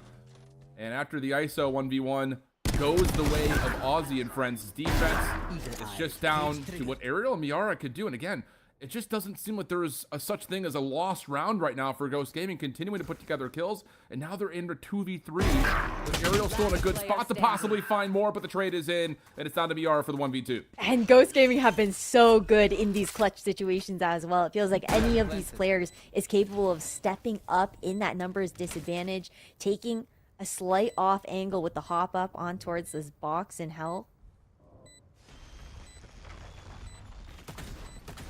Still 2 flashes. Here comes the play. First one good for Miara. Sees the information on the other. There's the flash counter action, and whoa, for a moment, I think we all went there. Miara had a couple of good centering shots, but Jazzy just a little bit too wide of the peak, ended up able to find the kill, and Aussie and Friends will get on the board here for 6. Expensive round, but a necessary one for Aussie and Friends to win, to deny the double digits to Ghost Gaming early on. And, you know, a little bit of body shooting for the mental, I guess, going into the next round. Yeah, of course. But I think what's nice here is the counter utility that we saw coming out from Aussie and Friends on this initial C-long push as well, right? Both players managed to dodge that kill contract, and then Jazzy single-handedly, with that fall lane, is able to, like, fully slow that rush that the rest of Ghost Gaming were amping up for off the back of Vandit hoping to pick somebody up with that ISO ultimate. Now into this round, different look here. Gonna do a little bit more poking again over towards this garage position, constantly looking to try and deny this trip of that early information, try and break it a bit earlier into the round. Aldron will be limited to this information on the offensive side by that trap wire inside a garage, but it does allow Bunny B to step in freely. Eyes on for Jazzykins. Catches the shoulder of Bunny B, so information now known, and Ghost Gaming say, that's fine. We'll let them be worried about garage while we set up something over towards A long. Yeah, the thing is, with the drone being expended here already, no one's going to have that ability to clear short, right? And that's why you're going to see the very late position coming out from Ariel. It's going to be contingent on the rest of the team being able to be that distraction factor on site, maybe even pinch towards short, but the rest of Aussie and Friends also pinching their way towards A. Defense on site has to provide elimination, so that way Marsley doesn't have to come back to the site, and they do exactly what's required of them. But in the end, it is still a 1v2 as Lydia's the last one left alive. Ghost Gaming convincing on this attack, at least convincing enough. And for Lydia, with an outlaw, there will be weapons on the ground as they make their way onto site. But you do have so many angles you have to clear. Not just that, Hunter's Fury here as well. You can see Miara is playing for that win condition into this round, just guaranteeing, okay, if one of us does fall, we do have this ultimate to fall back on. It's actually going to get used right off the rip. It misses. Hello? Second one connects, you can hold but this? No way. My goodness. There is no way. No way. Dude. The first one missing there to grant Lydia a Red Bull clutch is actually insane. I cannot believe what we just witnessed. How many of those types of clutch ups are we going to have? Where Lydia's just like, oh, you're going to miss the first one. I know I've got the time. And maybe a little bit of blessed timing because Miara doesn't send out the second Hunter's Fury immediately. It waits maybe a little bit too long, because if you send that out a little bit sooner, you get the info and then you get the elimination before the defuse. But a critical misstep, and now it's just a 2-round deficit. Marceline looking to get a little bit more aggressive and say, all right, we'll take the fight to you early, try to brawl this one out. Spy cam, ooh, gets mostly avoided, but the Guardian shot doesn't hit. Now the contingency makes its way in, and with that, so do Ghost Gaming, and they find the first 2 eliminations they need. They're just so good at these site swarms, especially towards that A site, coming at you from all angles and ensuring that they're helping those short players clear through that short defense as well. Now Lydia trying to fight back, but only catches one. Riv still pack a punch here. Wow, okay, hold on a second.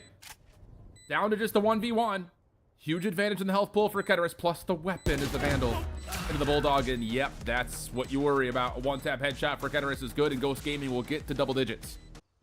A little too close for comfort, though. Like, that's a 1v3 situation that you're looking at. But that's kind of also what we saw in Ghost Gaming's matchup up against YFPX just earlier this week, is the fact that they have that, or last weekend, they have this tendency to do a little bit of cooling, a little bit of overheating. Very similar to Envy, if anyone has been watching Challengers, where they will just go for those engagements in those fights when it's not necessary, when they are up in numbers, and somehow still able to peel it back at the end of the day. But man, it does make your heart beat a little bit. I'll say. That's been this entire map. Every round has been one that gets the blood pumping it a little bit. Flighty just going blindly with the Hunter's Fury down C long. Doesn't connect on too much, and Ghost Gaming will feel pretty successful in their ability to pull that out early. And with weapons advantage, now it's just Bulls on parade over towards A. Nice counter flash coming out at the very least to buy a little bit more time. Oof. The last thing you needed if you're Marceline is to see Vanitas with the double tap up. And we'll be able to get the reset off of that. Again, a pretty anticlimactic round just based on the arsenal advantage that Ghost Gaming had. And Riv will maybe look for an exit or two, or just to sacrifice their life to the spike, as Ghost will get to 11. Yeah, just hoping for an exit pick. I mean, that tripwire was sealed and whatnot. But now for Aussie and Friends, it's a question of, okay, how are we going to see them approach the next round of defense after they have this buy up? I feel like the big thing that you look at here is how passively they're playing Haven, which is something you can't really afford on these 3-site maps, right? Yeah, having to play a little bit more of that push and pull, and that being on the shoulders of Marceline and on the shoulders of Jazzykins and Slandy to be able to set her up as well, is going for those earlier engagements, getting a bit of that information, trying some of those walkdowns supported by that utility in the initiators. Otherwise, it's been a lot of, okay, turtling on site, Ghost Gaming, just looking to swarm and, like, utility dump as much as possible. We saw the ideas of some trap plays, like, coming out as well, but I feels like Ghost Gaming have had a lot of freedom when it comes down to the rotations that they can't find here on Haven. Yeah, that's, again, I love that recap, because it really has been, in a lot of ways, kind of, you know, if this, then that, it kind of feels like, in terms of the protocols that Ghost Gaming have, in terms of like what they're reading, what they're seeing. I think especially on this offensive front to this point. I mean, you look at round 15, 16, like they're still getting executes down for spike plants, giving themselves a chance at some of the rounds that were maybe not necessarily as evenly exchanged in the first blood fights as they would like to. And to be honest, what they were kind of used to from finding in the first half. But I think you're right in terms of like how they're protocoling the mid round. It's been very clean, it's been very decisive, and very regularly it's been the right call in terms of where to go and what to do. So definitely a bit of an advantage, and you got to keep in mind that this is Aussie and Friends map selection. So, you know, this series starts to look a little bit tumultuous here if you're Aussie and Friends coming off this post plant now into a post timeout situation. You know, what can you muster up to try to get this thing back to closer terms? It's you and me. Straight up B hit coming in for the first time here as well for Ghost Gaming. He's gonna find the first. Marceline leads the double tap, but cannot win the 1v1. So it would really 4v4. But that kill contract was supposed to be an immediate entryway towards B. But after losing the first blood and not having Vanitas a part of the play, you're stuck. And then that's the worst feeling in the world. Try to backpedal while jumping up the steps to get back in the window. AF able to punish, and it's going to be a 3v4. Yeah, just none of that cover provided here. Aerial's walked out on C. Cypher Trip's still not dealt with, though. That camera could still be popped for that information, but this just might have been the perfect timing for Aerial to thread the needle on this flank.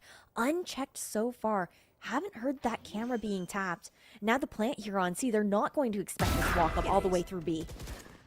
Cage triggered. Well, Aerial provides a really good first.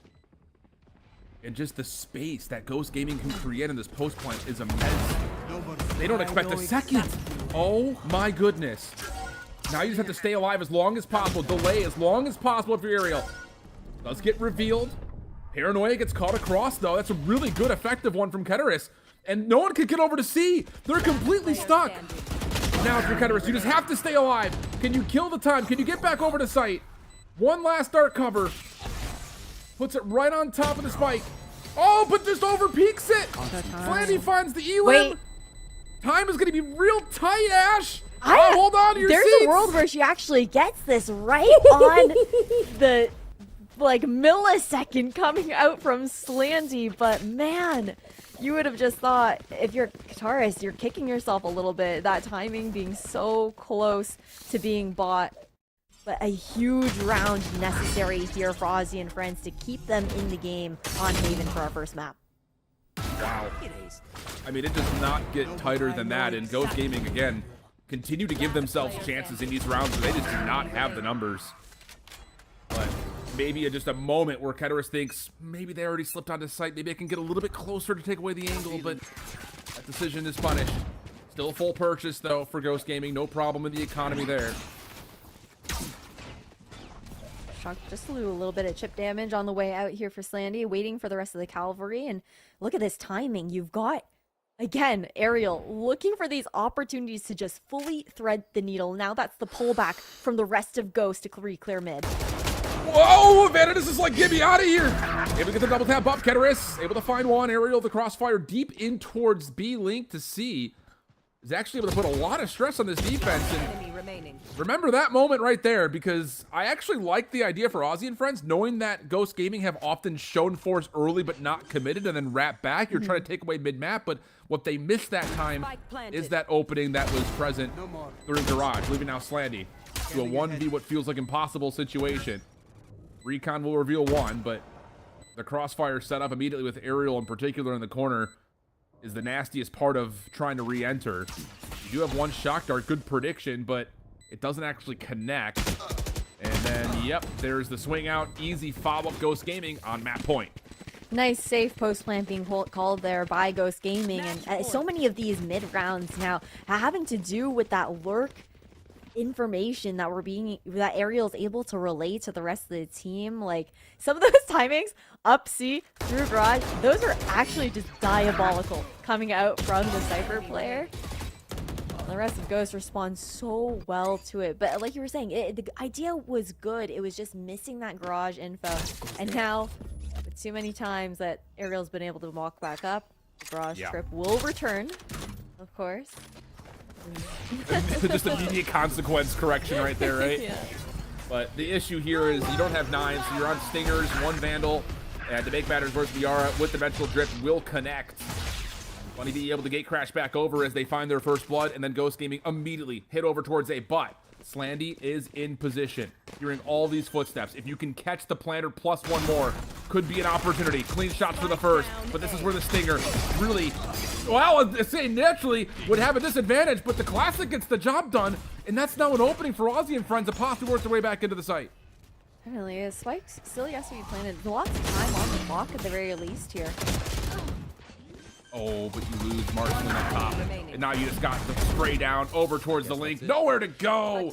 And Ghost Gaming, after some heroics in the first round, take control in the second. And it's a 13-8 win on Ozzy and Friends map selection. A perfect opener for Ghost Gaming. I mean, a great way to close out that map there as well. But Ghosts look good. This is a map where you know that Ozzy and Friends have played it often during a Game Changers Stage 1 right now, so they did have a lot of footage. There are opportunities for Ghost Gaming to go back, look at the protocoling to expect out from Ozzy and Friends, and it looked really nice. Ghost Gaming very much so in control of that attacking side, and I think the read coming out for countering those rotations coming out just a little bit too late for Mana.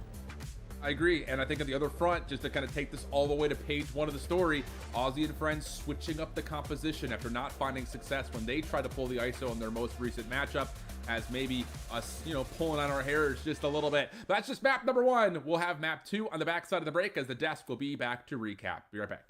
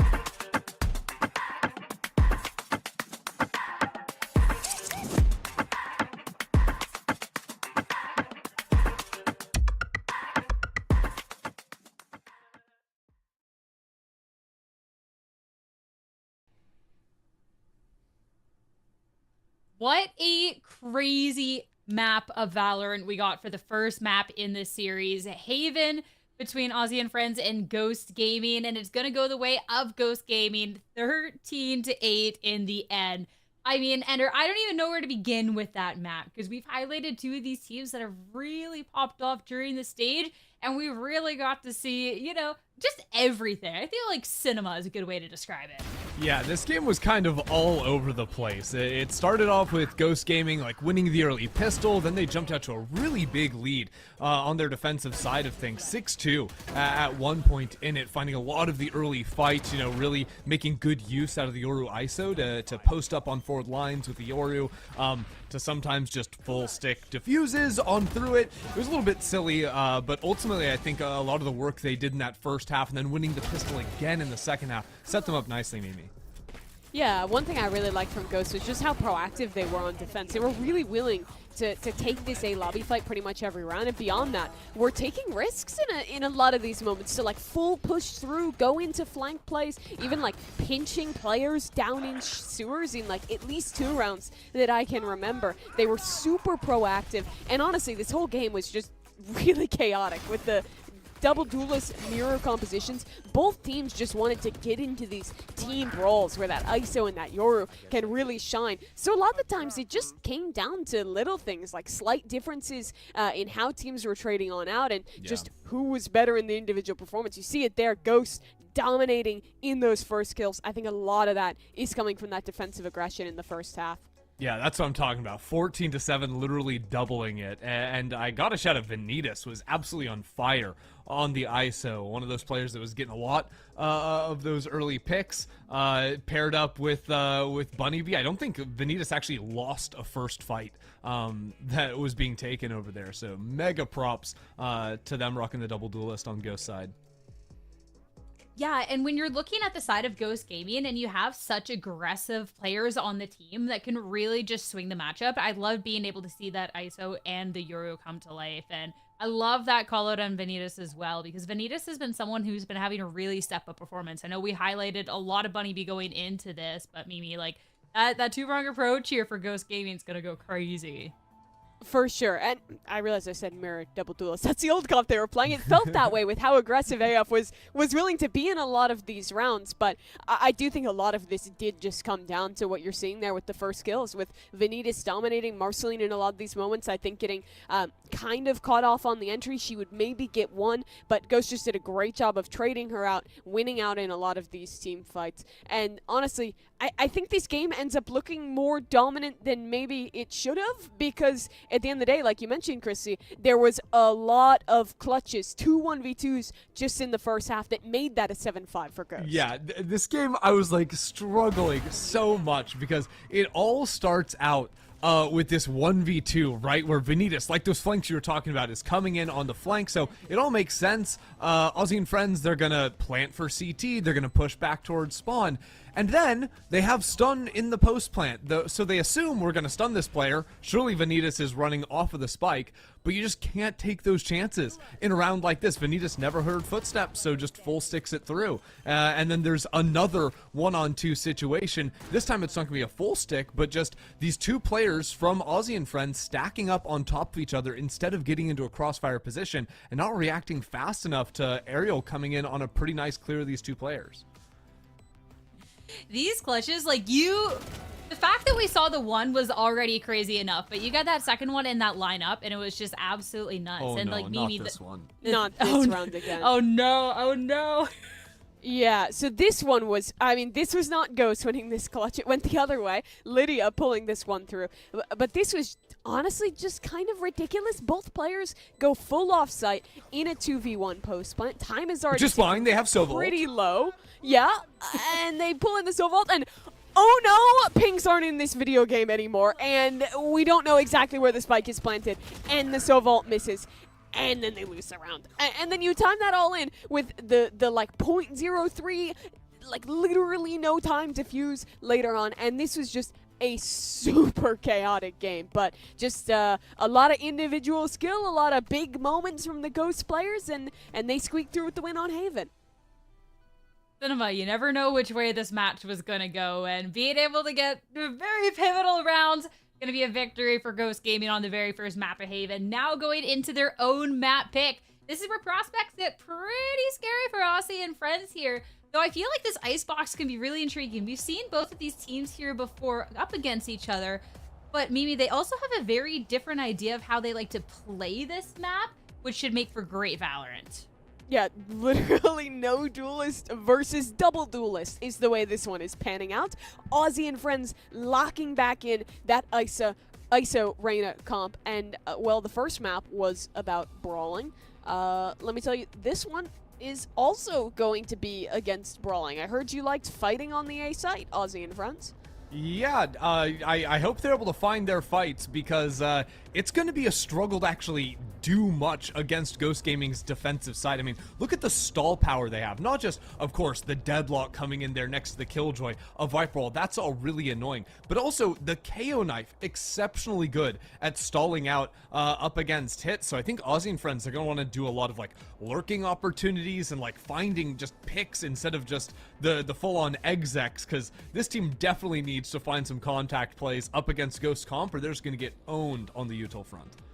It's worth noting, despite having double duelists, Aussie and friends has no dive. They don't even have like an omen look to TP up and send lurks into mid. So they actually, will they have a comp that is going to want to try and find a lot of fights? They don't actually have a ton of tools to force out these fights. So it's going to be interesting to see how much Ghost actually lets them play into that style, how much they can actually get away with this double duelist comp, and also just if those players can step up in a big enough way compared to map number 1 to find their form and take us all the way here. And for Aussie and friends, this could be the last stand with this double duelist as down 1 in the series and the lower bracket. They have to win this out to try and take it to a map 3. Is it going to be Ghost Gaming to close it out in 2? Or will we get to see the conclusion? We'll have to find out. But let's send it over to our casters, Ash and Shift, for Icebox. Yeah, I love when we get matchups like this. Both teams playing at a very high level, but both teams playing very different ideas in terms of what they want to run in their composition. So it is like this level of rock, paper, scissors when it comes down to who has the upper hand and what beats what where. It adds to the chess game that we've already seen this far, Ash. It definitely does. I think the Death makes some incredible points as well with the comparison between these two compositions, right? And that main thing being that lack of double dive means that on Icebox, historically, what we've seen from Aussie and friends has just been a lot of reliance on Jazzy being able to help the team scale up towards those consecutive A hits with that contingency, providing that little bit of cover to try and move up towards that site and deny those early sight lines to Ghost Gaming. But we're talking about no duelist, sure, on the side of Ghost, but Bunny B plays the KO like a duelist on this map. Like, it is insane what she's able to do, and so much of, I think, stopping AF from these A hits as well will come down to a lot of those fights. I like this play here on the pistol round, re-clearing towards me with so much power. Whoa, but they're going to get a little bit of a brawl, maybe more than you bargained for based on how that walk down was starting to develop. And importantly, that is your deadlock off the table. So some of your stall power here for Ghost Gaming is immediately taken off the table. Toxic screen running out of juice will fall, and that's going to be enough for Nanostorm to clear out one corner. Aldrone goes the other way. Undercut also cutting across the site, has Bunny B trying to find some ground to possibly reset, and will. Good first, not able to find anything more. But Miara, Katara still trying to hold on to the site. Off the reload, Miara trying to take the angle away. Knows he's got Jazzy low. Does he get the follow-up? No! And that will be enough for Slandy to get the plant and send Aerial to 1v2. Listen, 3 out of 4 retakes on Haven that were won for Ghost Gaming were 1v2s. Not gonna happen this time. But, you know, it would have been kind of sick if it happened again. But a nice start here for Aussie and friends. I think really important being able to pick up that pistol round, something that was lacking on Haven, allowing Ghost to find that kind of additional oomph into the beginning of each half and whatnot. But even in this round shift, after that initial rotation over towards mid, we saw a little preview of what we're expecting to see out of Bunny B. It's just the amount of purchase that those KO flashes are going to be able to find and disrupt those executions that Aussie and friends like to favor on. Yeah, it's very true. You also got to keep in mind that Bunny B was a first blood here in map number 1. So if they could just continue to set themselves up off their own flashes, You love where that could potentially lead if you're a Ghost Gaming fan. Other side of things, though, going into this anti-eco, Ghost Gaming are going to try to play a little bit of range here. 4 sheriffs in the mix. You've got double sensors set up over towards yellow and the default position on B, so you can commit big numbers here if you're Ghost Gaming to staying onto A due to the nature of how this defensive setup around B is looking. Yeah, the thing is, I guess potential for an early wall, but it depends on if Vantages actually gets to stay alive here. Can't do this crosshair, Ash. Invents. Keep your eyes peeled. Help Seward. There's the sensor out, though. Do you have any follow-ups here for Aerial? No nanostorms available, but the spam works out just before the spike gets planted. So now numbers starting to develop for Ghost Gaming. And honestly, yeah, if you're Aussie and friends, you're kind of stuck here out in the middle of no man's land. And, oh, Jazzy able to turn that into 3. Trade is out. 2v1. Slanty with a weapon advantage, but health pool is teetering. Darn Nate. Timing of this is everything. There's the recon. Slanty tries to peek through it. Doesn't work out. Gets revealed and pushed back into yellow. And now the pressure's on with the jiggle onto the spike itself. Miara down low. Aerial, other angle. Slanty gets the first. Do you connect for just the 1 bullet? You need a Miara. Sure do, and it's a 1v2 clutch as Aussie and friends will save their anti-eco, and Red Bull is happy for the spot they purchased. Yeah, the Red Bull clutch coming in here for Slanty. So incredibly played in that 1v2, just isolating both of those flights, not taking the risk of pulling that recon out and ensuring that you can find those duels successfully. But yeah, that also just all starts by Jazzy even finding that initial 3K. It felt like that was kind of falling apart, right? What Ghost Gaming love to do are those fast flood retakes, putting that immediate pressure on, but Jazzy comes out huge in that round to save it and to allow Aussie and friends to eventually take it. Now, the buy here on the side of Ghost Gaming, the delay that we've talked about. Well, the double tap's already been spent. Does Jazzy use the early kill contract while it's still available? And yes, that's exactly right. Bunny B trying to just kill as much time as humanly possible. And what a set of shots that is from Bunny. Aerial also just on the backside of the site somehow takes down 2. So how about this? Just making a complete mess of the site, and Aussie and friends really can't do much to recollect this round. I mean, the spike is down in a precarious spot, and you really don't have the ability of wrapping back through mid or anything of the nature. Yeah, it's going to be really hard to fight any sort of fair duel for the side of Aussie and friends. Isolate any of these players that's probably grouped up. Player standing. Spike down A.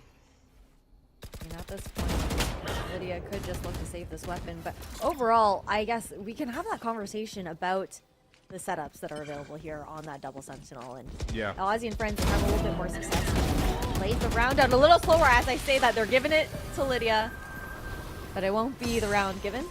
But overall, back to what we were talking about, it's the fact that Vantages is happy to play a bit more of an aggressive angle over towards B main, knowing that they can throw out that deadlock wall a little earlier on and then fall off after the barrier match. And it just allows for these really snappy rotations to come in from Ghost Gaming to try and help out over towards that A site when mid is then also then completely covered by Aerial as well. It really doesn't leave any opportunity for AF to find any of those like comfortable lurk opportunities or anything like that for the flank, and Ghost feels so comfy on those very aggressive rotations.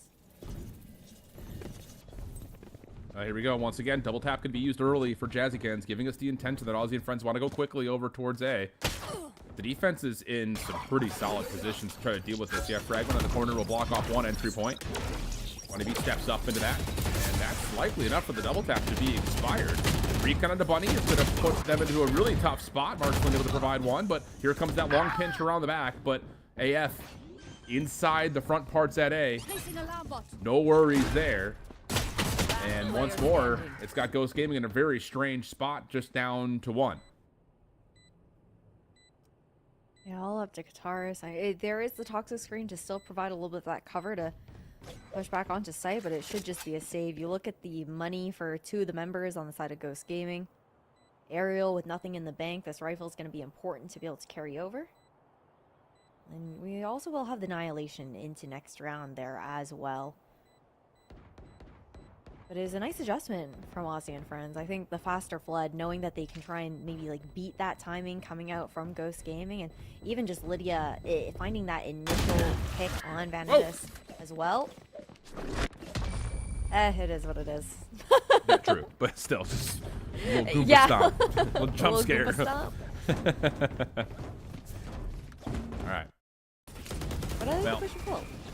No, I do too, and I think there's a level again where like Aussie and Friends just trusted their composition. It's a no nonsense comp. Like we know what we're gonna get. Like if we're playing ISO Reyna, we want to brawl. We want to duel you. We don't want to have to worry about pulling and playing around both sides of the map. Like this is just about showing brute force. And so far, it's been a lot of that early on, and I like this from Ghost Gaming. Again, this is a limited purchase, obviously, so you know there is a level of you're gonna have to stack somewhere, but playing forward as soon as the barrier drops, I love that idea. Just kind of mix it up before Aussie and Friends can actually execute. Oh, talking from the start here. Yeah, they knew something was up. Deploying drone. I mean, it's the expectation, right? When you're playing up against Ghost Gaming, you're anticipating those pushes on those eco rounds. Not even just on the eco rounds, on the anti-ecos. Those purchases as well. Just knowing that a big part of that plan on these low buys tends to be to try and get aggressive.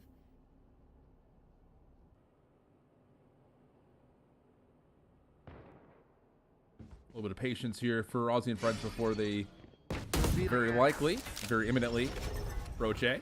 Undercut right behind the recon bolt. Miara has gotten the recharge, so good reveal. Allows the defense to try to hold their ground a touch more, but Nanostorm will block off the reinforcements from jumping in. Miara still waiting patiently for that to expire.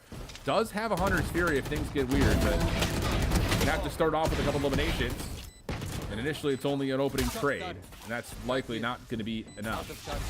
Decent chunk damage looked like off the shock dart, but a little high-low set up on the left side. Plus we've got 410 stacked up on the right. No problem there for the post plan of Aussie and Friends. No, but we did get a little bit of like a sneak peek at some of like the retake utility we might expect out from Ghost Gaming into further rounds as well, right? There was that combination with the grab net and the snake bite over towards Dice, so something to keep an eye on, I guess, as we get further into this first half of Icebox. And this is a great start also for Aussie and Friends after losing out on their map pick. This is supposed to be the comfort ground of Ghost Gaming. We got to remind ourselves this is an elimination match here as well, right? Within that, the round 3 of the lower bracket to try and find at minimum that 3rd place finish. Yeah, good point. What a statement that would be again. Door left open by FlyQuest Red, who has historically been up there. A little flash for Bunny, but no. Jazzy Kids stands tall. Double tap in play. Annihilation going to get used immediately. Does not find connection, but Miara on the cross. He's good for one. Oh, the chip damage. It's more than that. It's chunk damage, and Slandy will punish plus find an extra. And Miara, who had already kind of self-committed to the Hunter's Fury, will be way outside the picture as Aussie and Friends, well, they continue to dominate on this A site. Yeah, at this point, it's just got to be a save situation. Again, just nothing in the bank, right? And Slandy's been such a hero in so many of these rounds. The caller on the side of Aussie and Friends, just being able to equalize those numbers and capitalize off the utility that's being thrown back site. We're seeing, again, those ideas with a lot of that stall, a lot of those combinations with the mollies, with the grab nets, attempting to try and help Bunny B with those site fights, but not quite coming together the way that Ghost Gaming have wanted. No, not at all. And I think there's a level here where, like, if you're Ghost Gaming and there's going to be likely a timeout in the near future, whether it's this round or the one before the next purchase, where you need to start talking about what do we do to congest this hit a little bit better rather than playing on the backside of the site and then getting pushed around largely thanks to the fact that ISO can just walk up for free so much. And you know, I think there's like a level of, I understand Ghost Gaming wanted to play in the back of the site because then the Reyna is essentially just a warm body. Like, you just don't really get affected by the Leers and things of the nature. But it's still, you give that much space for Slandy, Jazz, and Riv to play off of, they're going to dominate the setup on a post plant. And that's been, I think, the big story so far is that Ghost Gaming have elected to give away 410, give away the ropes, try to play for a contest in the backside of the site, and it's just not working out. And we really haven't seen any efficiency come through for Aerial's utility yet. I mean, the same thing for Keteris, who unfortunately finds themselves at 0-5, but it's just all of this kind of control and these Sentinel presences just have not restricted the Aussie and Friends offense at all yet. No, it's really just been that presence that's spread across the map to deny that opportunity for Lydia or Riv to go for some sort of lurk, right? And then we've only really seen them contest for that front sight space or even A main, like the pistol round and their eco rounds for the most part. And they know on the side of Aussie and Friends, like the deadlock setup has not been anywhere to be seen on that A site. That stall is util that's being thrown out of the hands of these players instead of already being set up for that initial delay, and that for that reason it's really comfortable for AF to just continue to push on forward with that lack of threat in those deadlock sensors that we consistently see on this B site. But for Aussie and Friends, that's not a site that they really like to hit at any point. It doesn't work super well for their composition. That A push is much more comfortable with the ability to scale up again with the contingency, and I want to see that adjustment maybe coming through here into the next purchase round there for Ghost Gaming. Yeah, I like that call as well. So we'll see if they end up doing that here off the timeout, or is it's just Sheriff's lockdown, null command at the ready. And again, look at the positioning for Ghost Gaming. They go for an early 3-man setup, kind of on a little bit of a high-low and higher setup, actually, because they're playing off top side of ropes, just looking for a triple peak. But now, again, you have to play behind the site. And Aussie and Friends have cut noise. They're going to wait for this owl drone, not show anything. I want to say maybe create a little bit of doubt, but instead they just delete the owl drone and then burst through it. So Ghost Gaming, once again, are going to have to play retake. Decent damage with the fragment combination. Stops the plant for Lydia, but again, it's a lot of your utility already gone. Follow-up is coming on the way in, but Marceline watches the cross. Flandy able to keep in mind what's happening up top, but decent trades here for Ghost Gaming. Hold on a second. It's just down to Marceline, and whoa! Little game changer Sheriff action coming through you. How about that? I mean, you know, it wouldn't be a Game Changers match without a round like this happening, right? A huge thrifty round to come in here from Ghost Gaming. A lot of that came down to the util that came into the late round, holding that for the fast blood back into sight as that spike was trying to go down instead of trying to expend it to buy that initial time. And it also just does not help that Lydia eats so much damage from the snake bite. Unfortunately does walk back into the snakebite to get that spike planted and then stuck into that grab net. The utility onto the retake was just perfect, coming out from Vanitas as well, and really nicely done. Now this is where we see that adjustment. KJ shifting that setup over towards A, and now a B mid play being made here by Austin Friends for the first time.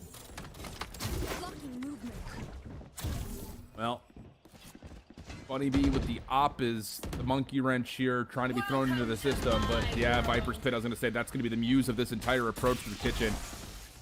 And so it has to be on what these two defenders can do. The spray works!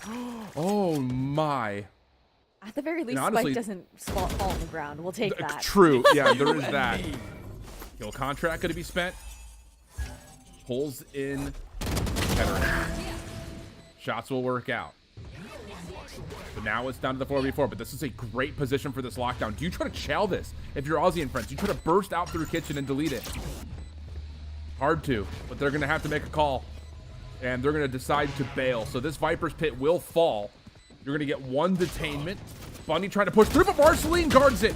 Trying to find more, but no. Niara up to halfway. Trades are decent. 2v1 situation. Riv has to try to clutch this one up. No lockdown available yet. Here's the second toggle, tries to move quickly. The shots are in, and Ariel will find the final shots. Ghost Gaming with a couple in a row.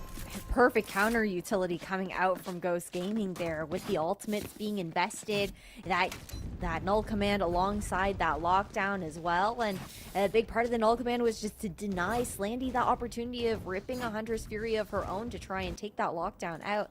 And then all of a sudden, the post plant completely forced off. Now, Operator online here for Bunny B. It is tough, I feel like, also having Bunny B on that op into this. This is a very op-heavy map, of course, but you are also facing up against an ISO that likes to scale up with that wall. You don't have that ability to dash away either with no movement utility in the Teo kit. Doesn't matter. Yeah, just kidding. I was just about to say, We're good. This is one of those, like, it better work. It better hit, because you're just using this to watch the cross angle.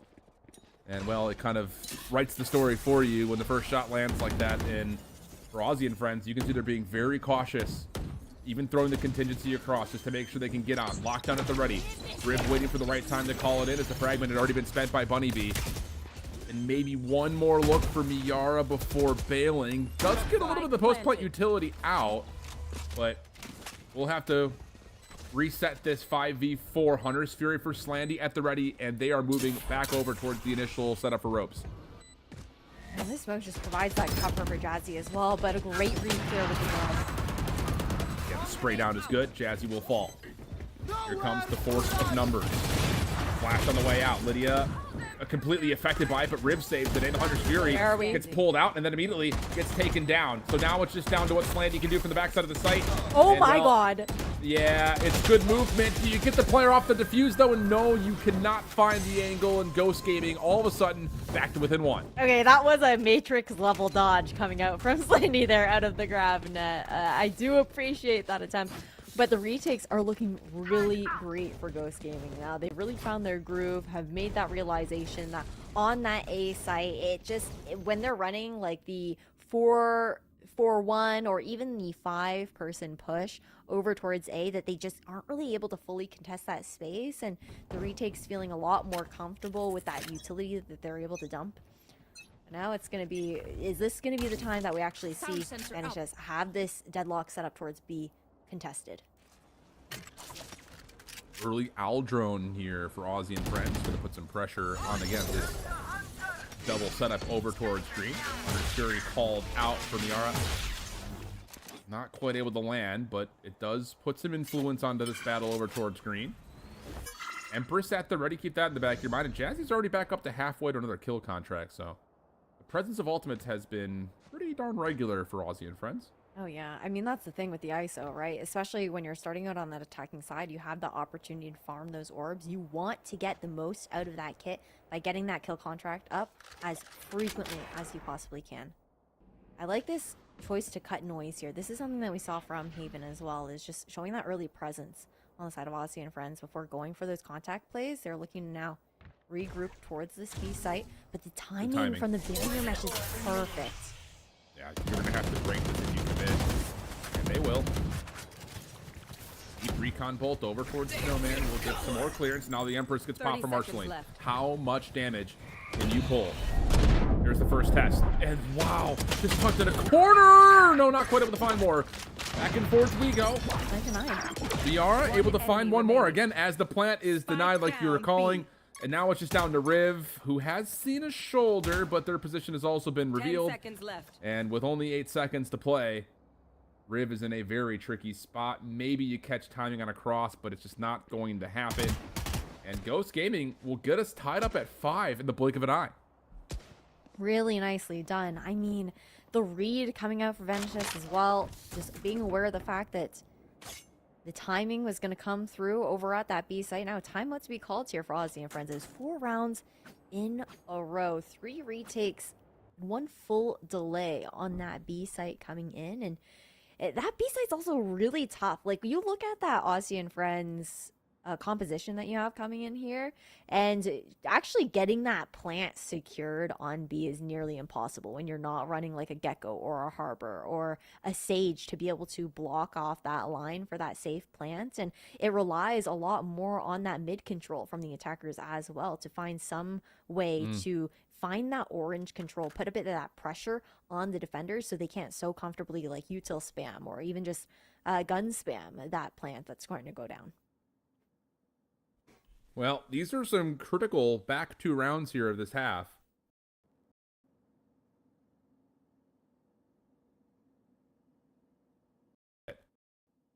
On the other front, you've got a Viper split that has been held on to for pretty much the entirety of this half, it feels like, for Keteris.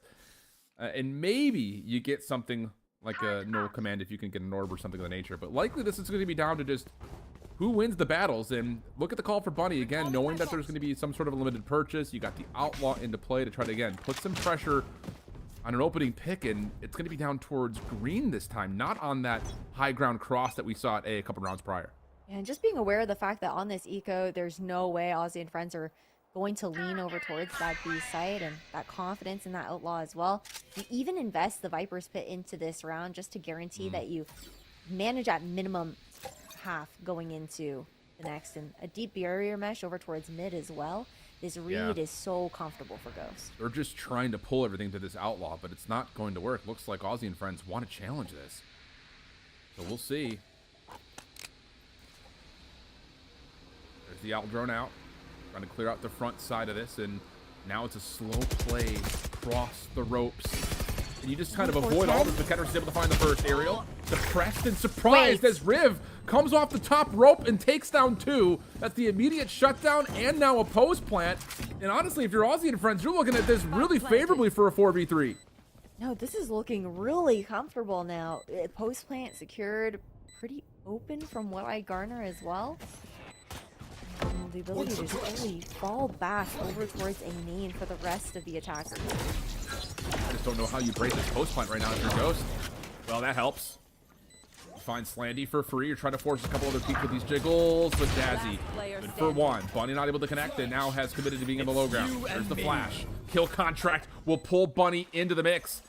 And honestly, you got to go and you got to go quickly. Nice shot from Bunny, but the time is going to run out likely on this play as Lydia is sitting there waiting, and no problems for Aussie and friends, even with the limited purchase, to work their way through the Viper's Pit and catch themselves now in 6. I mean, that was all on Riv to open up the entire round for Aussie and friends with those 2 initial picks. Like, yeah, I gotta see how this happened, because I know she goes across on 410, drops down into Maze, and the round is Aussie and friends from there. You have great post plant utility because it was a contact play aside from the drone once they got close, and great delay coming in. Now it's a question of, can Ghost tie things up at half? Bunny B doesn't have anything but a classic to work with. Do have a null command available at the very least.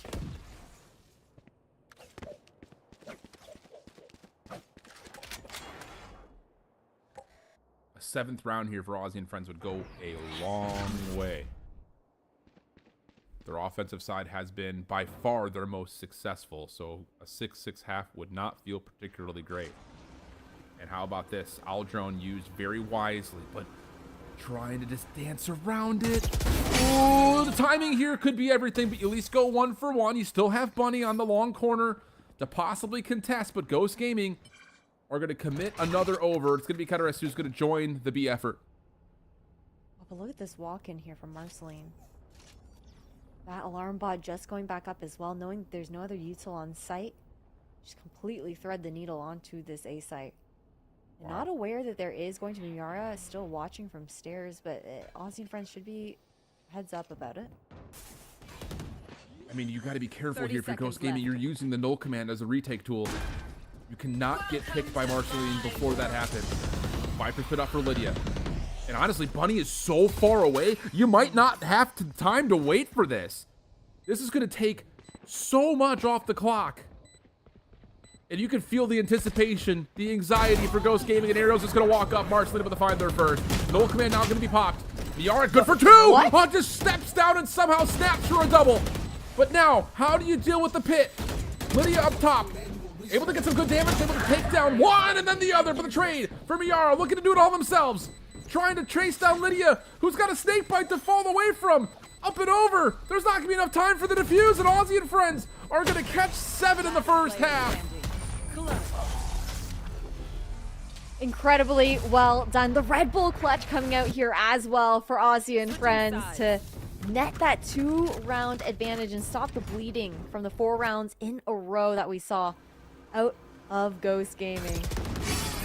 And things, you know, this round didn't start out the way that we thought it would either. Vanadis initially getting that first blood over the main, just trying to beat that drone timing into a funky little Viper's Pit that comes through, and all of a sudden Miara's like getting a 3K on site in the pit. Like, it could have gone any way.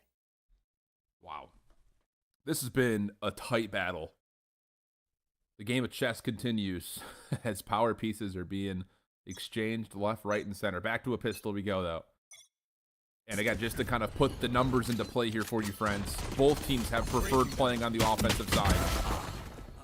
Additional trade for Ghost Gaming, front side of A, benefits them to an early 4v3. But Slandy is still playing with some elevation and can hold this position for maybe a touch longer as we look over to Tenorus' direction. And, ooh, just a little bit of a ping towards a headshot onto Lydia, but the Nano Swarms deal a significant amount of damage, and yep, that'll be an instant elimination. So it's just down to how many can Slandy find before possibly being overwhelmed. The first one's free. And now it's a 3v2 from what was a 3v5 situation. Yeah, nice call to fall off the site as well. Just not wanting to take that 2v1 and buying that time. On a pistol round, though, that barrier mesh is going to buy a lot of time as well. Forcing the defenders to try and retake from the stairs, instead opting to break it, just so they know that they deny the information of being funneled in. But even that drone, it just buys those additional seconds. Recon Bolt to clear out the front side of the site. Here comes the flood. Nita's trying to play on the corner. Little double swing with Miara. Sentry turret, sidestep, but blindsided. Slandy will take down both. Just a little bit of a delayed hit on that retake from Slandy is good for 3. And Aussie and friends will take the defensive pistol and now go up 8-5. Already cycling up like halfway into that Hunter's Fury just off the pistol round alone. And Slandy has had so many impactful kills for Aussie and friends to find these opportunities to claw these rounds back. It really feels like the IGLs have been going kind of head-to-head in that regard. The two Sova players on both sides just having those insane pop-off moments to try and turn the tide in a round. And this is, I mean, Aussie and friends, they could not be more happy with the start to the second half, right? Like, yeah, I'll say.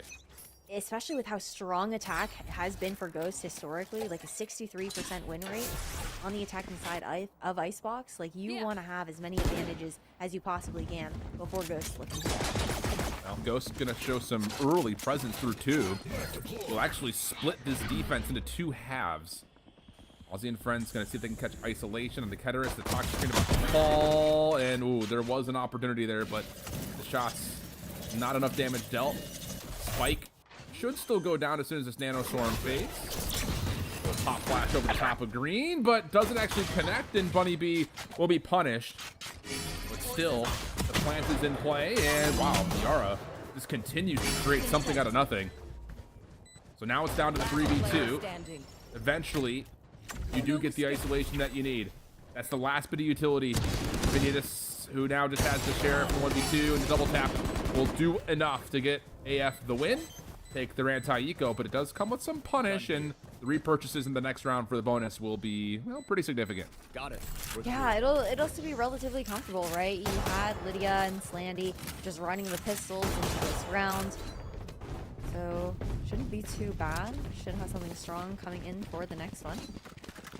On the side of Ghost Gaming, they're not really getting that chance to find those A scale-ups that we had seen previously. It usually is a lot of those like contact plays up. And then having Bunny B trying to be that entering force on this site, right? Trying to find those flash opportunities to get those kills. And I think that what AF are doing well are a lot of the proactivity that's coming out just to even deny Ghost that early opportunity to scale up on the extremities. Yeah, it makes sense when you're playing up against a comp with no duelist. Like, you just are trying to bleed out the initiation as best as you possibly can. Force out things like knives, owl drones, fragments, things of the nature, but this is a great grab net. Fragment combined with it. Ghost able to find the first eliminations and a very quick post-plant 5v3. That's a question of how are we going to look to take this space. Barrier mesh goes up over towards Snowman, delaying that as much as possible. And then forcing that information out as well. We've already got the turret watching that flank, right? So everyone very comfortable to bunker in towards the main together, leaving Vanitas on an island here towards yellow for that site delay. Well, this one, pretty clean cut and comfortable. Just about anybody would assume that. Even my girlfriend would know that one. And now it's just down to what damage can you do here with these last remaining couple of rifles? And, well, Vanitas is going to say none at all. So it'll be a 6-9 tally and a flawless round at that for Ghost Gaming, which is important considering what the eco will look like. Yeah, and you've got that annihilation up for the next round. Yara 1 away from that Hunter's Fury here as well. My eyes have to be drawn over towards Aussie and Friends having that kill contract up here for Jazzykins. But these takes have been so good, and it just works for the Ghost Gaming playstyle, I think, for like these individual players. The reason why they find the success on this no duelist composition is because players like Bunny B, players like Vanitas are willing to take those risks when going for those fights. They're not playing scared. They will just continue to scale up, try and disrespect that utility to catch these players off guard, off the back of the utility being thrown out by Bunny B and Miara. Well, here we go. A little stack up here for Aussie and Friends. Oh, mercy. That's nice. A significant amount of damage dealt. You go 2 for 1, but you've got Vanitas down low on health. And you lose both your initiators. So, like, that's the issue with this composition. You're looking at it now for Ghost Gaming. You go, what the hell do we even do with this? Outside of maybe Keteris finding a 1v1 lurk, this round is pretty much over. Yeah, it's up to her to find this lurk pick here, like you were talking about, with how we're seeing Riv just tucked on top of screens as well. And then you've got the alarm bot watching and waiting, having to flick up after that too. That's just not a fight that's favorable here. I like the longer angle that's being opted. Well, the shoulder scene, it is. And Riv doesn't miss a bullet. So this will likely end in what I'm surely would imagine would be some sort of a last-ditch effort or a save. And, well, the outcome may have just been given to us. So, how about that? 30 seconds left. And just kind of stacking up towards green. You get the trades you need. Crossfire setup is perfect. Easy dub. Hey, baby. Looking good so far. And it's been that kind of ebb and flow across the map here for Aussie and Friends. We saw a little bit of that over towards the A site. And it just depends on how the stack is looking, right? If we have Riv's utility leaning more towards like mid and B, then you're expecting more of that A aggression to come through from the defenders. Otherwise, it's these walk-ups that we've seen for a couple of rounds here now out of Lydia as well, and just trying to again catch these Ghost Gaming players off guard, knowing that they want the contact play up into the extremities for the eventual site pop that comes through afterwards. Now it's a question of, okay, what's the answer here for Ghost? Yeah, no, exactly. Yeah. Because, I mean, this is the thing, like, when you're sacrificing duelists for, again, the extra control on the backside of what would be, you know, a post plant that you would think would be unbreakable. You know, just kind of talking about the same thing about the compositions that Des was talking about in terms of Ghost Gaming's ability on the defense to delay, lock down choke points. Because those things can still exist on the offensive side, but you have to get the spike down first, and Marceline's not going to let you. Opening blood comes through, still trying to contest over at yellow. Nice little flash from Bunny. Can they turn that into more than just the one, though? As Marceline doesn't know which way to look, but no what way. A shot! Oh my goodness! And then Slandy over the top says, no way, no how. And Aussie and Friends just continue to deliver off just the raw gun skill. And she's still just able to maintain this yellow control for Aussie and Friends as well. Marceline not being punished, pushed off the angle whatsoever, despite the flash investments coming out. An awkward spot to try and pick that spike back up here, just at the top of green as well, wide in the open. I you just have to save again. Like, this is the thing, is like, you lose an opening first blood. Doesn't really matter on who. The status of this composition just becomes super vulnerable. And this time it's, you know, you don't get the opportunity to try to play for Annihilation, which is not to say it's like a round-winning ultimate, but it's still something that you could use as another tool to open up a site. And whoa, are we actually going to get this go? Bold call. But they're going to try to go for it, and they will be punished. So 11 on the board for Aussie and Friends, and they aren't misstepping or sweating at all on this defensive side. No, the thing is, when we see Ghost Gaming finding so much success on the attack on Icebox, it comes down to Bunny B having these insane pop-up performances. She's like the pseudo-duelist in this composition here for the side of Ghost Gaming, and hasn't really had that opportunity to come online. Sure, the flashes have been great, but it just hasn't been that dominant performance that we've seen from her previously on Icebox, which is, I feel like, such a big part of the win condition here for Ghost, is her having that ability to find those aggressive entries, find that ability to make space for the rest of her team. Nice Honestly, there's a crazy, I mean, the setup that Aussie and friends are showing us with this triple stack initially at A with push down, and then you're running a Viper and a Killjoy, just a lockdown B, has been way more effective than I think you would figure. But again, there's just not an ability to flash and take away space quickly because you don't have a duelist here for Ghost. So it has to be methodical. It has to be clinical. And now we're trying to flash through the poison. And 1 for 1, again, is fine if you're Lydia. Yeah, Lydia's been doing well to, at minimum, get her one anchoring over towards this B site, right? But I do like that aggressive push. You get that pressure over towards Snowman. But Jazzy's been so good at just using these kill contracts as frequently as possible. Ooh, Miara actually gave Jazzy a bit of a workout right there. Ariel finds Slandy a little bit deeper through Snowman. Top shot lands though from Marceline, who still has the Empress. Annihilation out. Jazzy trying to save a life, but not able to. Now we get to the 2v2. Marceline trying to retake with an op. Has to hit a shot. Maybe not. Jazz able to find the first.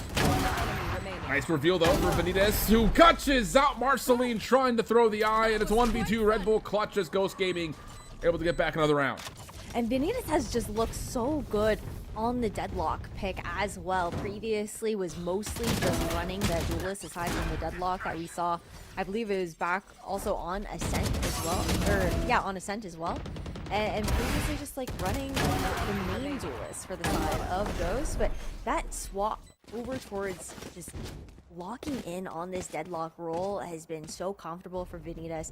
Works really well for their play style too. And you can just see them playing so well right now within the server. Oh, I love this. Hunter's Fury in combination with the Stinger, trying to create an opening first blood deep in towards Garage. But Lydia, oh, the prediction is perfect from Ghost. They sidestep a lot of the Hunter's Fury damage. They find their first 2 eliminations. And now it's off to the races. Trying to beat the timing is Slandy with a Vandal, but is caught. Riv, Marceline, last 2 left. Do you find the exit off the post plant? Not quite. And now this becomes very difficult. Okay, you've got Benitez waiting underneath as well, looking to wrap around.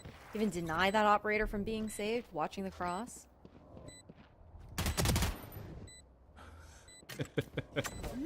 Emergency meeting.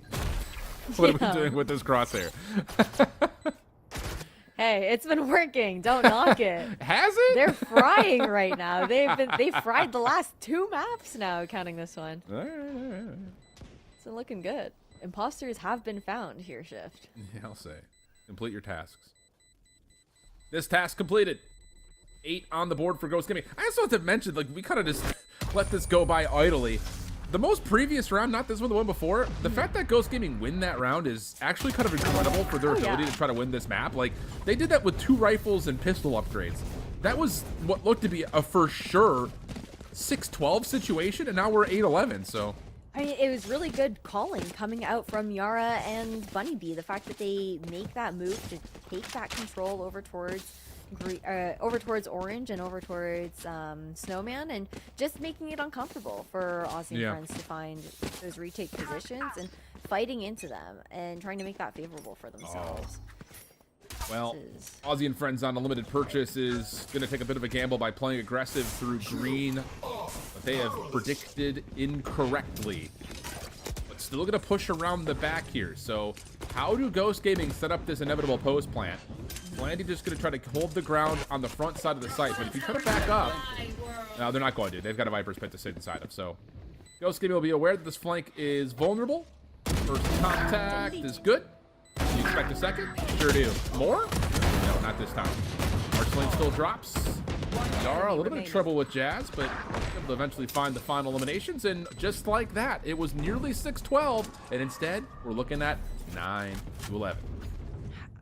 Just like really snappy adaptations coming out from Ghost Gaming. Aussie and Friends now to call out another timeout here as well. And I believe that's the second one that AF have called into this map too, so deleted. Feel they want to maintain this lead, right? Not give Ghost that opportunity to try and catch up. That's how important this next round is going to be, especially when they do have that Viper's Pit and the lockdown to work with here.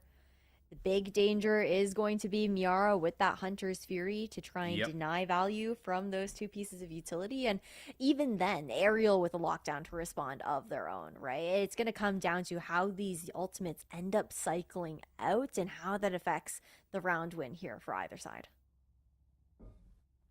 This is just one of those rounds, I think, though, that you talk about if you're Aussie and friends, and you almost, I think, let's get back to basics here. You know, we've really found a lot of success with this Viper Killjoy stack over towards B, and then Jazz, Marceline, and Slandy work together off each other's utility to try to control some space early at A. Like, we really haven't seen much of a threat through middle at all, not even on rotation from Ghost Gaming, so maybe just try to keep playing that together, but instead they're going to change the setup around. They're going to take the Killjoy utility to A. Lockdown, of course, going to be a major threat on that side in particular, so it looks like what Aussie and friends are banking off of, and the other three will make their way over, try to play aggressive at B. And just very deep mid turret even being thrown out there as well, knowing that you do have the cross to be watched by Jazzy over towards Orange. Slow work here on the side of Ghost. They know that there have been those rounds where Aussie and friends have favored that walk up over towards jail into A main, trying to contest the space early. That's why you see the early drone coming through here as well. Riv not quite pushed off in this angle though.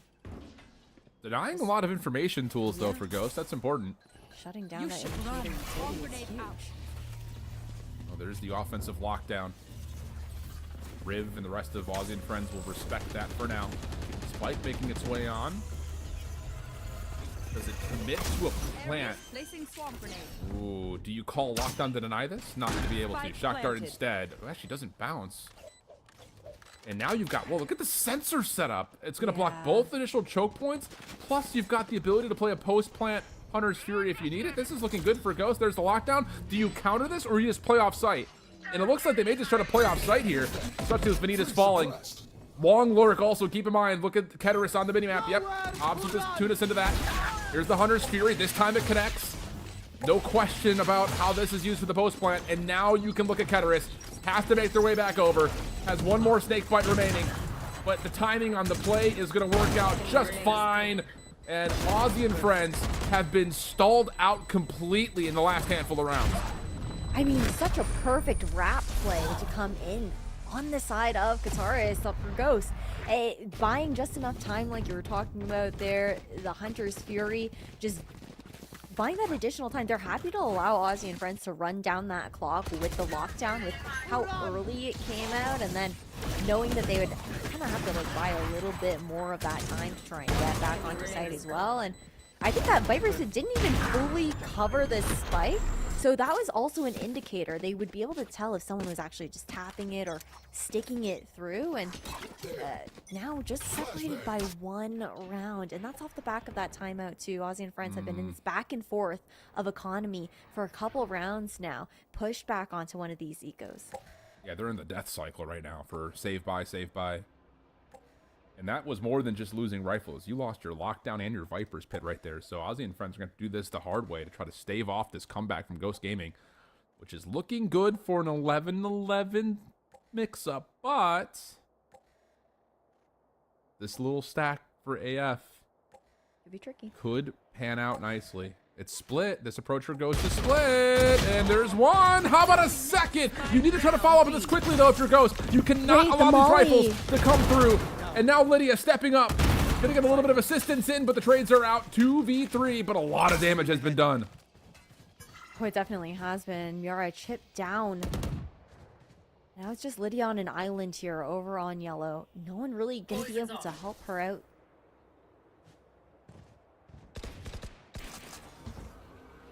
This is a Aldrin that could get punished. Ooh, Lydia. Not quite. Now is revealed, but under 30. Annihilation has to hit. That's just thrown out blindly through the poison cloud. Does not hit. Lydia outside yellow. Whoa, clean shot. And whoa, little windy out there towards B. Miara not able to lock down the shots, and AF off of a thrifty catch map point. Lydia staying alive there was everything for Aussie and friends. Now finding that match point just in time. Ghost Gaming call a timeout of their own. the investment of that Annihilation in that round has got to hurt when it didn't find that value, especially now that we've got that kill contract coming online here for Jazzykins. Very nicely handled. The lead was great. The trades coming in clean. But there, I mean, the combination of that snake bite and the grab net looked definitely dangerous that Ghost tried to respond with, but and Lydia did buy just enough time for the rest of the team to make their way over towards B. Well, do or die time now. If you're looking at this for Ghost Gaming, at least in this map, kill contract part of the equation to figure out here. And the same could be said if you want to call it trying to figure out the Empress. That's just, you know, Marceline just trying to pop off. So a lot of this is how do you set up some sort of an effort early to maybe pull that kill contract out sooner than you'd like. But it's just one of those things. I think if you're looking at this Aussie friends with a couple of rounds to play with, why not just save it for retake if things get messy? I don't think you have to spend it here to win the map necessarily early. No, definitely not. But even with this stack, though, they are looking to fight forward a bit here. So could be a world where off of the utility that Slandy throws out, if they find a bit of that information, Jazzy might go for an early kill contract just to slow things down. But with that suppression coming in here from Bunny Bean, just not going to happen. Surprised that Jazzy keeps the forward angle. It is in thanks to the respect that they're paying to the toxic screen, but this is a huge risk when the ult's online. No, Ghost Gaming going to cross their T's and dot their I's. Aldrin will be denied, but that's, of course, information for Ghost that, whoa, they are right here at the front doors. So that's not an option. And now they have to try to challenge out this Aussie friend setup that has been so damn deadly. And another first blood comes through. You just got to take your 4v2 here if you're Ghost Gaming. You just have to force this. Problem is, Aussie and friends in this defensive setup is pretty planted. Snakebite to create some space for Lydia, plus the vulnerability, but Keter is able to provide the trade. And now it's out of the defense rotating over. There's still an opportunity here, though, for Aussie and friends to hold on to this. The barrier mesh gets spent. Slandy tossing out the shock darts, plus the kill contract. Will take one into the dome. Gulag win for Jazzy is good. And on the retake can make its play. Everyone's stuck over towards yellow as well. This is uncomfortable. Well, you get a little bit of a dynamic setup. Keter is punished. The contingency is perfect. And Aussie and friends start off the second half solid. And yes, it starts to get a little bit tight there at the end, but for the most part, pretty darn comfortable when you trust the playbook as it was built to be in the first place. So each team taking their opponent's map selection gives us Sunset for map 3. Ash, give me your thoughts. I'm so excited for Sunset. I'm really glad that we're going back to that. Like, the opportunity to potentially see Bunny Bee reprising that Phoenix going into our third map, and things might get a little bit crazy. We don't even know if we'll necessarily see that composition coming out with how dynamic they've been with those Sunset setups. I'm looking forward to a shift. All 6 maps of Valorant is played tonight. You guys got what you paid for, which is nothing. We love a nice little... I'm a sucker for a sale. We love a little bit of free Valorant. Map 3 coming up, backside of the break, as we talk to the desk.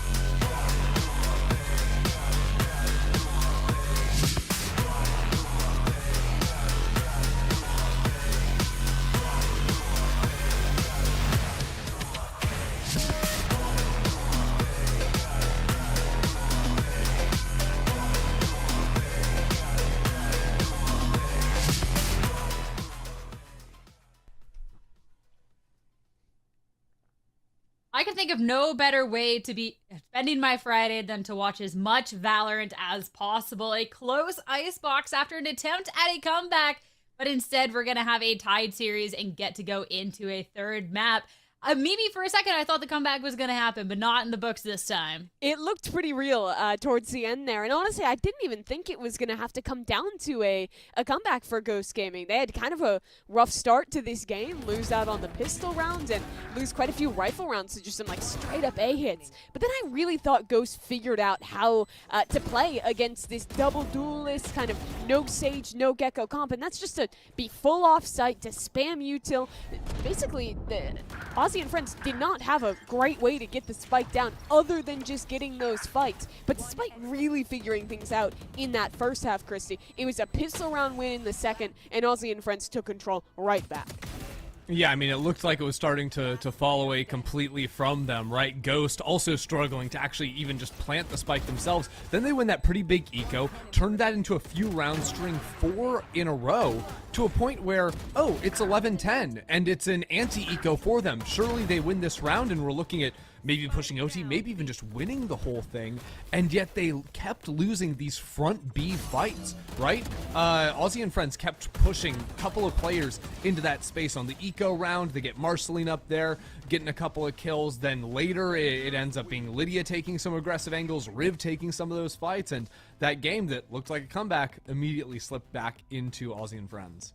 Yeah, and Marceline, I think, had kind of a rough map one on the Jet. She was getting a little diffed in some of the first kills from their opponent, Ghost, who in that game was the one rocking that double duelist composition. But here on those front B fights you're talking about, I thought she really excelled at picking the right timings to swing into main, get one kill, get out as Reyna. I thought she did a really good job of just being the peak annoying Reyna who you cannot get out of yellow box whatsoever. She was causing so many problems for Ghost, especially in that critical pistol round that they ended up winning to close out this map finally. And of course, Jazzy was right alongside of her. Those two were incredible on this map. They really were. Being able to see Aussie and Friends go for that double duelist in comparison to what Ghost Gaming had, I mean, those duelists had to put in work, right? There's utility galore on the side of Ghost Gaming. So even with step-ups on the opposing end, like Mira had a really good series here, Ender, is just not enough when you're looking at the dynamic duo. No, I mean, it looked like it was going to be, right? In that second half, Miara and Vanitas both started playing really well. But I think, like Mimi was talking about there with Marceline, just those B main fights became a very big problem for Ghost. If all of their util wasn't like connecting and forcing the players out of the space, and they had to sort of slowly contact forward and take those fights, they were just getting bullied a bit. And looking now into the rest of the series, there's going to be two players that we definitely have our eyes on and want to talk about their performance so far into leading up in what's going to be the third map of the series, and talk about this Bunny B versus Marceline, because two people that have really been able to have performances throughout this stage one, Mimi, and they're going to be crucial looking at Sunset. They absolutely will be. And what is interesting to me about this third map is that it's not going to be a Neon head-to-head as it was the last time these two teams actually played against each other. In their previous outing, which was a 2-1 victory for Aussie and Friends, it went 13-11 on map 1 of Sunset. And it was a head-to-head of the Neons, with Vanitas actually the one locking that in for Ghost, Marceline on it here as well. But then Ghost, after losing that 13-0 game on Sunset, made a massive pivot to their composition, put Bunny B on the Phoenix, and Bunny B to me has been the reason Ghost has made the run they have in this tournament. Not only is she the kind of captain of this team, the most experienced player on the roster, but she's also been the one who has been so consistently putting up the numbers and finding those impact kills in a lot of these very close series that this team has had to play. Yeah, and moving on to Sunset last, and looking at her Phoenix, I think it was very clear, sort of, we were casting that game, Mimi, and Bunny B was just playing completely fearlessly. From playing Breach previously on this map to locking in the Phoenix, all of a sudden it was Bunny just literally sprinting forward at round start on the attacking side. I'm not joking, like full W key action, flashing angles for herself to go ahead and take the fights. Always peaked right about at this point of making it to lower round 3, of getting all the way into the top 4, but not going much deeper. So there really is a big opportunity for both of these teams to get that deep into a tournament, to have a real chance in a lower final tomorrow as well. So stakes very much are high going into this map 3. And with the battlegrounds that we've already seen between these two teams, you know it's going to be absolutely electric. So getting into the agent select, I'm particularly intrigued with what we're going to see on the side of Aussie and Friends. They took the victory last time these two faced off, but Ender, that was back in Tejo meta, so we don't know what they're cooking now. They were playing Tejo, and their only Sunset map has been against Ghost Gaming. So this is weird territory to be heading into to decide your entire stage, right? Elimination territory for these teams. Last time it was the Breach Tejo, it was still playing the Cypher, the Neon, like Mimi mentioned, and of course they're gonna probably know what's getting locked in on the other side with Ghost Gaming, just playing that Phoenix comp last weekend. But it's gonna be a question of, they're gonna be sticking with it, and that is tough because the Tejo nerfs are brutal, but it hasn't been a lot of time to adjust to it, it seems. Yeah, I think it's gonna come down to then, how do you want to use the Tejo? Because if you're Ghost going Gaming for on Yoru. Yeah, oh my god, you're right, that's a big change as well. But for the Tejo specifically, it's like, either you're going for these like start of round set plays, or you're saving late for like retake and plant stall. You cannot do everything with Tejo as well, so you have to have a really good idea of what you're going to do with each of those pieces of utility. It's not kind of the perfect tool that it was before when you had it every 40 seconds. So Ghost Gaming are just a plug and play right now. Phoenix is out, Bunny B is in on Yoru. Vanitas is still playing the Deadlock, seems very comfortable on that agent. And honestly, Yoru can play pretty similar to the Phoenix. It even gives them a little bit more flexibility, I think, when it comes to... Yeah, it's literally just blue Phoenix. I would still expect to see Bunny B playing very aggressively, especially in those A and B main fights that she was all over last weekend. There is so much to digest here. I don't think I've seen a Tejo played since the nerf and the switch up on the other end. Ash was messaging me how excited she was for the Phoenix. I got bad news for you, girl, but this is still going to be an amazing match. Again, stakes are higher than ever. Winner moving on into the lower finals. It's time to head to Sunset and figure out who is going to be the victor of this match, and head back over to your casters for the final time today, Ash and Shiv. Sierra Dawn, the bringer of bad news. But it's just Blue Phoenix. I think Mimi is absolutely right on that in terms of what you're trying to get out of the agent overall. But it is, compelling to see Aussie and Friends sticking to the Breach Tejo after the nerfs. It almost makes me think that there's a level of anxiety, just uncomfortability, and just let's hope we can still make this work. What it kind of feels like. Yeah, it's a question of how much did they get to actually work on this, over the past couple of weeks when it comes down to those comps. And I think the curious part is the expectation for me is on the attacking side is maybe the Tejo looking to deal with those Vice setups a little bit, deal with the Thorns to deny that value. But starting out on defense, I'm curious what that approach is going to be. But I do like the shout on Bunny B being on that Yoru, just allowing her to be a lot more dynamic, especially when faced up against the slew of utility that can come out here. Well, wait for this. If Marceline gets any contact, a Paranoia fault line's going to be there. Yep. The high gear set up. Do you not check the close corner? Wait, that grab net's so nice. The grab net. It's like, are we trapped in here with you, or are you trapped in here with us? Because that was an absolute little flawless bait out from Ghost Gaming. They come away with the first couple eliminations and a free B site thanks to it.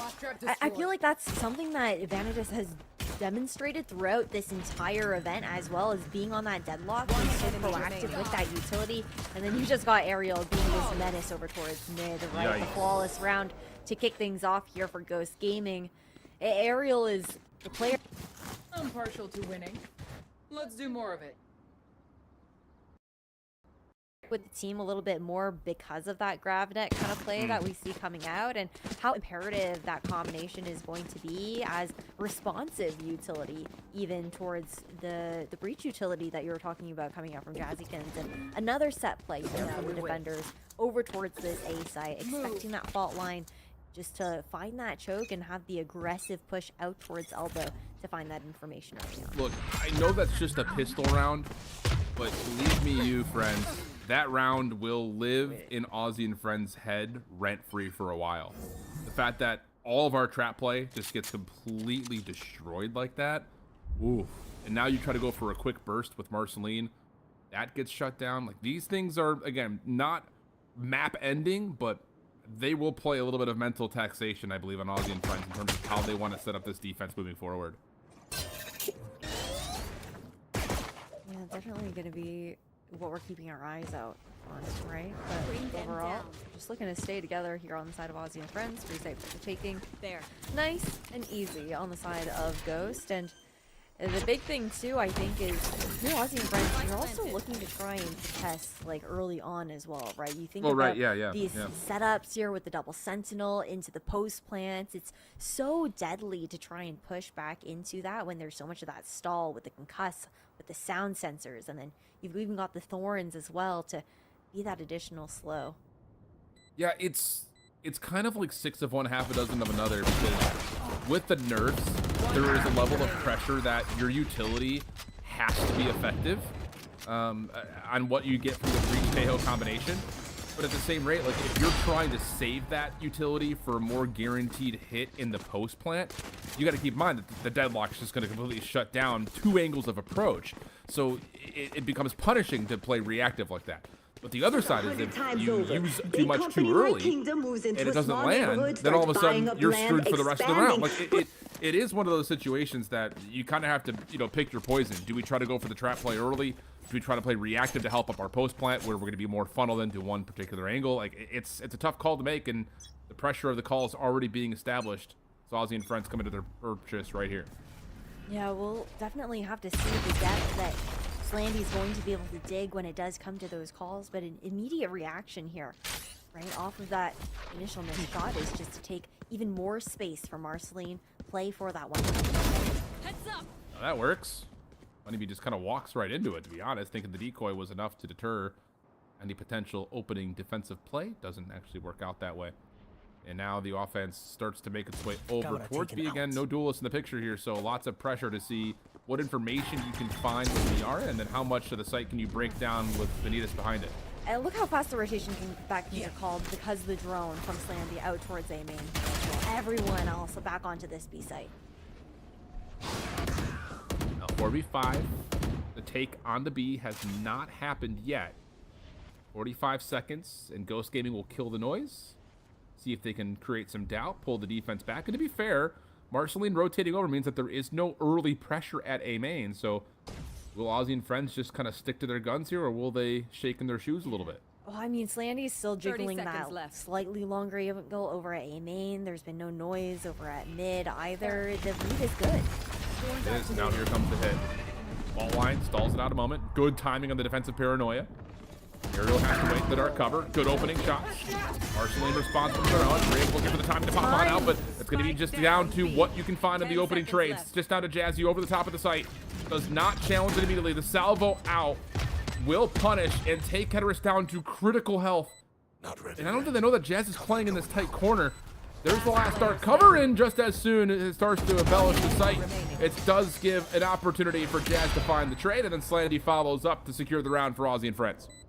So we're getting a little bit of an answer now here for Aussie and Friends, what they want to do with those salvos as well. Ignoring the initial play that was seen during the pistol round, we're getting the idea that they want to maybe just go for some of that plant delay as Ghost Gaming try to get that spike initiated. And I'm curious to see if that is going to be kind of the general plan that gets carried forward, because you do have to just be so careful with how you use that utility now that it no longer recharges, the additional investment that goes into it and how purposeful and intentional you have to be.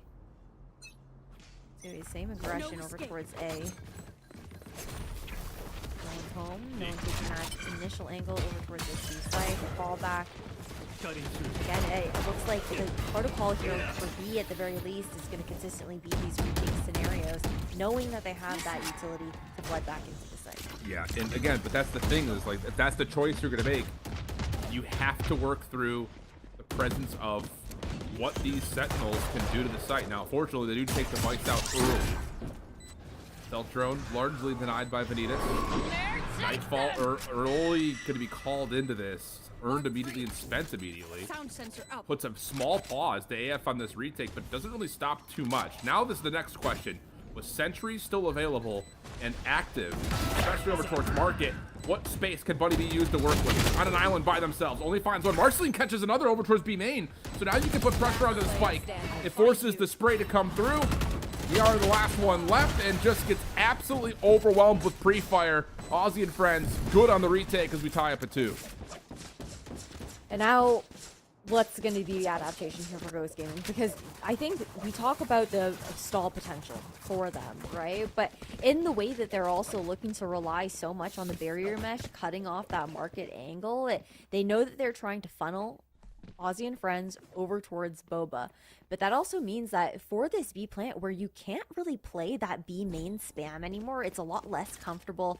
The market wrap is a lot less comfortable as well. Typically you want to see teams taking either that Boba control or ideally that market control. But when you're denying that angle, it just becomes that much more uncomfortable. Maybe a fight here over towards A. Whoa. Flashes to reply.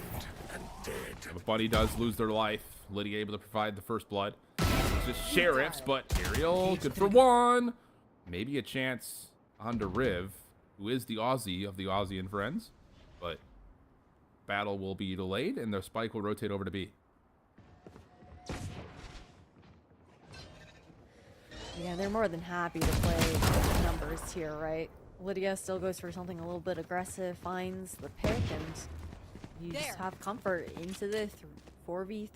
The plant, sure, will be able to be initiated here for Ghost, but I like the walk up into the smoke at the very least. This comes down to the timing. Cybercade's behind this. Razor Vine's also apart, but Arrow's with the catch to do. Ketterer still alive, if only just barely.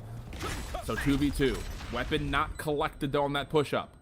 So it's still just on to Sheriffs. And weakened health pools for the most part. Jazz does have the ability to go into the Rolling Thunder if they want to. Oh, a headshot connects, but through the wall. Miara off the reload. No, can't connect under the body shot as Jazz forces the issue, hits the right click, and saves the round for Aussie and friends. So close, though. Nearly a Ghost Gaming round win off of an eco round. So much of that work being done by Ariel, that pop through that smoke, and then still being able to get the vines initiated so that after they fall, there is that additional delay so the util doesn't go to waste.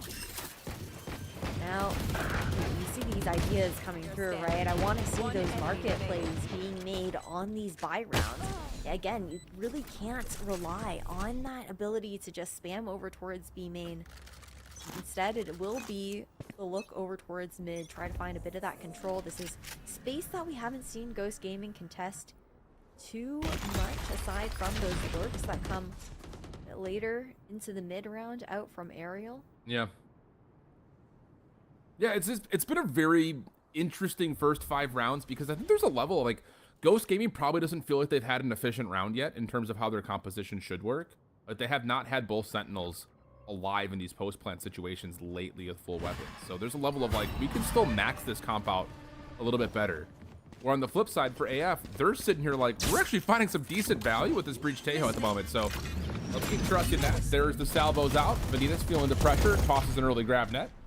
Spam from Slandy largely comes up empty, and that's a very deep barrier mesh. That is, what are we doing? Benitez, oh my goodness, Riv just sticks it. Neural Theft now out. Ariel, all of the world to deal with through mid, but only finds one.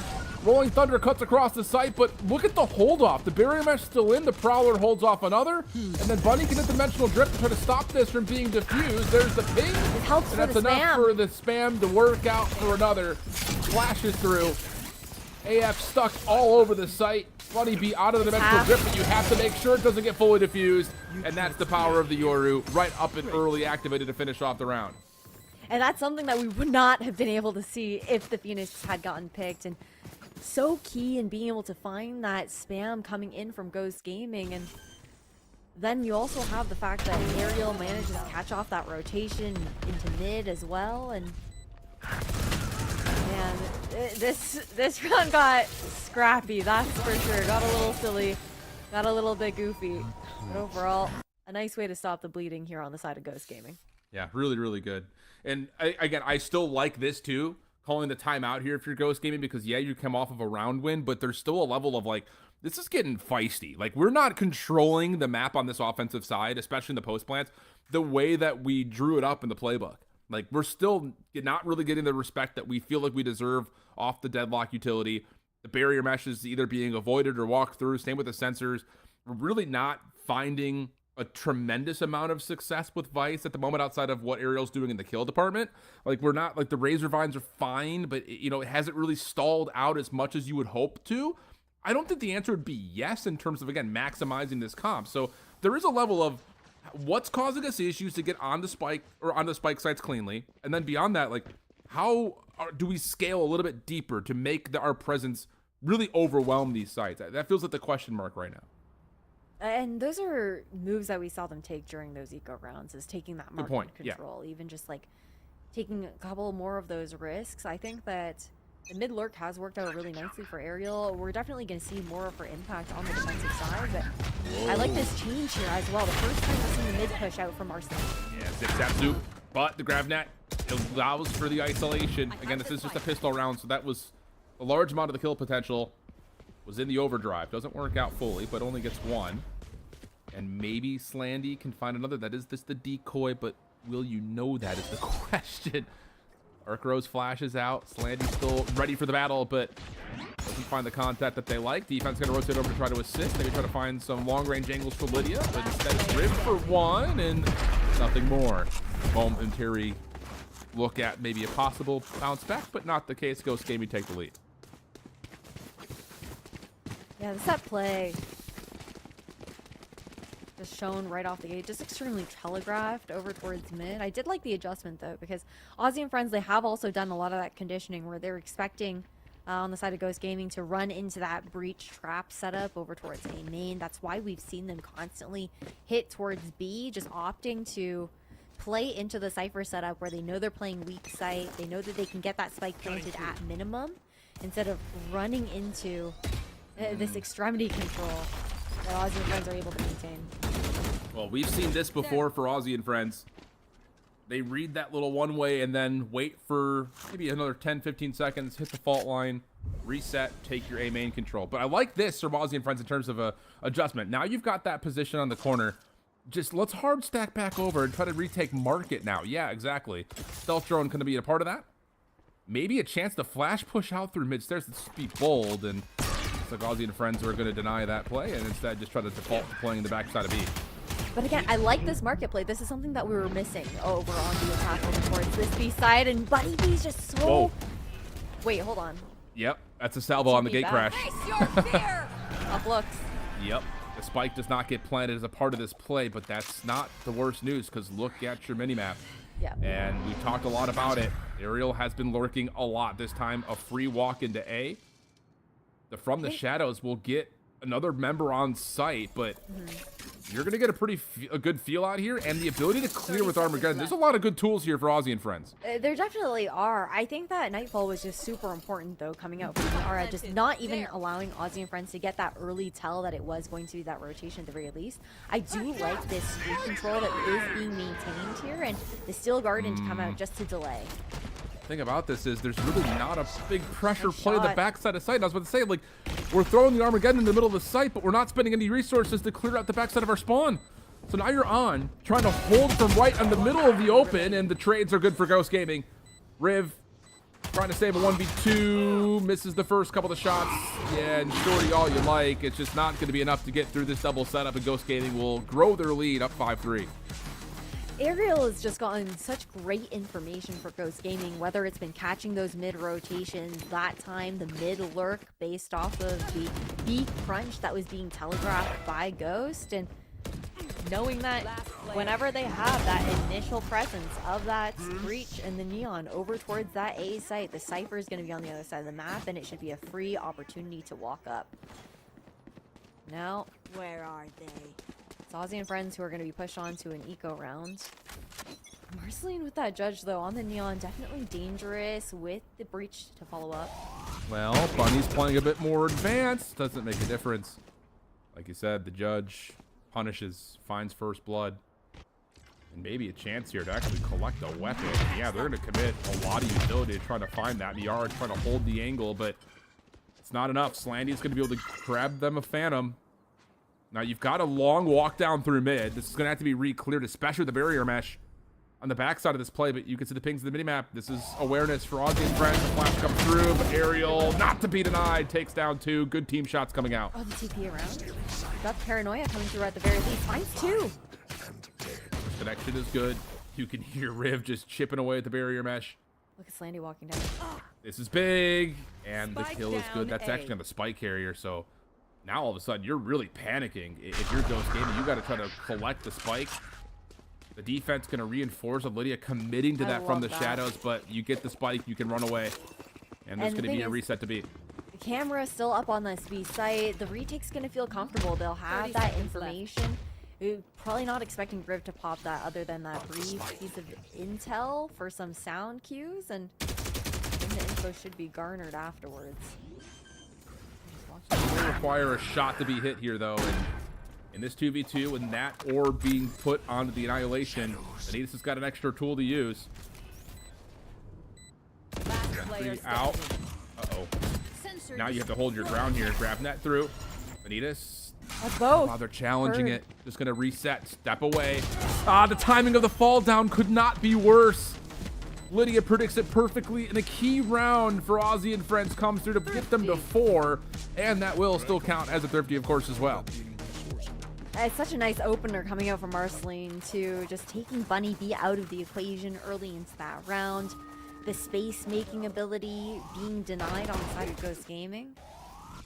Great way to reclaim this round back, because after Aerial gets those 2 picks, you expect, okay, they're clawing back into this. Very nicely played. That, especially over towards mid, right? That utility to take that mid fight was so clean coming out from Lid. Cover going out. Okay. Almost resets the whole dynamic of this first half with that round coming through. Still 3 important rounds here with ultimates likely to be earned for a couple of key members. Slandy, whoa!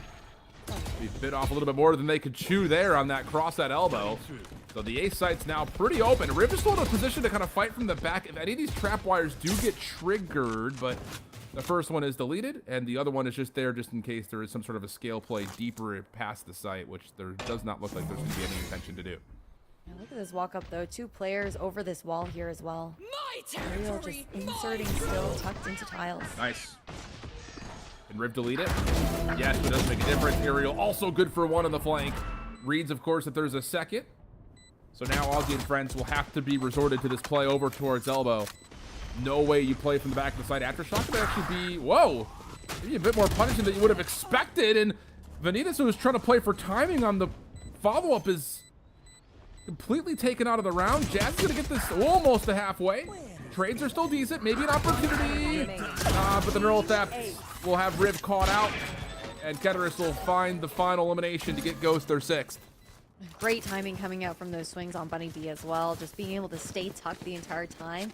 Trusting the comms coming from the team and finding this advantage now on this attacking side by 2 rounds like we were talking about. And Ozzy and friends, chain of rounds that Ghost Gaming have been able to find. Again, it's been this kind of like very awkward situation where they can't get extremely comfortable with any of these buys. And even the ultimate economy not looking too great for the next couple of rounds here. Meanwhile, for Ghost, they're cycling into some solid ones. You've got Steel Garden coming up next.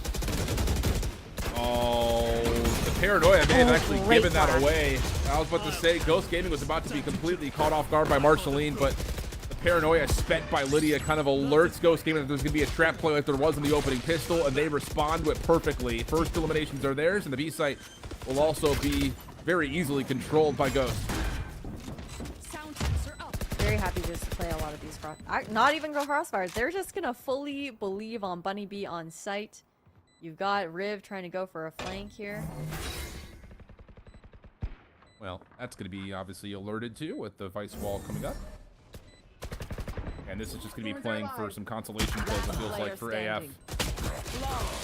And they'll get none. Flawless round for Ghost Gaming.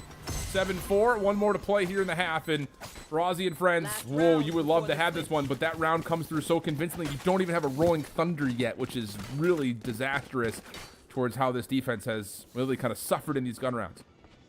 Yeah, we're cycled into another Steel Garden here as well for Aerial.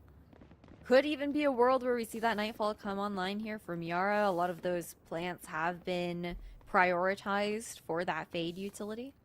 And we're going back to the standard setup now. This is what we've seen Aussie and friends condition earlier on into this half. That same kind of 2-3 split. Putting a little bit of pressure on mid this time around. What I like is this. Though, there is the trip for Market. Camera to watch that cross. Oh, all the utility though for the defense is perfectly played. Steel Garden comes out maybe a touch too late.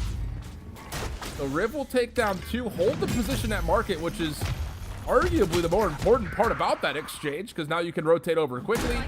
And yes, you get the plant if you're Miara, but this is a 2v4 where you just have to hope Aerial can pop off, and no, Riv, privy to the play, gets the shutdown, and Miara now has to go 1v4, avoids the paranoia, and nearly gets a lineup from the heavens, but not going to happen. Riv has 4 in the round, and AF will catch their 5th before we swap the sides. Such a huge round coming out from the Cypher player, maintaining that market tree control, being able to read into that so well, and then on top of that, Jazzy having that line for the fault line just to provide that additional support, slow the rest of Ghost Gaming from pushing in through the choke point. 7-5 pounds, so pistol rounds are always important, but when it comes down to maintaining that advantage, potentially tying things up into our 3rd map here as well. Again, it's an elimination match into this rematch between Aussie and friends and Ghost Gaming, trying to guarantee at minimum that 3rd place finish. The importance of how this sets up your year cannot be highlighted enough. Of course, a rematch between these two teams that went 3 last time. All 3 maps were close. Look at the score at the top of the UI, and all 3 maps have been close to this point as well. Quick take here for Aussie and friends to what is a wide open B side. This has been voluntarily given by Ghost Gaming, so we're going to get an early look in terms of what they want to do in terms of the retake. I mean, Market Door is broken at the very least. We've got that grab net available here for Vanessa. Didn't hit where it intended to. You just walk right into a huge crossfire setup. Somehow Bunny gets 2? Yeah. How? I mean, that looked like it was going to be overwhelming presence for the post plant, but not the case. So now all of a sudden, oh, the gate crashed into the deep side of the site. Has Aussie and friends kind of looking multiple directions at once. Trades are decent. Slandy, the last one left, has to finish off both these eliminations quickly. Off the side of the cover. Good for 1. Time's going to run out. And may even get all of them, and that's indeed the case. The 1v2, Red Bull clutches Aussie and friends take the 2nd half pistol. Dude, Slandy has been so impactful in these moments. Like, she has been such a rat throughout this entire series. Like, genuinely such a key piece. And a couple of these rounds where it looks like it's falling apart for Aussie and friends, and she's just able to carry them over the line. It's so incredibly well played by the shot caller in these individual small decisions that she is making in these clutch scenarios. And that was a huge pistol round to pick up here for Aussie and friends, considering that setup that we have available with that double sentinel here on defense on Ghost. They want to start this half off strong. There. Well, you can see, I mean, again, it's just utility all over the map as soon as the barriers drop. 2 sensors barrier, of course, is going to be placed on the corner. Going to allow Bunny to shoulder pretty freely for now, but pressure immediately over to Aerial's direction as the hit on B looks successful. And just to kind of, again, build up a bit of a talking point towards how do you use the Tejo and the breach. Same way you always would on offense, it's just the reset ability is obviously a lot lower. So you're just trying to get the Neon deep into sight. That's been successful to this point. Paranoia across the site. Marceline is not affected by that. Even deletes the haunt, plays the counter flash perfectly. And Aerial, little bouncing bunny into the site, will only find one as Slandy catches another 3 and is 1 away from a second half Armageddon. Woo! Like, that is huge going into this round. You just get to collect, like, the B main alt orb, and you're set for that potential post plant. Not even the post plant, but even just maintain, like, trying to take that backside control over towards A, B, or you look to take over an elbow. Get that A main orb unlocked. Curious to see what that approach is going to be here for Aussie and Friends, what they're opting for. It will be that lean over towards the A site. And I like this change up here as well. Last 2 rounds, we saw a different look. Deadlock over at A. This time, Aerial will lean over at that A site. Already ahead, man. Yeah, I was going to say, this is just Neon doing Neon things right now, just trying to break timings. Good catch, though, from Aerial. Good timing and better shots. As it was a bonus, don't get me wrong, but woof, that was shut down immediately by Ghost Gaming with a flawless round.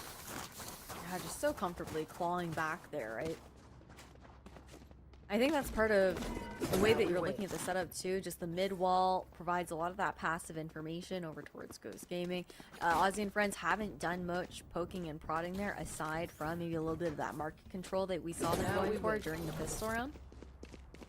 So I haven't actually, you know, garnered that information quite yet, I don't think. Swapped back. Well, once again, Marceline just trying to get aggressive early, met with resistance by Ghost Gaming. Bunny does get punished, trying to play off the flash, so it's a 1-for-1 exchange. 4v4 early, but it will be a elbow taken with a walk down from Riv, a little bit deeper in the middle to see if he can catch anyone making a play through market, but unlikely to happen as Aerial is responsible by themselves to play B. I like how dynamic Ghosts have been with these Sentinel setups. Like, just swapping round for round here with that Vice and the Deadlock and making it a little bit harder for Aussie and Freds to read into. We'll have to see a little bit of a break in the pattern, because at this point it's kind of just like round for round having that switcheroo. They're doing a really good job just to like contest any of these fast executions where Marceline's trying to scale up on one lane super quickly. Cutting noise. Look at the way Aerial's just walked out mid. There's a full read from Ghost Gaming. Armageddon is a bit annoying. It's a foot race, and Vanitas is able to avoid it just barely. But on site, Miara, how much time can you kill? Well, you read the easy teleport. Oh, the now with the grab net, almost able to line up the last couple, but we still stay 2v2 until Riv falls. And now it's just down to Slandy, who has been heroic to this point, but on 7 HP, this would be different, and it won't happen. Ghost Gaming get their 9th. And again, Ghost Gaming, I think, where they really thrive are in these fast flood retakes on defense. Like, when things get really scrappy, they manage to find so much success in the utility that's being thrown out, how they're responding to the aggression coming out from Aussie and Friends. Just looking really nice so far. Now, Aussie and Friends onto an eco. Nowhere near that overdrive. Not going to see that come out here. Or the Neon into this round. And the Ghost are more than happy to actually look to fight into them, knowing that they have a little bit more of that. Whoa. That was a little dicey. A little dicey. We're okay. We're okay, Shift. Yeah, but We're you good. do get the Yoru completely out of the A site, so you've got numbers here if you're Aussie and Friends. Now, to be fair, again, with where these sensors are placed, that's fine. Like, you're going to be playing on site anyways. Prowler does scout out Marceline in the corner, so may allow kind of an easy decision for Bunny to reset. Decoy up through mid.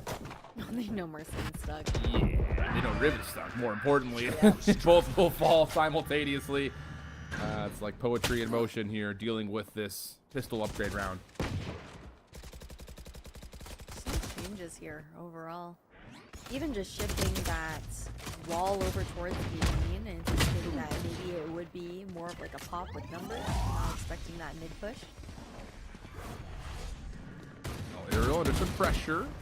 Long range shots don't quite connect. Bunny dealt with on site. And you got to be careful at this range against Sheriffs. All it takes is one connection.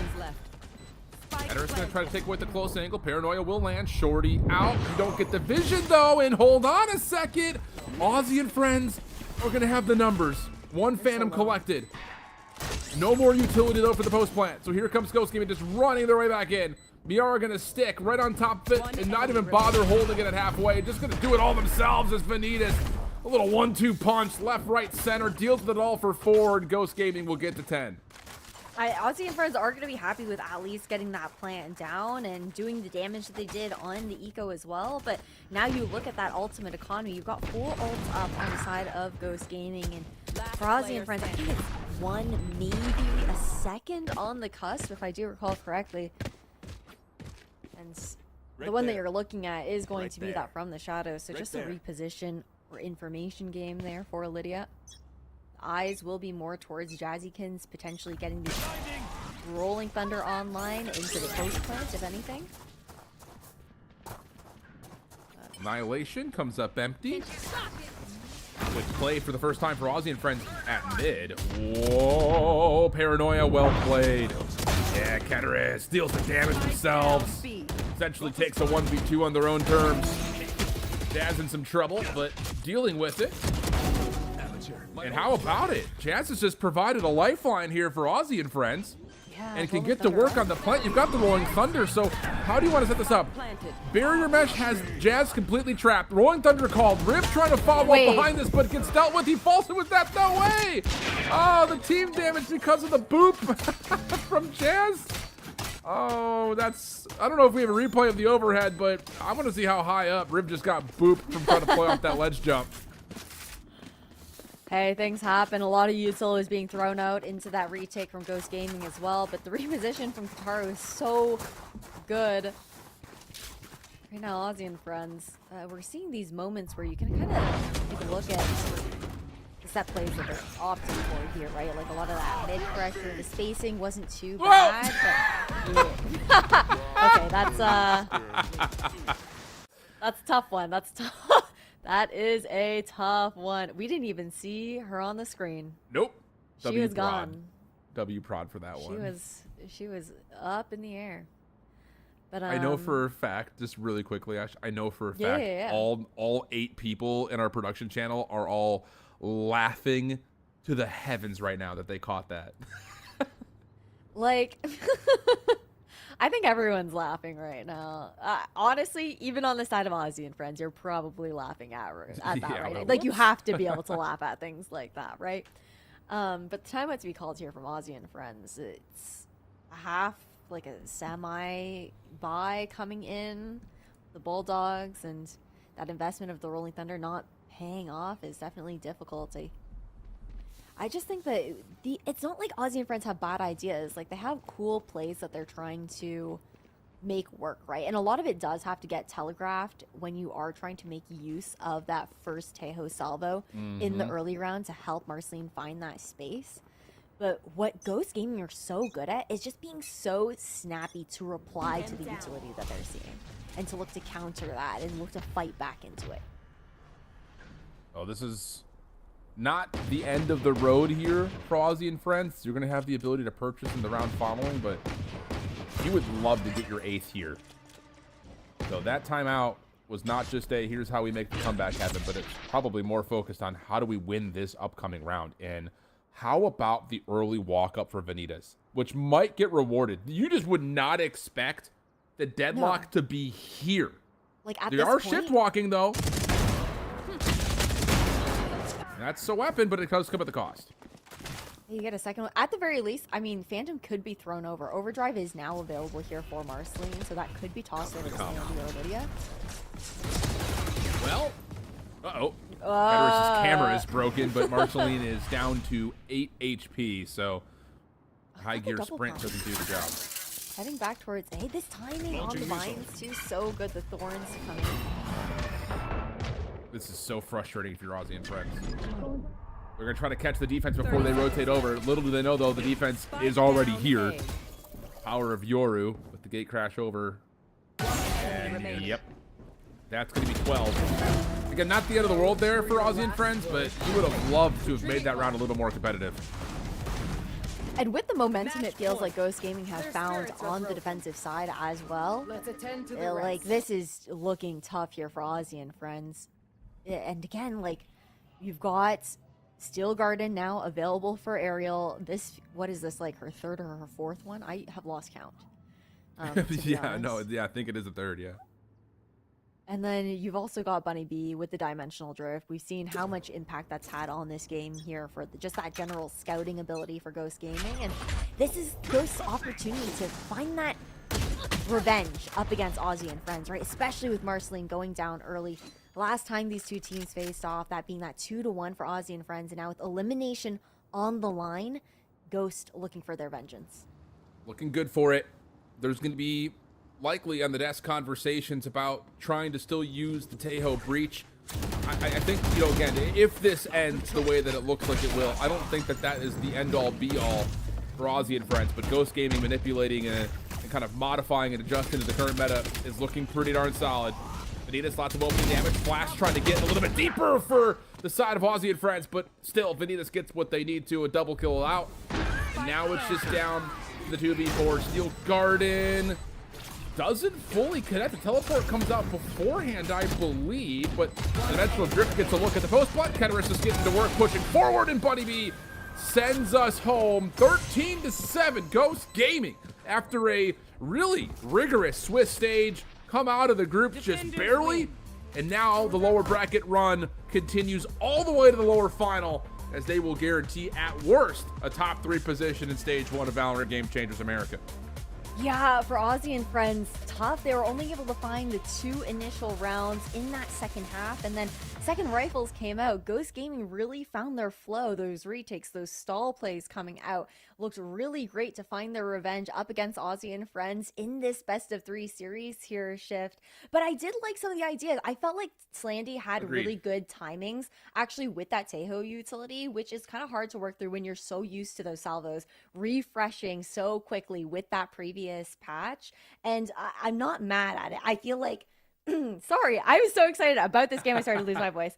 I'm not mad about it though. I feel like that we did see good ideas coming out. It was just a really great response coming out from Ghost Gaming and how they were looking to counter that utility. I think there's also just a level, just to kind of wrap it here before we head to break, if you do the diligence for Ghost Gaming, you get the work done, you modify after the patch, and you get rewarded for it on a decider map that was hotly contested, as most of this series was as well. But Ghost Gaming will move on to the lower final. A top 4 position, though, for Aussie and Friends is definitely worth a round of applause. We'll head to break. We'll have the desk to recap the day and set us up for what comes next. Be right back.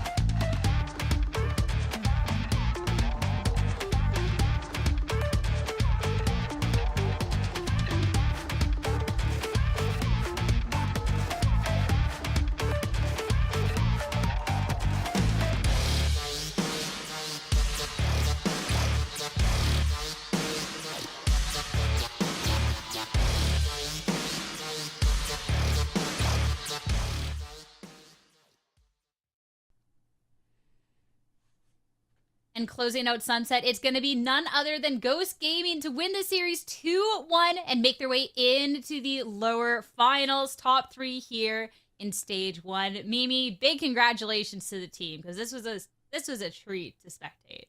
Yeah, this has got to be a really special moment for them. They lost 2-1 to this team last time they played back in the Swiss stage, had a rough run through the Swiss stage, had to go down to the lower bracket all the way. And now for all of these players making it to their first top 3. Most of these people are still pretty new to making it deep into main events of Game Changers, but this Ghost Gaming squad that they've put together looks really impressive, has gotten another big win in this lower bracket, and has a chance now at their first lower final, Christy. It's crazy, too, because I feel like we were saying the same things last weekend as well, right? Where they'd lost to YFP during the Swiss stage, only to beat them on this map of Sunset to make it here. Now they take down Aussie and friends. I'll tell you another team they lost to during Swiss. That's Watadon. That's coming up for them yesterday, which will be a whole lot of fun. But on this map of Sunset, it seemed like it was going to be a close one, right? That first half, good fight both ways. But in the second half, Ghosts were just completely lights out on defense. And it wasn't, you know, the players we've been talking about all day that really stepped up and popped off. It was Ariel, I think, a lot of the time here on the Vise, whose sights were just unhittable. Looking into this match, I mean, the growth that Ghost Gaming has had, considering they've played up against this team to a different result before, I think Mimi is a really big testament to the strength of the team. You're talking about a top 3 for players that necessarily haven't hit that, but this was wholeheartedly deserved. Yeah, it absolutely was deserved. I think everyone stepped up in this game, and you make a good point, right? It's not just the people who have been big in matches before. It's a lot of these new names that aren't super known in the GC scene that are really making their mark for the first time on a deep run with this Ghost Gaming team. I think we've had really stale top performances in GC for a long time. You look at last year, it's literally the same finals in all 3 GCs with the same outcome every single time. And while it's sometimes rotated who's that 3rd or 4th place team, it's generally been like the same set of those really experienced players. And you're now looking at this Ghost Gaming squad who is in the top 3. And the only person who's really been on one of those like big sign teams in the past is Bunnybee. And that was 2 years ago with Exet. So it's just so cool for me to come out and watch a team that is like all this fresh talent coming out, showing some really unique comp, showing a lot of resiliency to stay in this deep game through this long lower bracket run, and now pull off a pretty big achievement for the squad. Fully deserving of the signing, and the sky's the limit. Top 3, so well deserved. And for our Verizon post-match interview, we have Vanitas on the line to chat a little bit more everything with this team. First off, congratulations on this lower bracket run. You are now in these lower finals. How's it feel? Feels great, honestly. Like we just knew what we needed to do, and we just played to our plan. What plan we came up with. I don't want you to spill all the secrets because there's still competition, but you're talking about you knew what you needed to do. You've played up against this team before, so I want to know kind of how you're approaching this rematch. We got some new ideas in play, especially after that 13-0 that kind of like scarred us for life.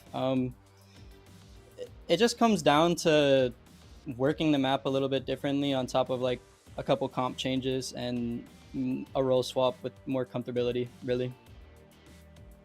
Makes a lot of sense. And I want to talk about one of those switches that we saw after that infamous life-changing 0-13. We got to see the Phoenix, and then it was kind of something we were anticipating today, but then we see the Yoru come back out for Bunnybee. So was it like a day of decision, or talk to me about that Yoru change? It was a day of decision. Like Bunny felt like they were getting no impact on KO, especially in the no duelist comp when we came off like a really strong Haven. And they were like, I honestly just want to play the Yoru here. Like I can play both, but it's up to you guys if I play the Phoenix or Yoru here. And we just said, go with your gut, boss up, you got it. And they performed.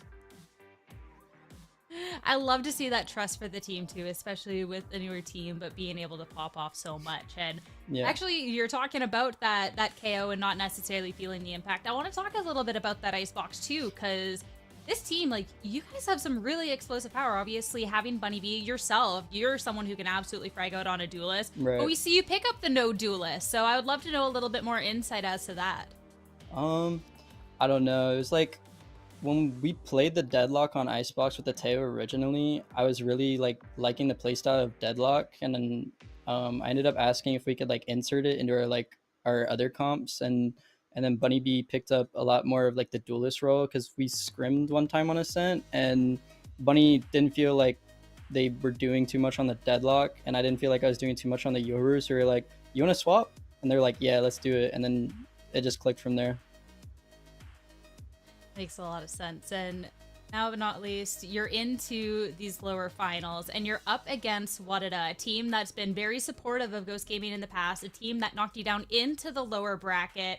How are you feeling going into this best of 5, especially with any mind games at play? I think we're all excited. It's going to be definitely a match of banter. I can see a lot of bodies being shot in the future tomorrow. But other than that, we're just going to play our game. They're going to play ours, and whatever the result is, the result. I'm excited. It'll be a lot of fun to watch. And I'll let you get rest, but last but not least, I mean, Ghost Gaming, this has been an absolute run. Find everything else. Any parting words for the fans out there? Any new fans that have been following along your journey? I think they should just be ready for us. We have plenty of things in the stores, a lot of fun comps to run, and more importantly, we're just all well-rounded, and I'm super excited to see what's like up in the future. That's all. We're just as excited. Vanitas, congrats again on top 3. Best of luck tomorrow. All right, thank you. Thank you, thank you. Back over to the desk. I'm hearing about these comps and stuff to be excited for. I don't know, Mimi. I am pumped. Seeing what we have from Ghost Gaming, this should be an exciting time. Yeah, no surprises for Ghost. This is the team that got 13-0 on Sunset, came out with a brand new Phoenix comp, won with that one, made another change today, won with that as well. They've definitely proven that flexibility, the well-roundedness, as Vanitas put it, on all the players of this roster. But it's definitely going to be a tough task tomorrow. It'll be the first best out of 5 that this squad has played as a team, and against a really good opponent in Wadada. Yeah, they faced up against Wadada at the very start of the bracket. They got matched up against them. Unfortunately, Ghost Gaming fell 2-0. Of course, that had the infamous 13-0 in there.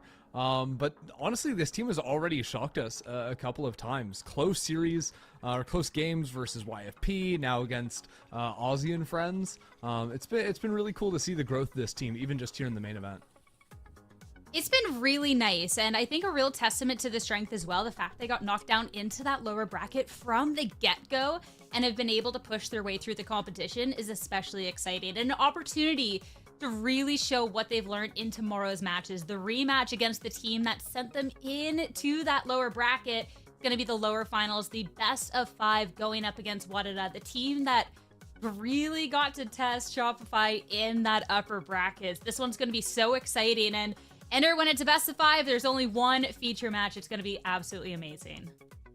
It's going to be so good. I'm ready for it. You know, we're starting to get to the best of 5s, get a little taste for that. You've got Shopify waiting. They sat out all during kickoff. Wadada went on to win that one, so you better believe that Wadada are going to come in tomorrow looking to put up a very strong performance if they want to have some confidence going back in that rematch against Shopify.